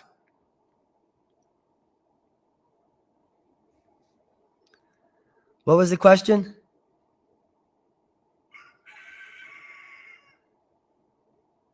What's the question? Is there any concern for the phosphogypsum stacks that are located in the 3 counties in Florida, including Polk? What do you mean by that? What do you mean? Is there any concern? Don't know what you mean. I'm not concerned. But apparently, you know such a specific question to ask. You probably know the answer to that.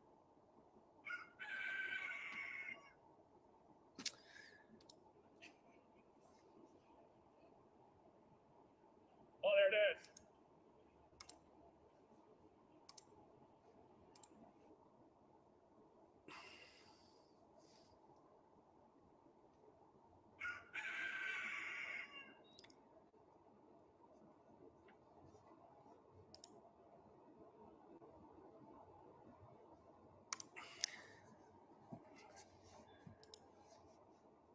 Share that out.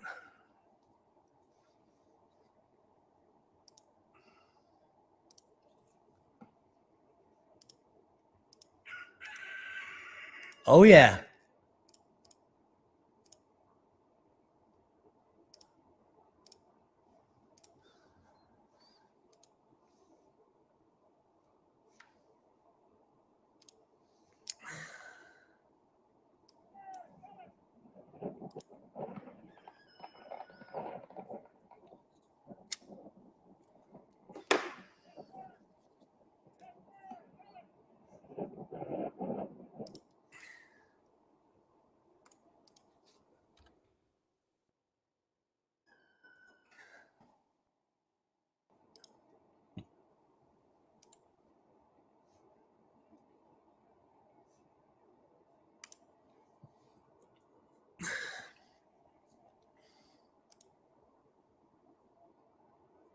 And we'll be right back with you.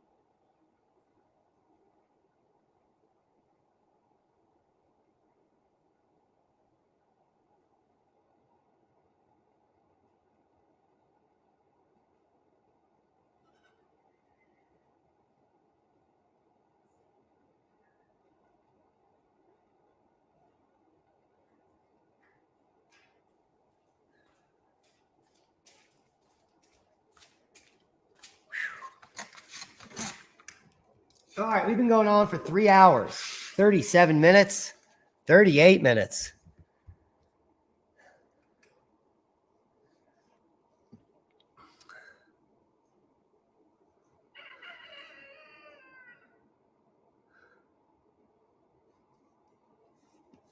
Current trajectory.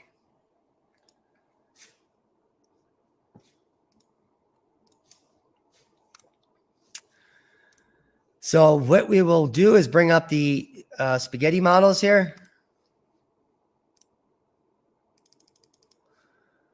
And you could see the tracks all lining up. So it's basically not going to diverge from this and then come up into South Carolina. So that's the current track. Hopefully that's helpful.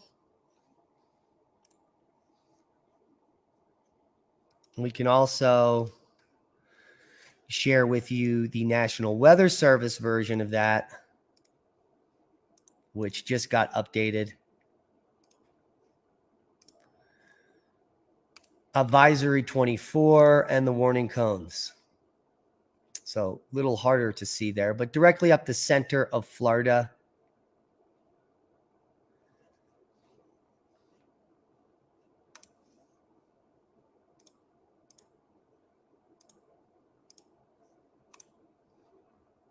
And then we can come to Zoom Earth Ian.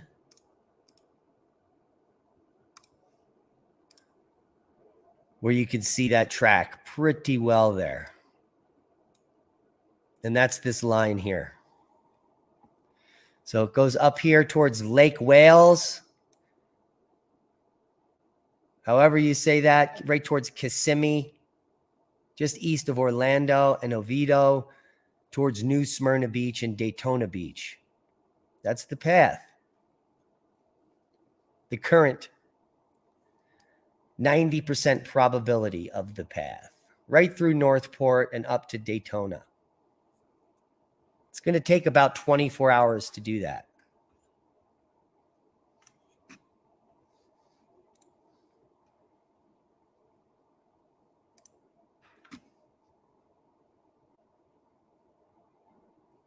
Does that make sense? Ori's studio. That's the track. Reed's driving his hail battered, whatever that thing is. Whatever he's driving is probably going to be destroyed, in my opinion. Thank you, UP Gardner, for the super sticker.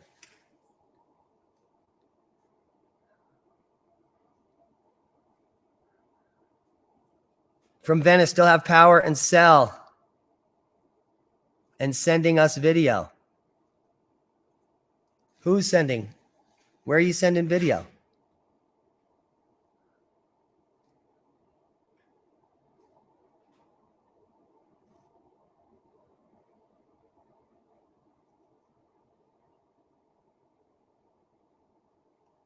Yes, we will see what happens tomorrow about what Ian is doing. But it looks like the eye has touched Cape Coral, and we do have landfall just moments ago.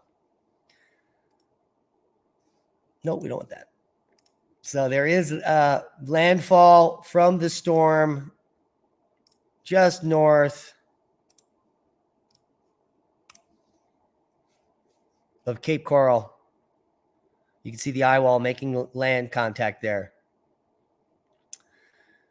And that may be the official landfall just moments ago.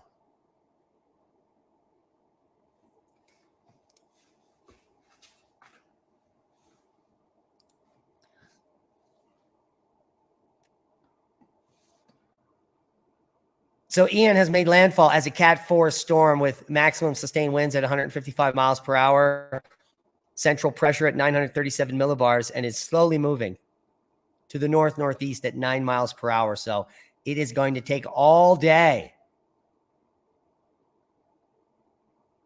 for this to even get into the center of the state, which is why there are flash flood warnings, catastrophic flood warnings up for most of central Florida.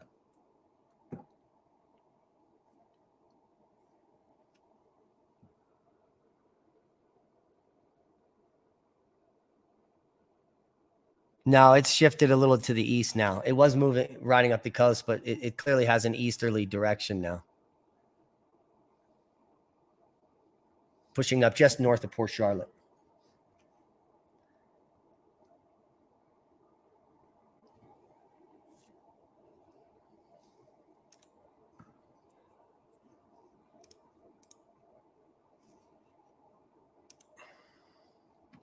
So the power outages are going back up as should be expected. There's some people out on the beach. And the road cams are looking crazy.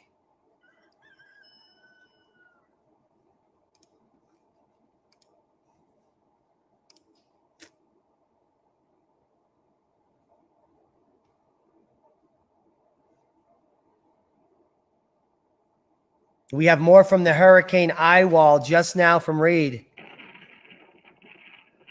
We have 1 minute and 6 seconds of footage. It's just come up.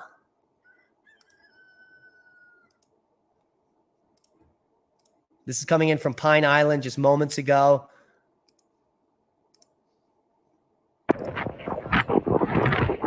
This is the eye wall.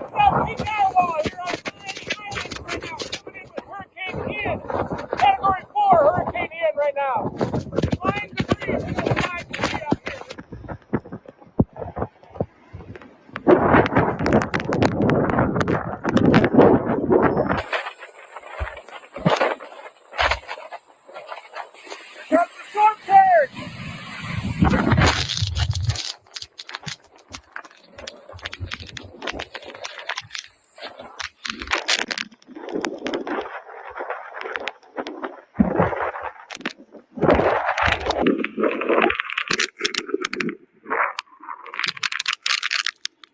And if you were watching earlier, we saw that footage close up and much higher definition.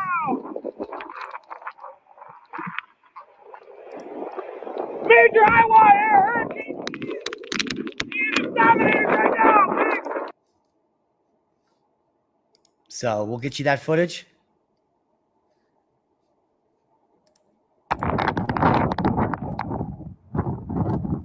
That's the same spot, only better resolution. Yes, sir. Coming. Not even the strongest part yet.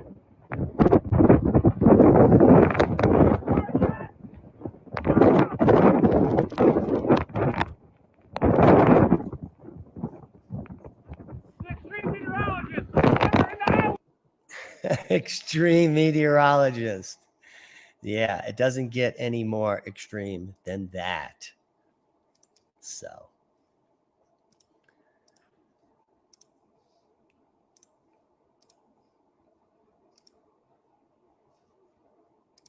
This is the live highway cam at the Caloosahatchee River Bridge with heavy winds. And you can see the amount of traffic out there. I mean, this road is typically bumper to bumper. But the good news is that not a lot of Darwin Award recipients driving around out there.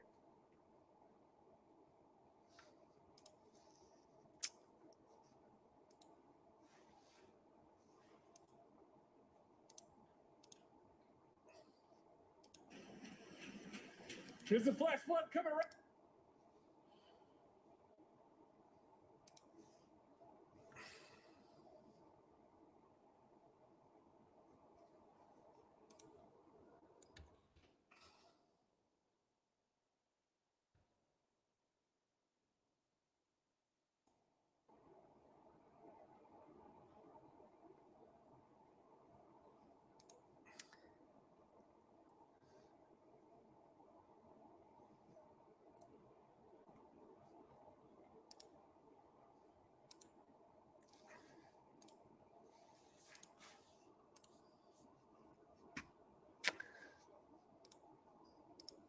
Let's get a better cam up there.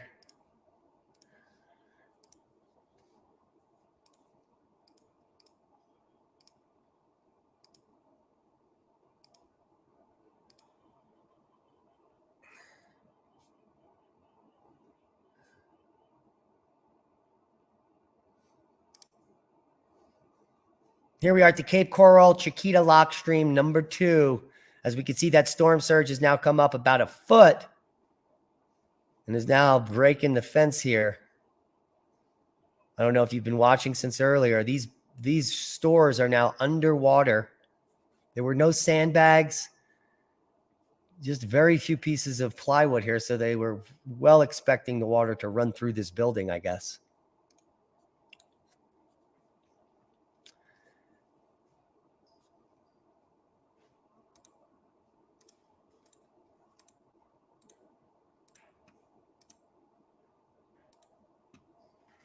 And this is the Cape Coral Chiquita Lock Stream number 2.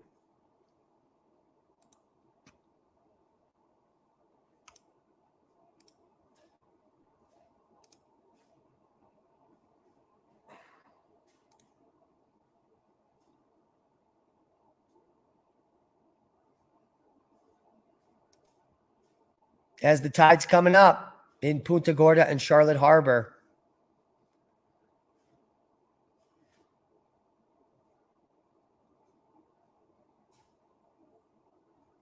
So in the next 3 hours, we're going to be approaching high tide, and that's going to be some major flooding because this storm is barely moving.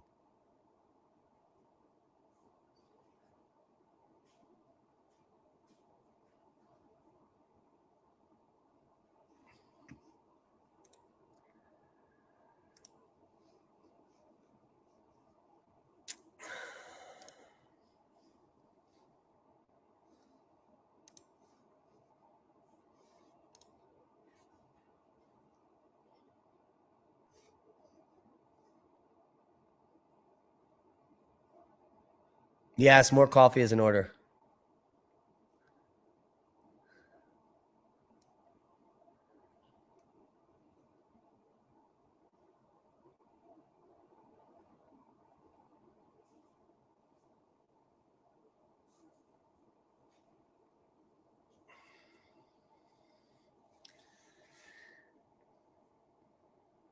Thank you, Rusty. We did not know that. Yeah, it's too late to leave. What you can do is drive inland to get away from the storm surge. That's simple. Just drive 20 miles into the center of the state and get a motel or stay in a shelter. So there are ways to get out away from the surge, which is going to be very bad from now till 5 p.m., which will be high tide in this region, 5, 6 p.m. So from now on, it's just coming up and up and up.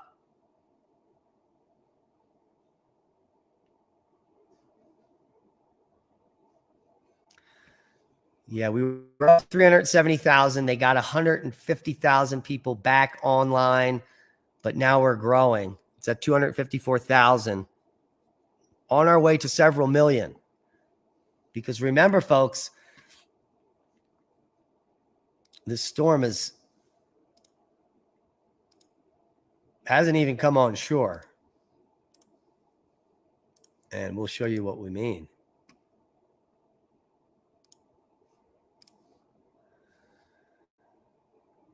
With the live radar here.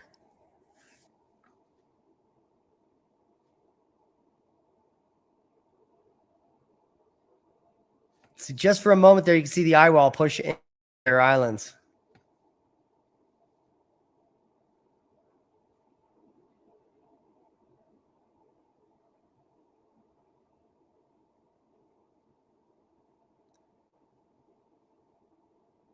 And the major rain bands are just forming here in Cape Coral.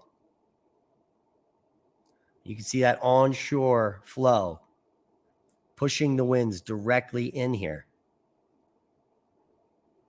That's going to be going on for at least several hours. So the major inundation is going to happen from Cape Coral south, all the way down through Fort Myers towards Naples. Because even though it's not raining down here, it's pushing the water up at Marco Island and areas south.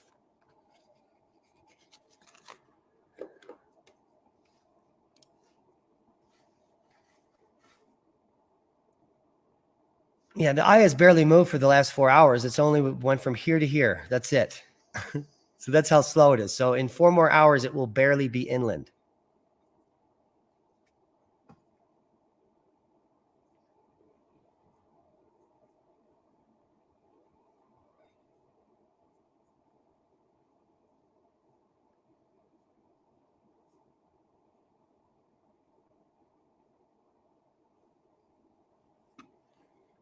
Updates from the Hurricane Center come out whenever they want. And there, through every update, nothing has changed for 6.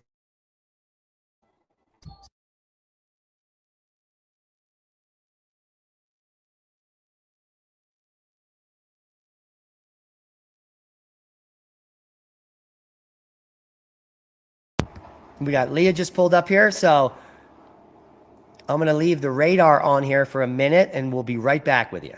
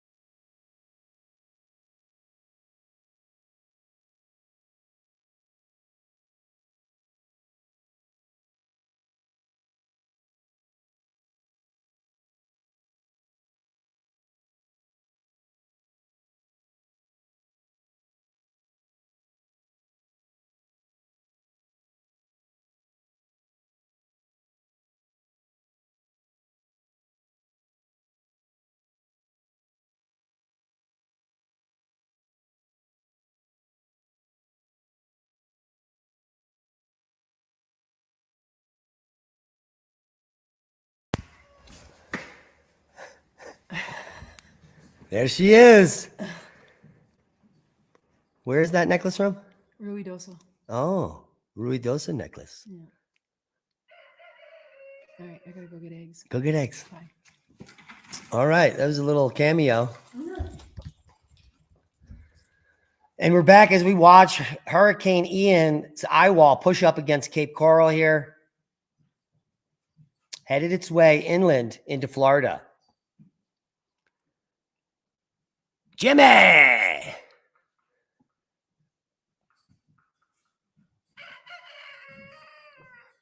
So we showed you the storm surge that none other than Reed Timmer was able to capture, and it was pretty fantastic. And he's on Pine Island right here as the eye wall was hitting. So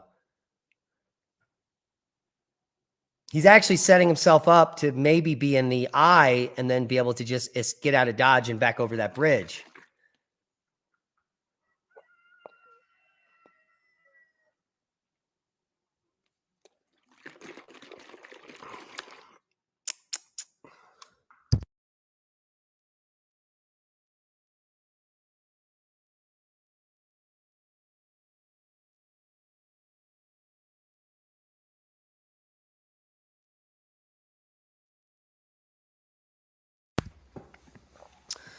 So we have a strong Category 4 storm, historic storm, making landfall on Florida as we live stream.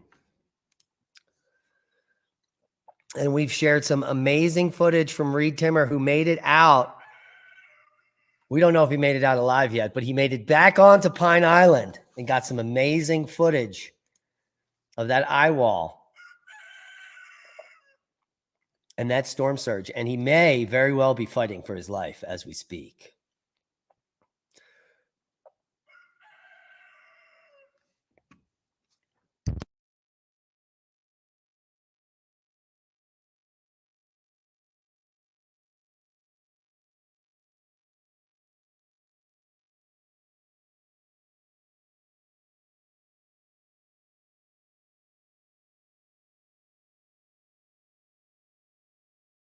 Leah's just collecting some eggs as she heads out towards Durango.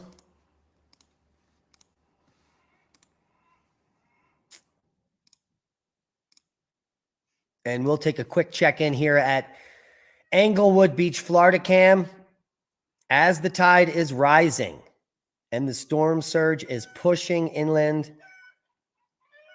Most of the fat palm trees have survived there pretty well. And not a lot of people beachcombing currently. So not a lot of people out there at Englewood Beach, as I imagine.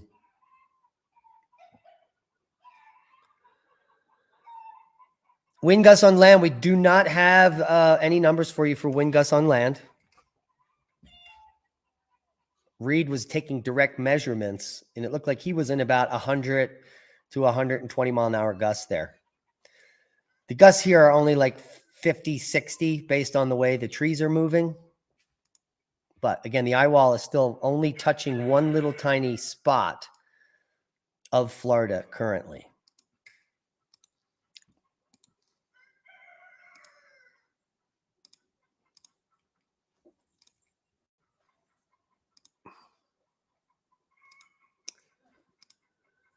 This is the Cape Coral Chiquita Lock Stream. And I don't know why it's frozen up there.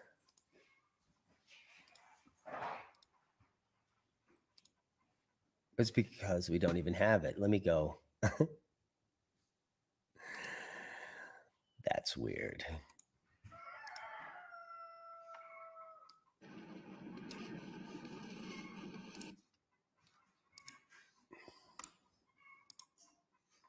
Oh, we lost it. That's why. Nope.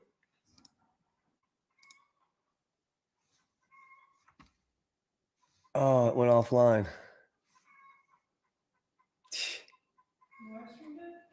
The Cape Coral live stream that we were showing is offline. So we've lost tons of feeds. So the Chiquita, this is offline, folks. So that just means, well, you know what that means.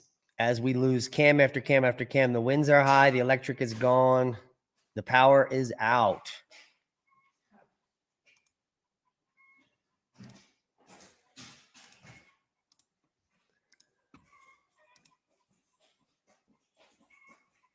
Here we are. We'll check in at the Florida power outage map. 254,000 without power. Updated up to 265,000 without power. Majority of those are in Collier County. 1/5 of everyone in Collier County is out of power, but not as bad as it could be because the storm is still offshore. It has not moved inland. So this isn't like something to celebrate. It's going to get worse.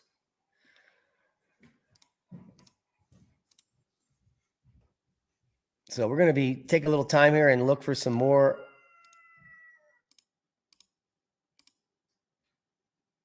live streams for you as the other live streams go offline.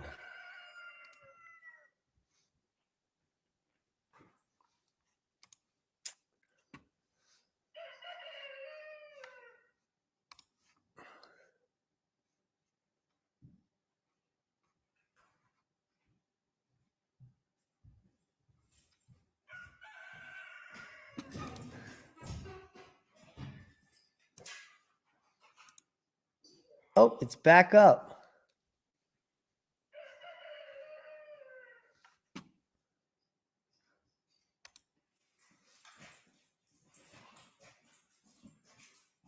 Oh, we got it back up.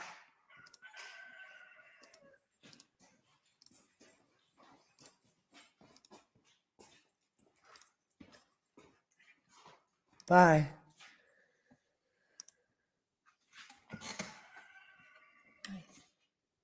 Good luck with the dentist. Yeah, we got to go to the dentist today. You do, Yeah, I know. not me. You want this? Yeah. Bye. See you later.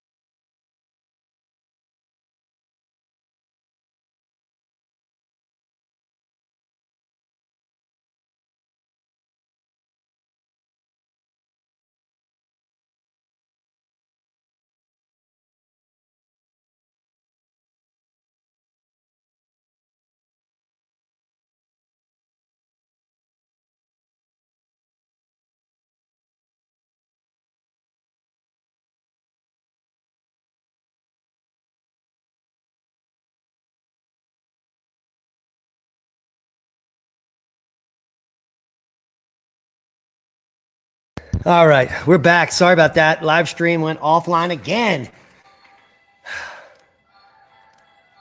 We had to open the greenhouses because it's way past the critical time there. Whew. So, we still have 389 in the house. And, well, that screen is just not working.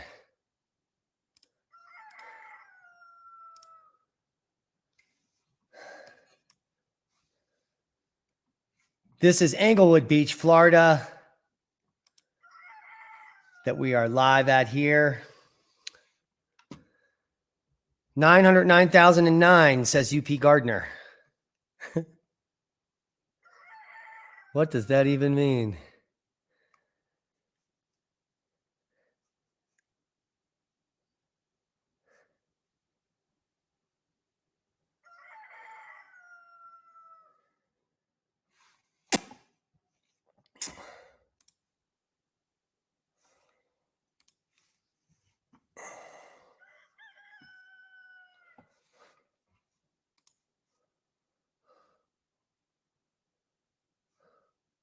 So we got the Chiquita Lock 1. I wonder if that is operational. All the streams are offline.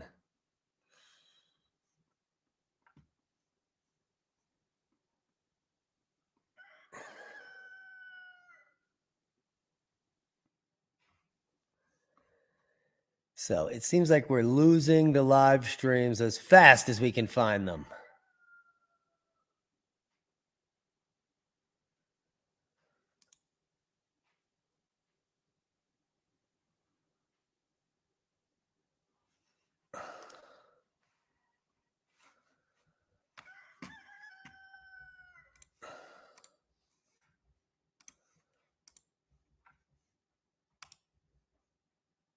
There's some live streams up still showing that these lock streams are moving, but they're not.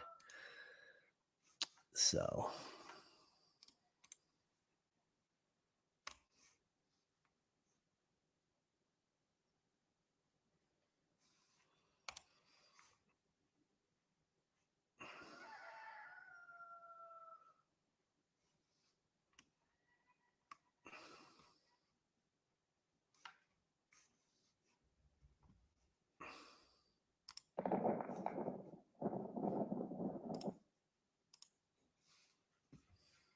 we'll share with you the footage of reed timber on Pine Island just about a half an hour ago as the eye wall smashed into that island. So this is pretty amazing footage.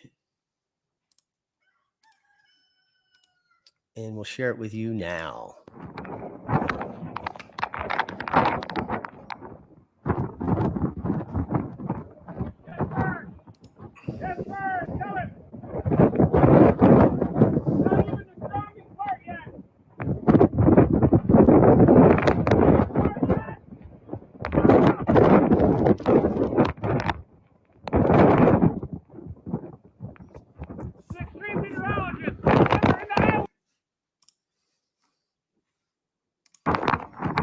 This is Pine Island, right offshore of Fort Myers.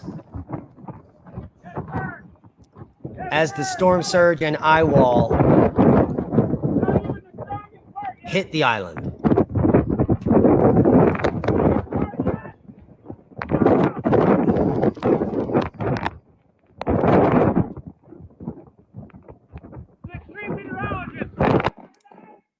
Extreme meteorologist Reed Timmer. All right, let's check in with the live satellite.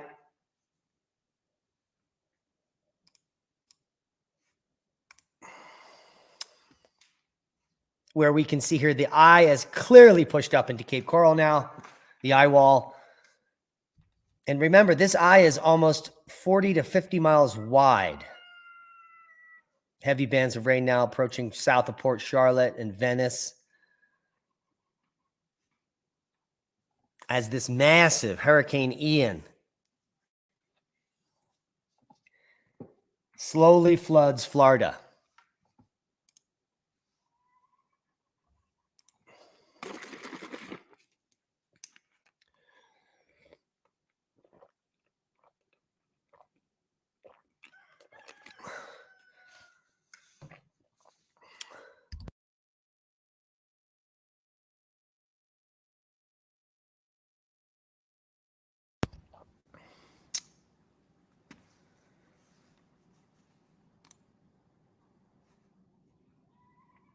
So massive, heavy rain bands up here to the north and west.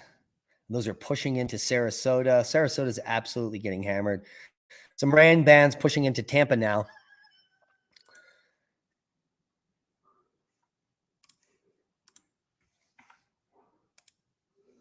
As we check on advisory number 24 is the current advisory still for Hurricane Ian. Maximum sustained winds at 155 miles per hour. Minimum central pressure, 937 millibars. Moving north-northeast at 9 miles per hour.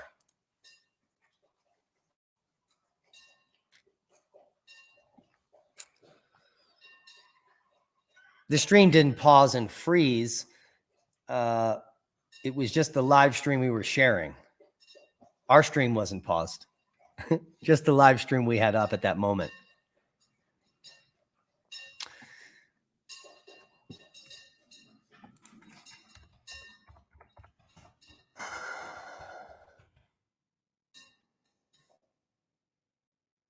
Tornado watches have been issued for Central Florida, and we do have a report coming out here from Orlando Sentinel.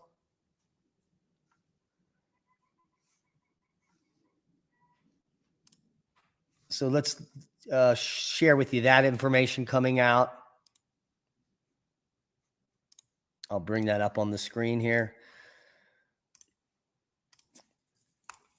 So Kings Point, Delray damaged in possible Hurricane Ian tornado. 2 tornadoes hit Broward. So this may be coming out an effective Ian. Hurricane Ian wreaked havoc on South Florida on Tuesday night, spawning at least 2 confirmed tornadoes in Broward and 1 possible tornado that damaged Kings Point, Delray. And you can see here, that's Zuram Rodriguez surveying the damage around her mobile home. It's always mobile homes that get damaged. At Kings Point, west of Delray Beach, an apparent touchdown left 2 hospitalized and another 35 people displaced, said Captain Tom Reyes, a spokesperson for Palm Beach County Fire and Rescue. At 9:15 p.m., rescue crews were called out for the possible tornado at Normandy and Piedmont buildings at Kings Point. Crews found widespread damage to several cars and structural damage to some buildings, along with uprooted trees. One of the 2 people taken to the hospital had been trapped inside a bathroom, but was not injured. Okay, so that is all the information that we've got on her tornadic activity with this storm. And this storm is a historic storm.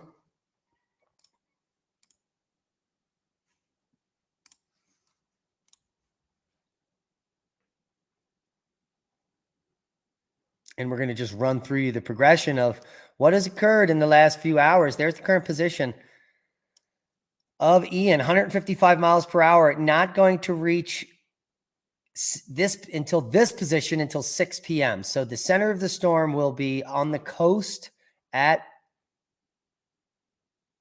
around 2:30, 3 p.m. Very slow moving storm and very catastrophic. The worst part of the storm is not going to be the landfall and the winds. It's going to be the flooding. It's going to affect the most people. There will be millions affected by the flooding from Ian over the next 24 to 36 hours.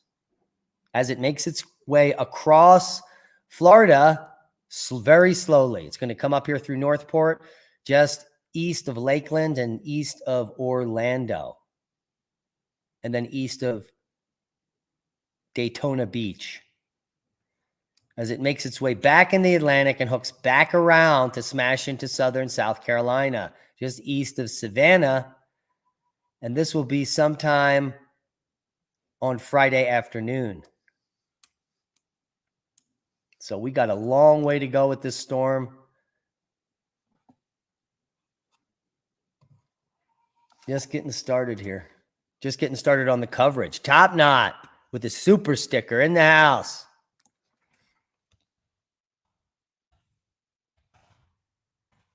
We've been live for over 4 hours and 15 minutes.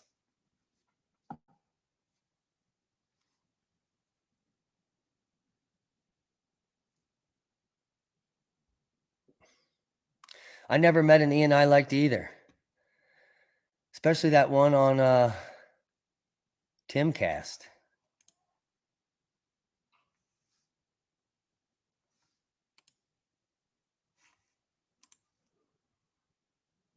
Boy, oh boy, oh boy.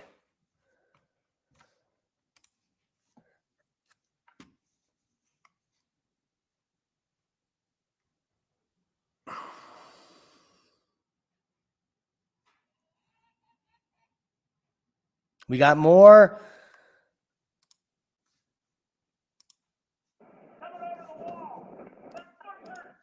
We got more from Reed, so let's bring that in. I don't know how he's editing videos on Pine Island and uploading them to Facebook.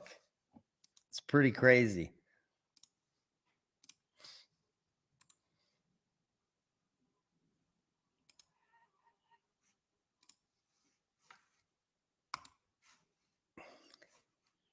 Right now, Hurricane Ian coming over the wall, south side of Pine Island. Just ripping as the island's wobbling in. All chance the eye might even come ashore. Look at the home here. People on the damage. Starting to inundate the bottom floor. This is it, everybody. Live from Pine Island. Hurricane Ian coming in. And that palm tree just ripping right now. Look at the palm tree just ripping right now. And Hurricane Ian, wave upon wave. This is how storm surge operates. One after another. Here, anybody wants to take a chair now. There we go. Oh, yeah. That might be the car, everybody. Good chance for us if they're done. Ha! Wow, that man is definitely, well, he's dedicated. Let's just say that.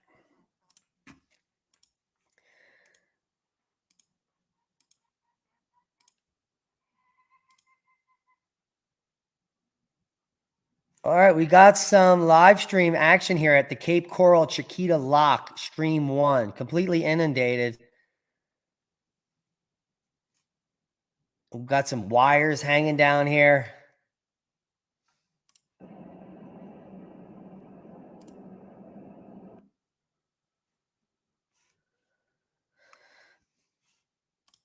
Where are we?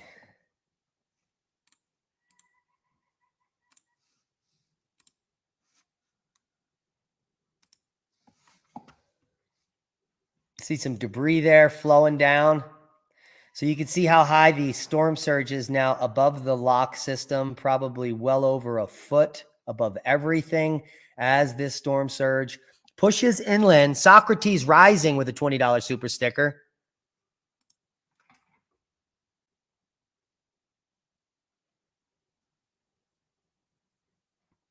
I've looked into the megalithic structures in Montana. More geo facts than actual things. Socrates rising. That's a boom. As far as megalithic things, you can't think a megalithic structure into existence no matter how much you believe it's a megalithic structure. So that's all I'll say there. You can see that the live stream has now froze up again.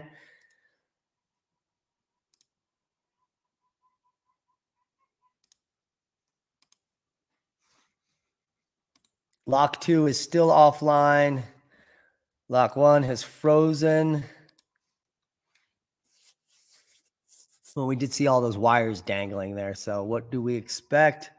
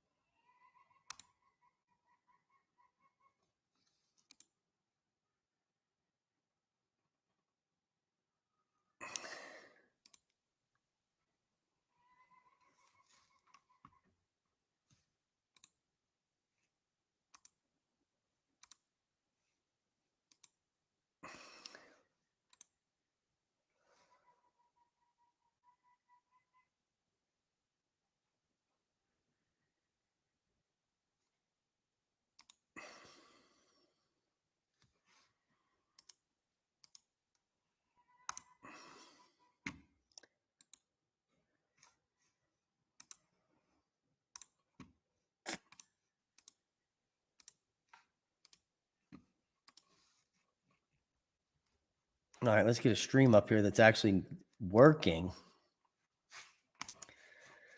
Thank you all. 400 people have been staying with us, sticking with us.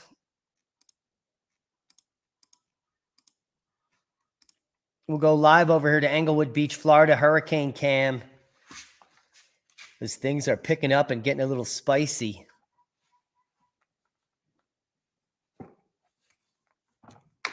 Sarasota, it's coming to you in a few hours.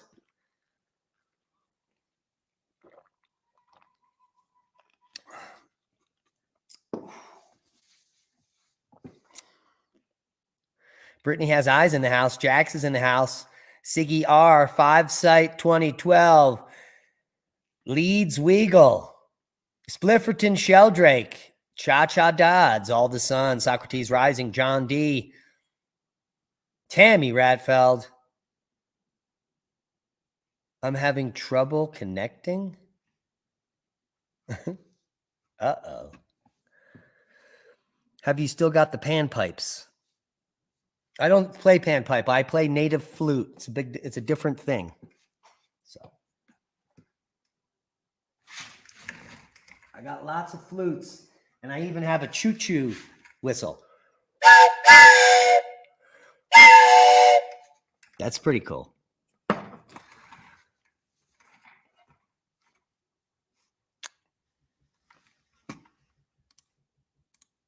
So if you just arrived, we are watching the historic Hurricane Ian landfall. A very strong Category 4 storm.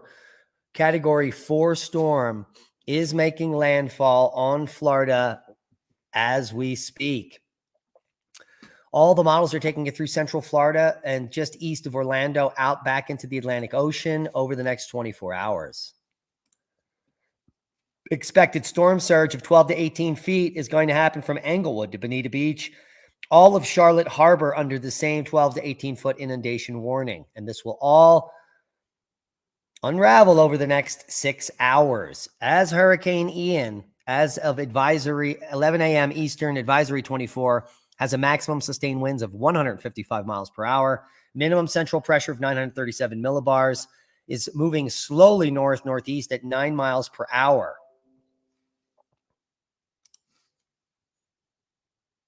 And some of the best footage coming in from Reed Timmer, who is live on Pine Island, as the eye wall passed over him. And so the problem we're having is not much eye wall activity on the mainland yet. And so we'll just share the live radar with you.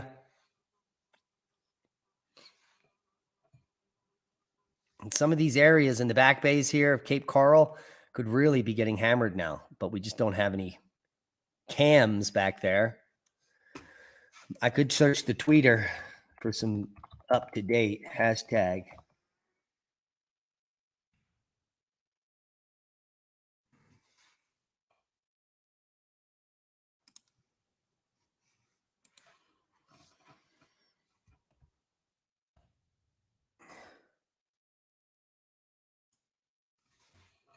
So I'm over at the tweet box here.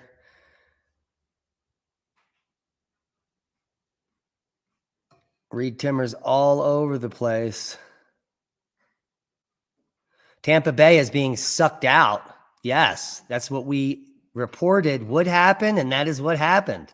Wow. We didn't know it was happening until just now. And that has to do with the onshore-offshore winds. So Tampa Bay, in fact, did get sucked dry. Storm surge submerged streets in Key West overnight.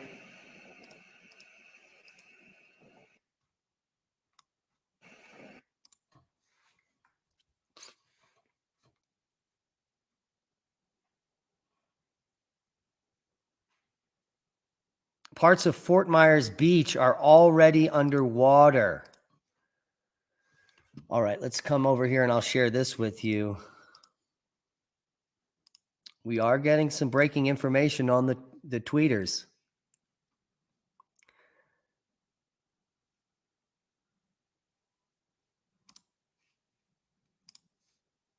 All right, and so here we are. parts of Fort Myers already underwater. These are people's backyards. It's the whole town there. And this is just going to continue to rise now until about 5 p.m. So this is just the beginning. My place is gone.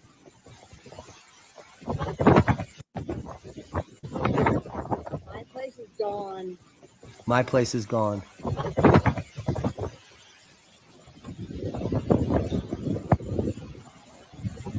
It's just getting started.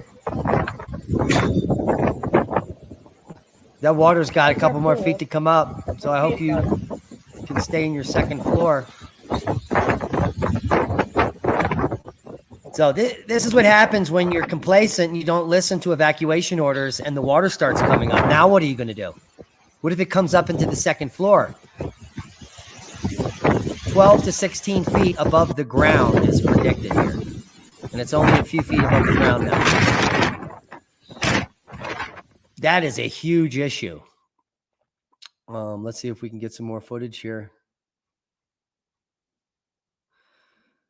Here we see more Fort Myers footage.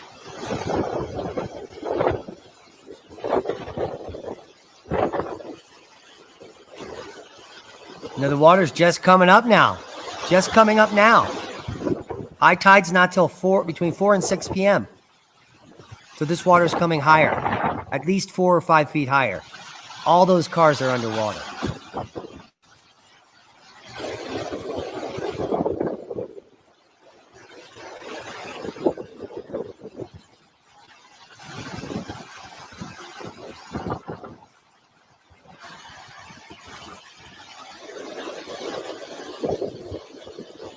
That's absolutely crazy.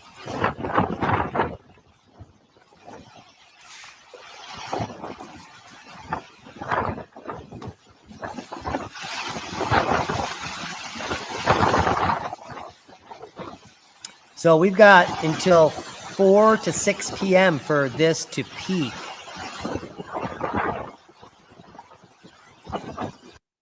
And the water is just coming up here in Fort Myers.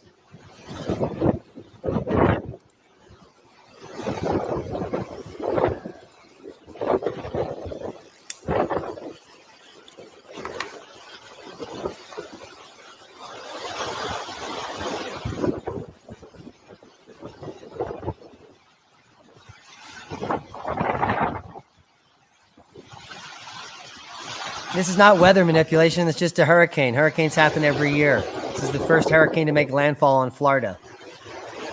There's no evidence that anything is happening other than weather, Jax.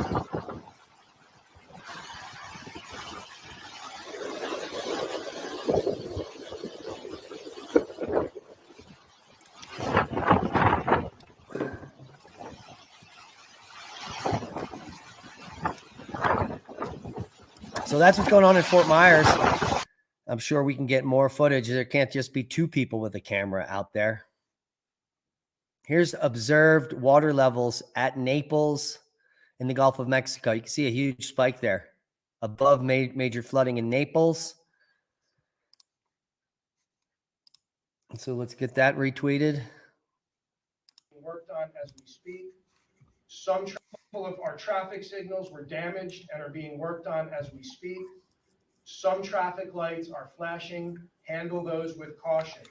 There are some downed trees throughout the county, and crews are working nonstop to remove the debris throughout the day. Some of our traffic signals were damaged and are being worked.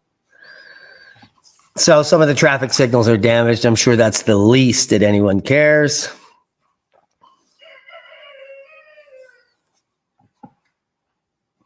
Waves are actually destroying transformers that are causing at least part of the outages.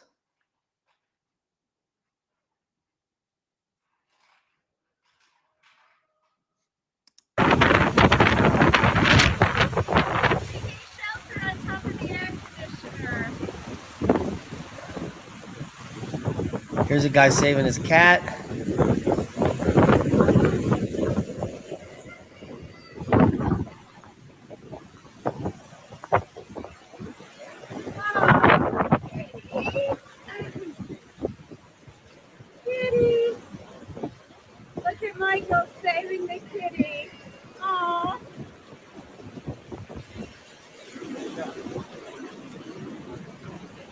Good job, Michael.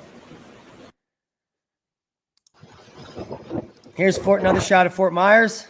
Same shot we just saw. Let's go back to the beginning and look at some of that earlier footage that was pretty devastating. That was it there. It was right before here. And let's take a look at this. My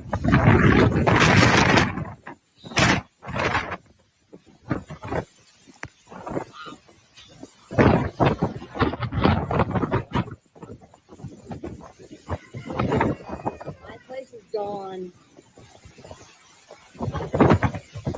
This is the storm surge coming up in Fort Myers.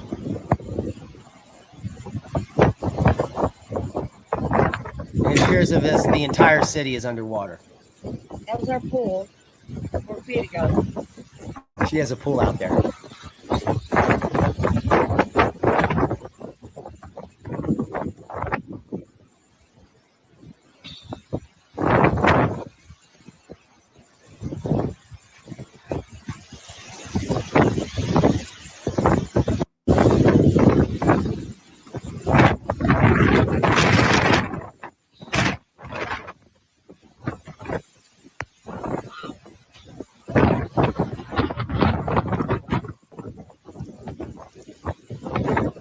My place is gone.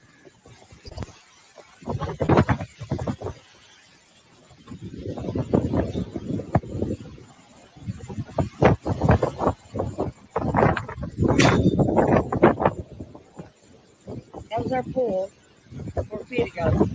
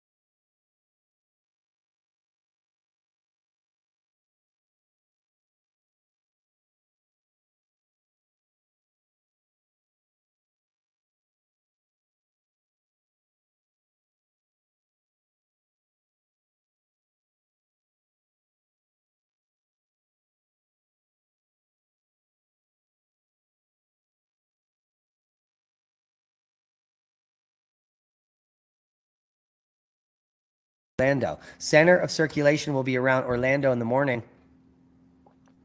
As we can see here, a major portion of the eye wall has pushed in to Fort Myers and Cape Coral, and that's causing that flooding we just saw. This onshore flow, the winds blowing into Fort Myers area is pushing that water inland and flooding the city. This is going to continue to happen for the next 6 hours or at least 4 hours as the tide rises. It's around 2 p.m. It's 1:30 there, 1:22 currently in Fort Myers, and the tide is going to rise until 6 p.m., which is going to give an additional 3 feet of water in these regions. So 3 feet of water in the regions, additional just from the tide as the storm pushes inland.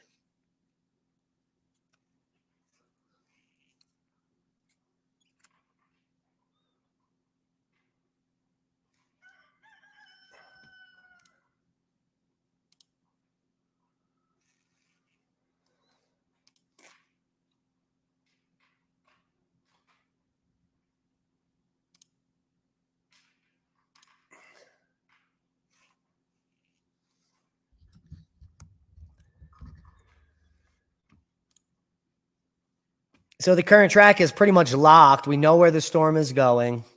It's going to go up towards Orlando at this point, and it's just going to be a very slow unraveling. The current update from the National Hurricane Center still has this storm as a major Cat 4 storm, maximum sustained winds at 155 miles per hour, central pressure 937, and none of that's changed since we started the live stream 4.5 hours ago.